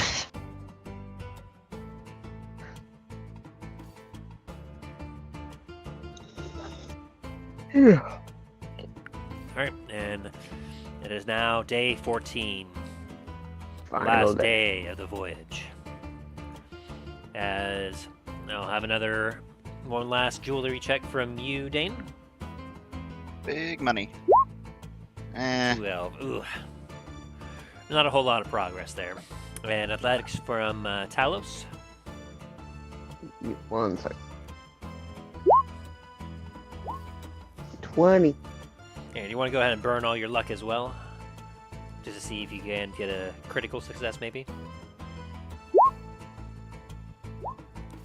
That's 1. That's 2. And the last one. Nope. About a 25. About 25. Is still pretty good.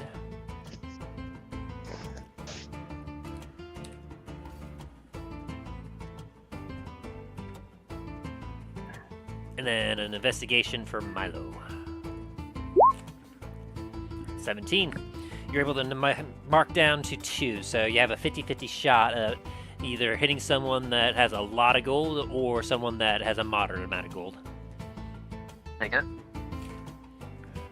And then one more, so for Dane, as you continue to kind of like look through the book, you get a lot of kind of like what you've already kind of learned out on the field essentially, and as you near the end of the day, you realize that you don't have enough time to finish up whatever you're trying to think of doing, and you don't end up making any progress. But you feel satisfied that you had a nice, relaxing trip, and you still mastered a skill. Oh yeah. Whereas Talos, you feel on the brink of an epiphany. You feel as if maybe you had like one more day, or you perhaps if you focused one more day on training, you might have something. You feel as if you might have a new skill if you just had. Sorry. You okay? Yep, just tucking on a little saliva there.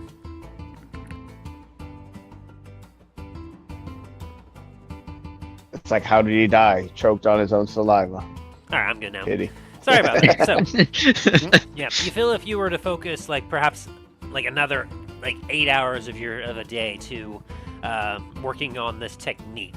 Perhaps after you've reached Ravenscrest, you might be able to use a day if you wanted to, or perhaps a little bit later, you might be able to master, you might be able to have a breakthrough here and get a new skill. I will do this. Determination. And then Milo, one more rousing round of gambling.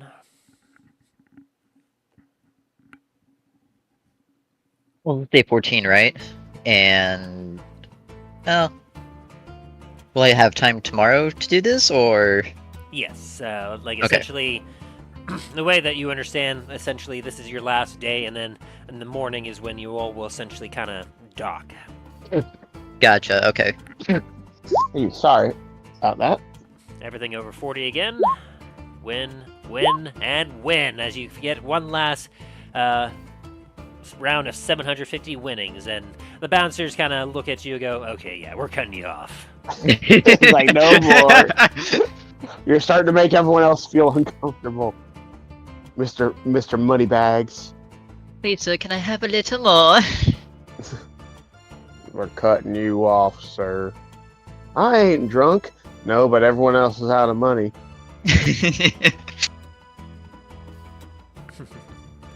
And so you made back a decent amount of capital from this trip, Milo. At least Made enough back? To, at least enough to pay off the trip, and then a little then some. I thought they charged for the trip up front.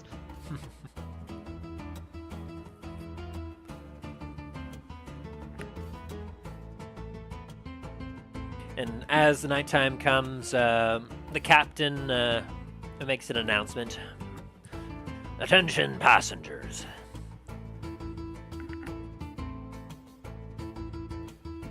We are currently en approach to Ravenscrest.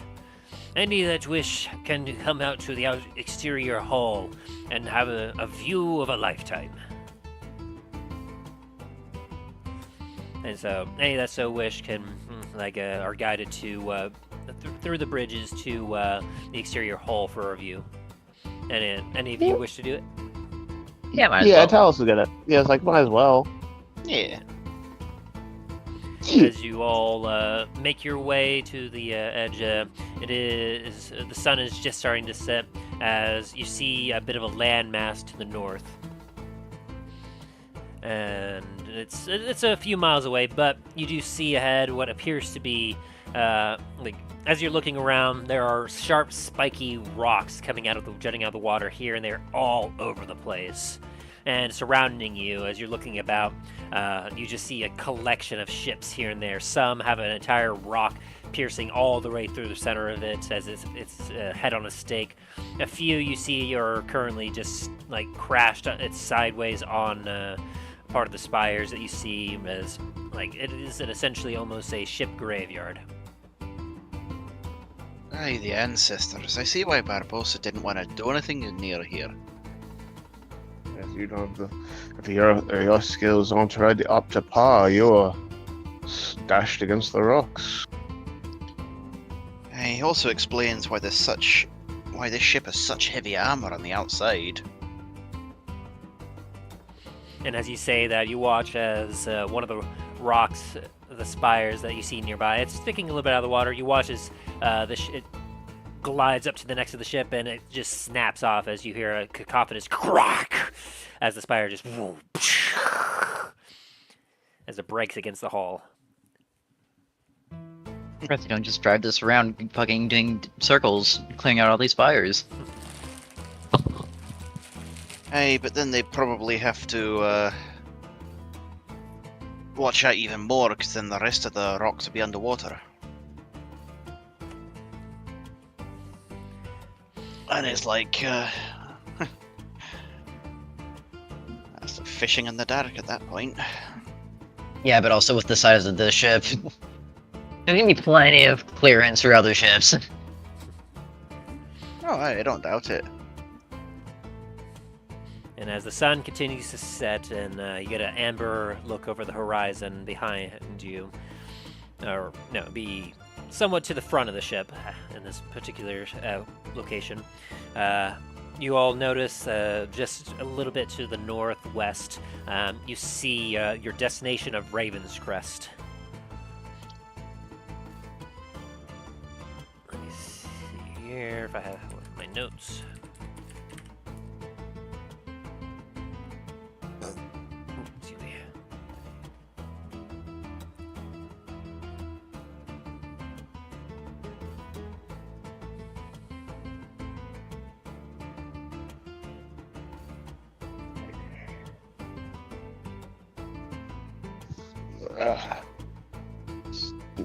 That's a sight to see, though.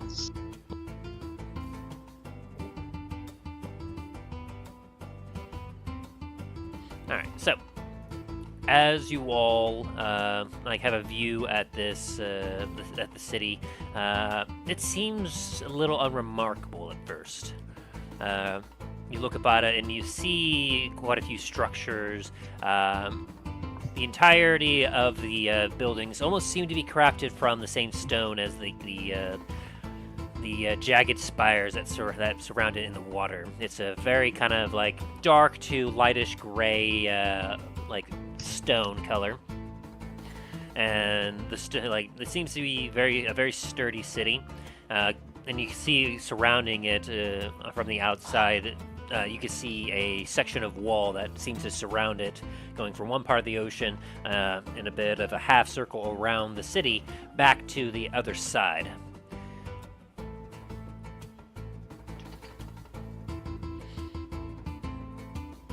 And the way that the actual part of the city looks, you can see that in front of the city itself,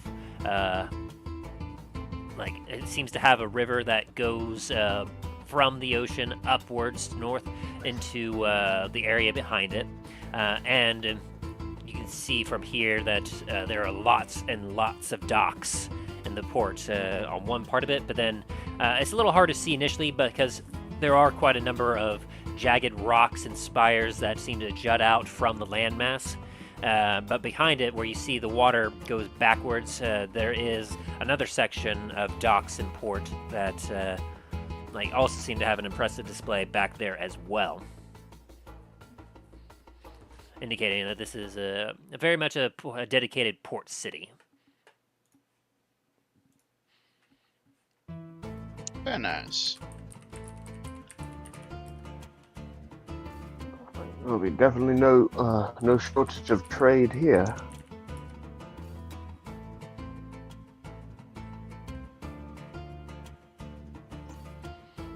It definitely feels like it. If anyone can get in, I'm pretty sure there's that could be quite a bounty in trade.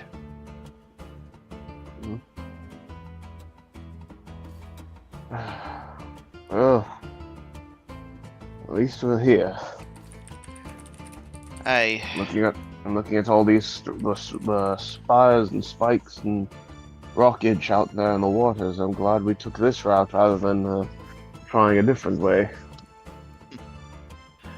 Or even than trying to go over land. Mm-hmm. Come on, guys, you want to go through the Underdark again? I would rather not. I think I've had enough of giant spiders.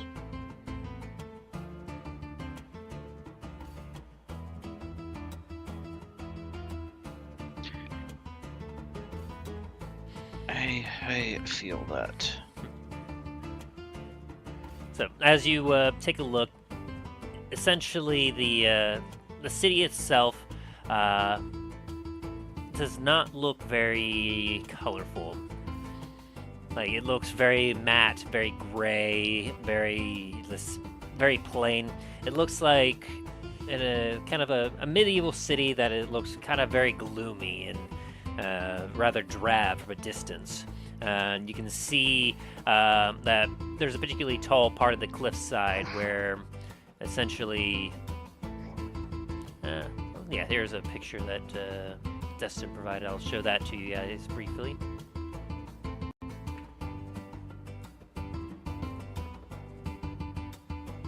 Essentially, you get kind of this image here.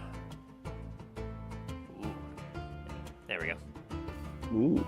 Jesus.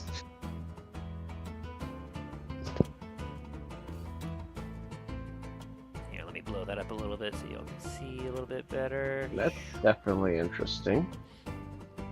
Yeah, you can see there are lots of rock spires and a few different areas where they are able to lift up ships to work on it, as well as a bit of a higher area where there seems to be more of somewhat of a castle there, perhaps the rulers of the actual city itself.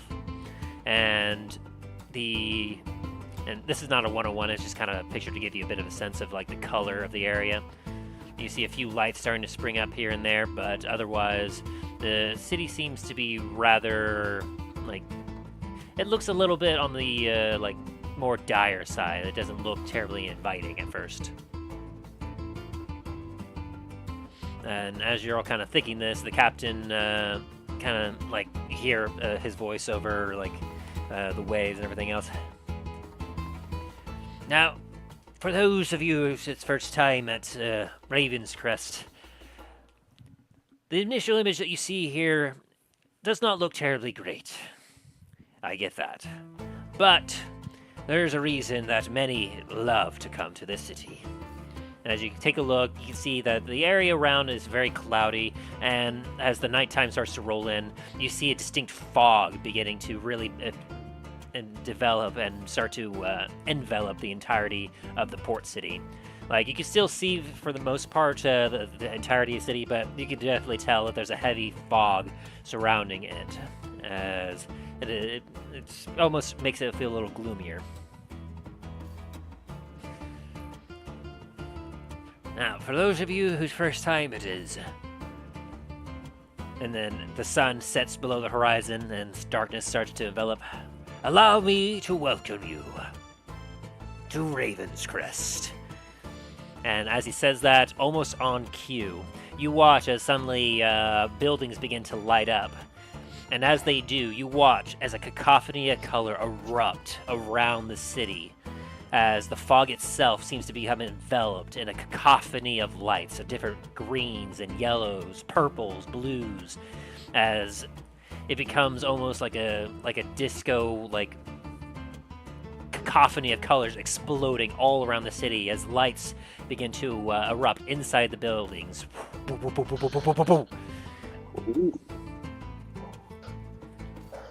Now that's impressive. The city turns from a very drab and gray looking place to suddenly it looks like it's just filled with life.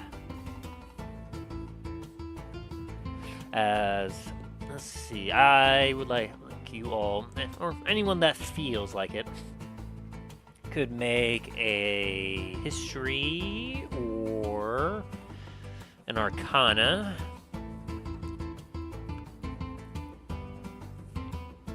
Yeah, a history or arcana check.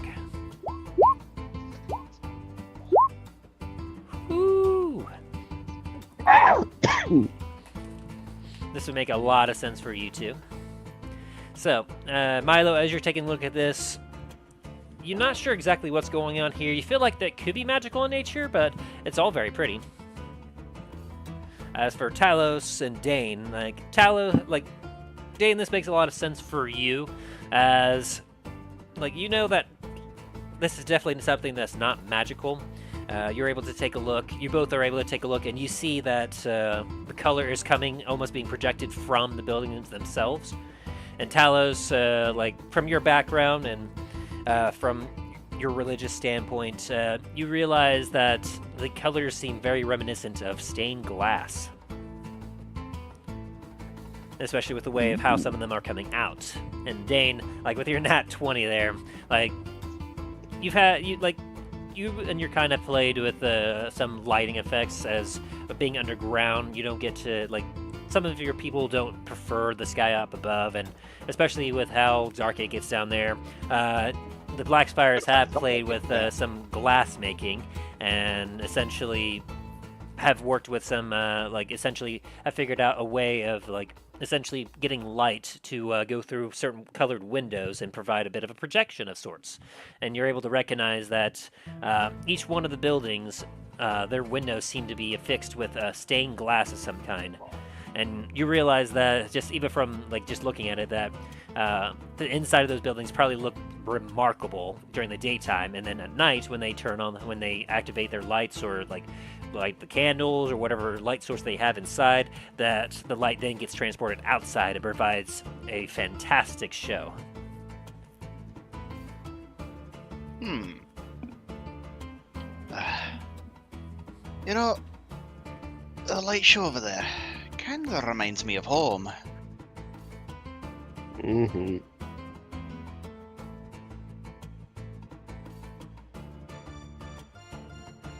And as you look, you also see that street lights are also starting to be as people are going around, the ship is getting kind of closer. You see that the actual streets have, of course, some oil lamps, which you're fairly familiar with, as it's common for cities to have lighting of the streets to make it feel safer, as well as to help with guidance. And each of those lamps also have some stained glass coverings around them to provide an array of color to the streets themselves.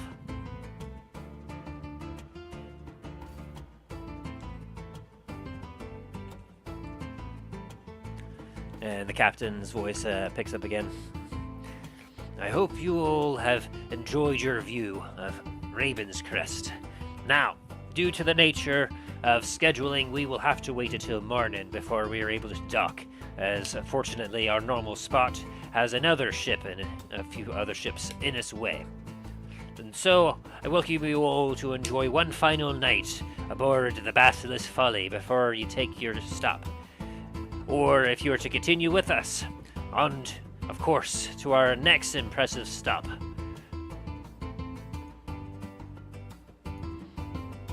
As the rest of our next stop will, of course, be to Antiva. Fuckers go to Antiva, god damn it! Why don't we take this the first time we were going there?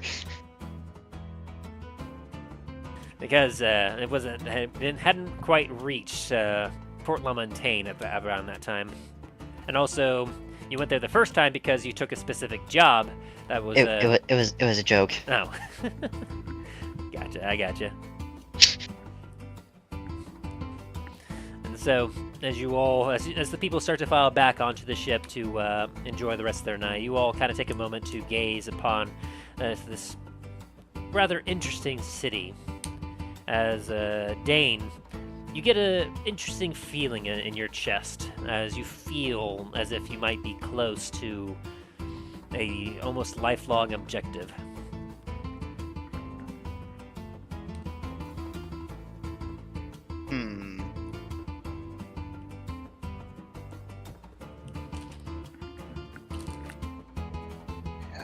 Should be interesting.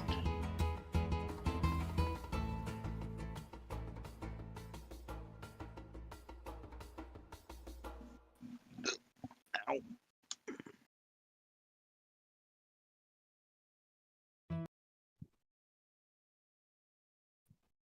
Oh. Upon the morning, as you all gather up you pack up your stuff, and your personal chefs make you one final delicious breakfast, and they all give you some parting words like, "It has been a pleasure to serve you this trip. Please enjoy yourself, and do not forget, when next time you have the chance, take a cruise aboard the Basilisk Follet."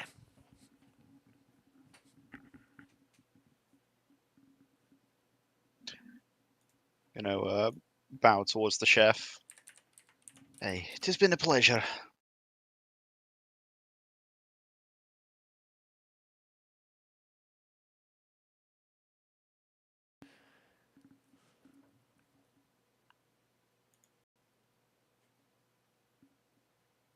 See, we'll pause here real quick. All right. So, and as you you have your stuff finished, gathered up, you watch as a couple of servants and crew members come and collect your gear and take it off to their offloading dock, part of the ship. You all find yourself gathering up in a long line of individuals heading out to the city as you feel the ship come to a very slow stop as you all make your way across the bridge where you get to a gangplank and you see the city before you. And here, I'll swap you over to kind of a general map of what you're looking at here.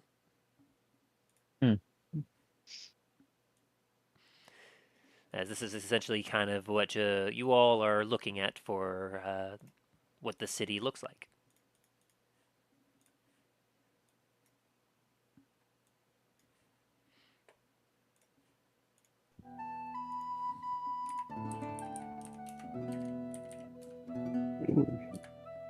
Big city. Where you see there's a few of the spires located over here. You all are currently docked over here. Very end. A few cliffside parts of the spires and whatnot surround you, as you can see a few of the walls in place. An entrance deeper into the city located here. And from the ship, you're able to kind of see the castle upon the hill off in the distance.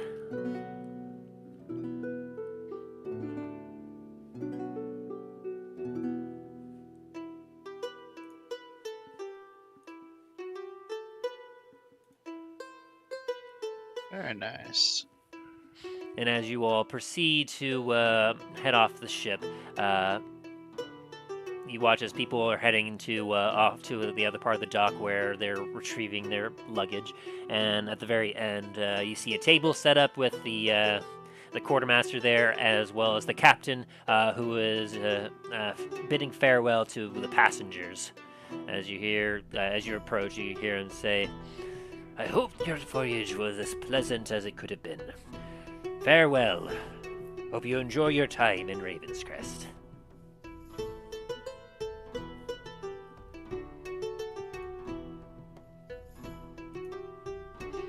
And when it gets to you, he looks at you all and goes, "Esteemed guests, I do hope that the journey was to your liking. Thank you for for purchasing your VIP package. I imagine it was everything that you hoped for and more." Yeah, it's alright. I've seen better. As he, give me a deception check there.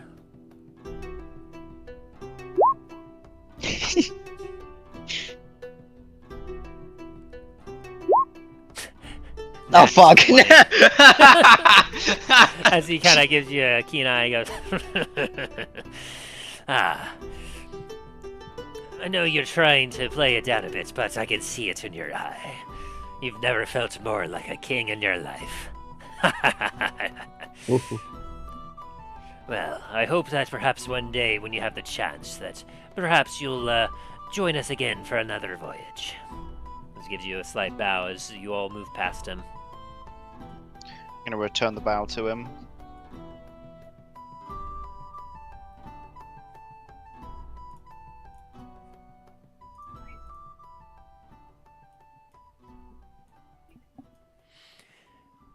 And so, as you all head off the ship onto the docks and you retrieve your luggage, you do feel quite invigorated as you all have.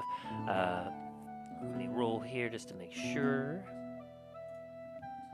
Because you all have been getting some very slight benefits from all of this.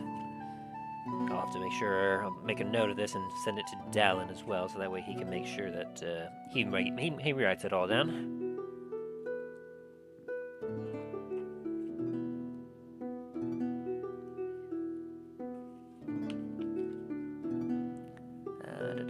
Where are you? Here we are. Okay.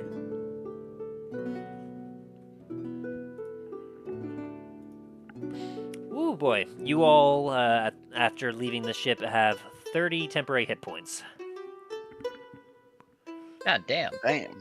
A benefit from the exquisite food as well as the exquisite sleeping conditions. So, that's 30 temporary hit points. You all have a point, you all each get a point of inspiration. Woo!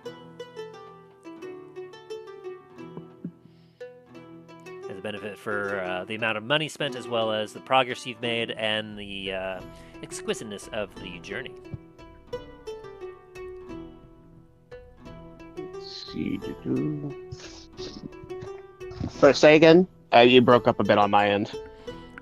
Oh, for like the living conditions you had of the comfort as well as the exquisite food you were eating, you gain 30 temporary hit points for this day, and you get a point of inspiration. Yay.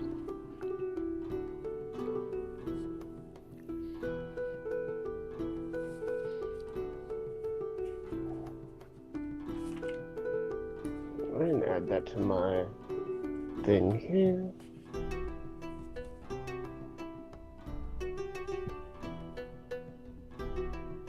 Okay. All right.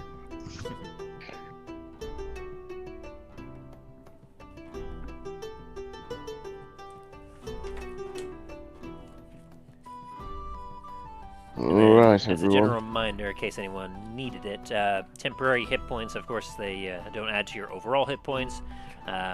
Basically, they negate damage that you take, and you can't restore temporary hit points by healing it, and of course, temporary hit points last until you complete a long rest, or they're depleted.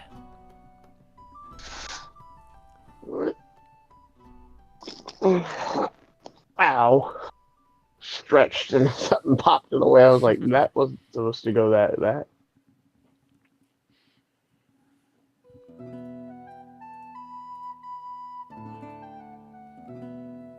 And so, as you all have entered Ravenscrest at long last, you see it is a bustling city. At least the port is very bustling, as there are many individuals that are currently making their way onto ships, off of ships. You see lots of cargo being moved, some cargo being moved from one ship to another, and then the dock itself is very busy.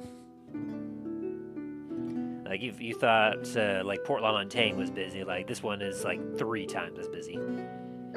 Like I can see, I'm guessing there's probably like people moving supplies like friggin' freight trains. Like I don't know what move. And they seem to be very proficient about it as well. And you can tell that essentially they've been doing this for long enough that they've become very good at moving stuff this freight around. So even as you start to move about, you feel like you might get in the way sometimes, but they almost seem to flow around you like water. And like much to your great surprise, like a lot of the individuals that you're starting to see here now have blue skin and have long, pointy ears, as you're able to recognize that you're looking at essentially some sea elves. Here, I can go ahead and drop kind of a picture for you all to You kind of get an idea of what you're looking at here. Say elves. Ooh. That was not what I was expecting them to look like. Still humanoid in shape, pointy ears, but they do have some interesting webbing on their hands, between their fingers. And they seem to have a more nautical theme with their clothing as well.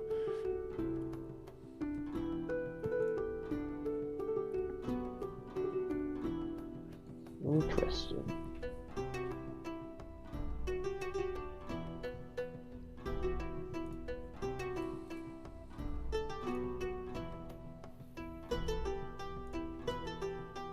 And so there are lots of them currently going all around, just working and moving freight. So you see some of them diving into the water sometimes and then coming back up with ropes and sometimes chains as everyone is moving about very efficiently.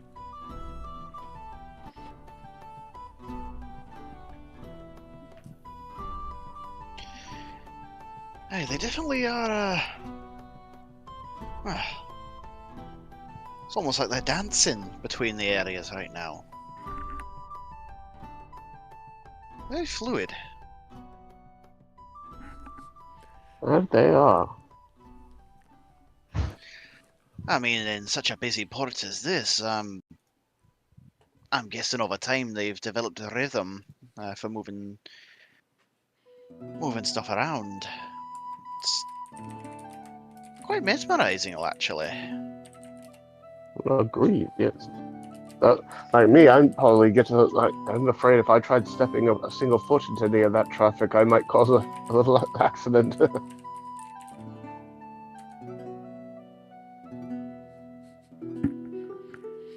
Man, we should probably move off of the docks, I guess, and maybe we should find ourselves a tavern that we can set up while we'll do what are we doing here, Dane? As Dallin kind of speaks up. Well, we're after items of significance to my hold.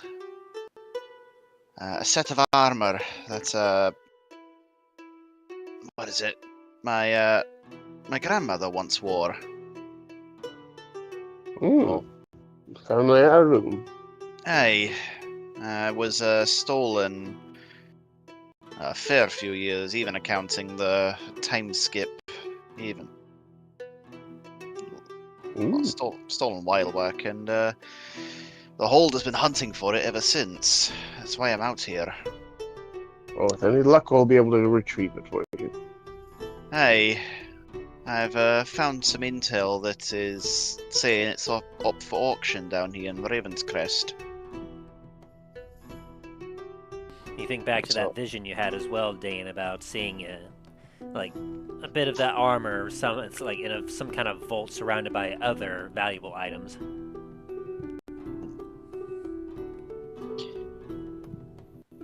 I seem to have a sort of recollection of some sort of vault, almost.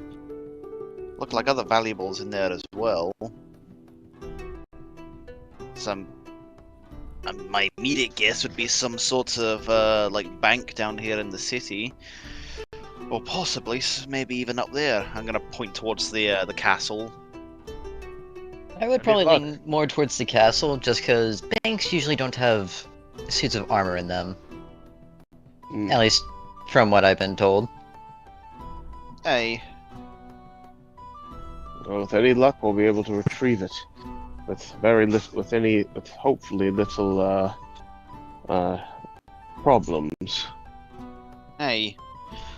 Hopefully, it would be a shame to get all the way here, only to have it slip out once again.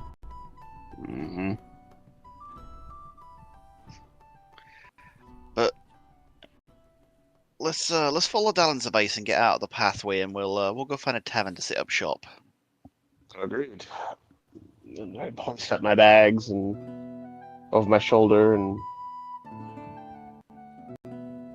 start moving out. And so, as you all grab your gear, sling over your backs, or however you will, and you start making your way from the port, You make your way past the gate into the interior of the city itself.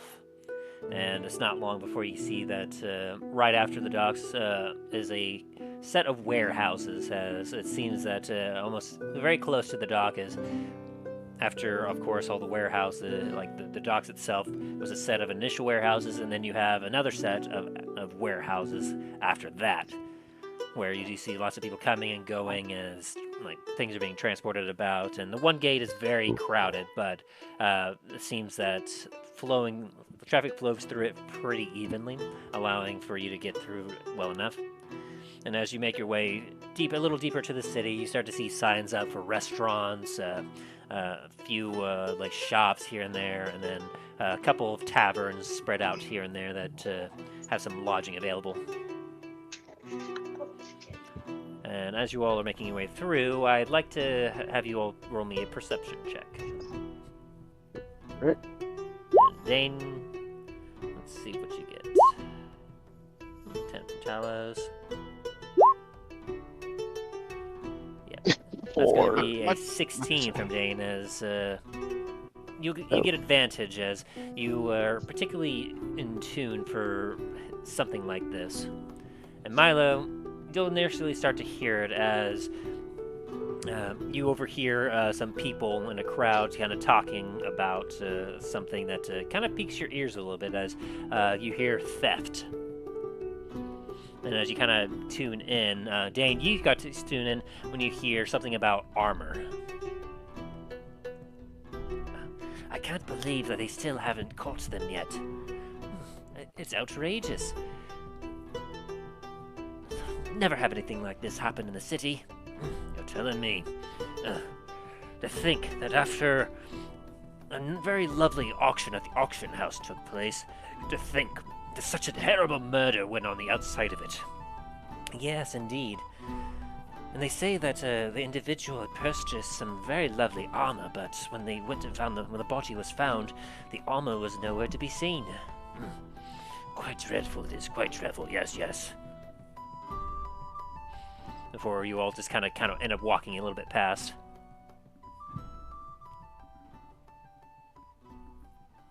Huh.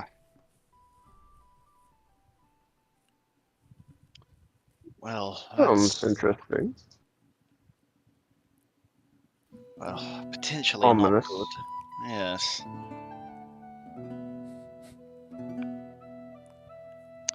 It sounds like Might Huh? Go ahead. What? Go ahead. Oh, I wasn't. I'm sorry. I thought I muted my mic. Sorry. And then as you all make your way to the town center and you look around at a few possible locations that you could bed for the night, a town crier kind of goes through, telling everyone, "Hear ye, hear ye! The bounty has increased for the murder of Storm Beach. For the murder of Storm Beach, the bounty is raised to 5,000 gold pieces. Any information leading to their arrest is highly recommended. What we know about so far is that they're an individual that smells of rotten eggs. Hear ye, hear ye! We are looking for the murder of Storm Beach." What's an eggs? Like Talos is very like what? Dane, a history check with advantage. Alrighty. Natural 20. You know that the description of that smell very well, as in the depths and the lower reaches of Blackspire, you're quite familiar with the scent of sulfur. I was gonna say, that sounds like sulfur. Talos just sitting here like, the hell? What kind of person just walks around smelling like rotten eggs? Rotten eggs. That's... that can't be. It reminds me of sulfur. We used to find it sometimes down in the mines at Blackspire. Not in large quantities, but You know, it's good for explosives. Not again. I'm also gonna lean towards Zane and be like, can we not use the E word around Dallin? What's that? Someone's. Nothing, Dallin. You go find us a tavern. You just look over and see Dallin just vibrating. I mean, hey, if there's anything that can increase my combat potentness, I mean, I'm always interested. Hey, if we find something, we'll let you know. Sweet.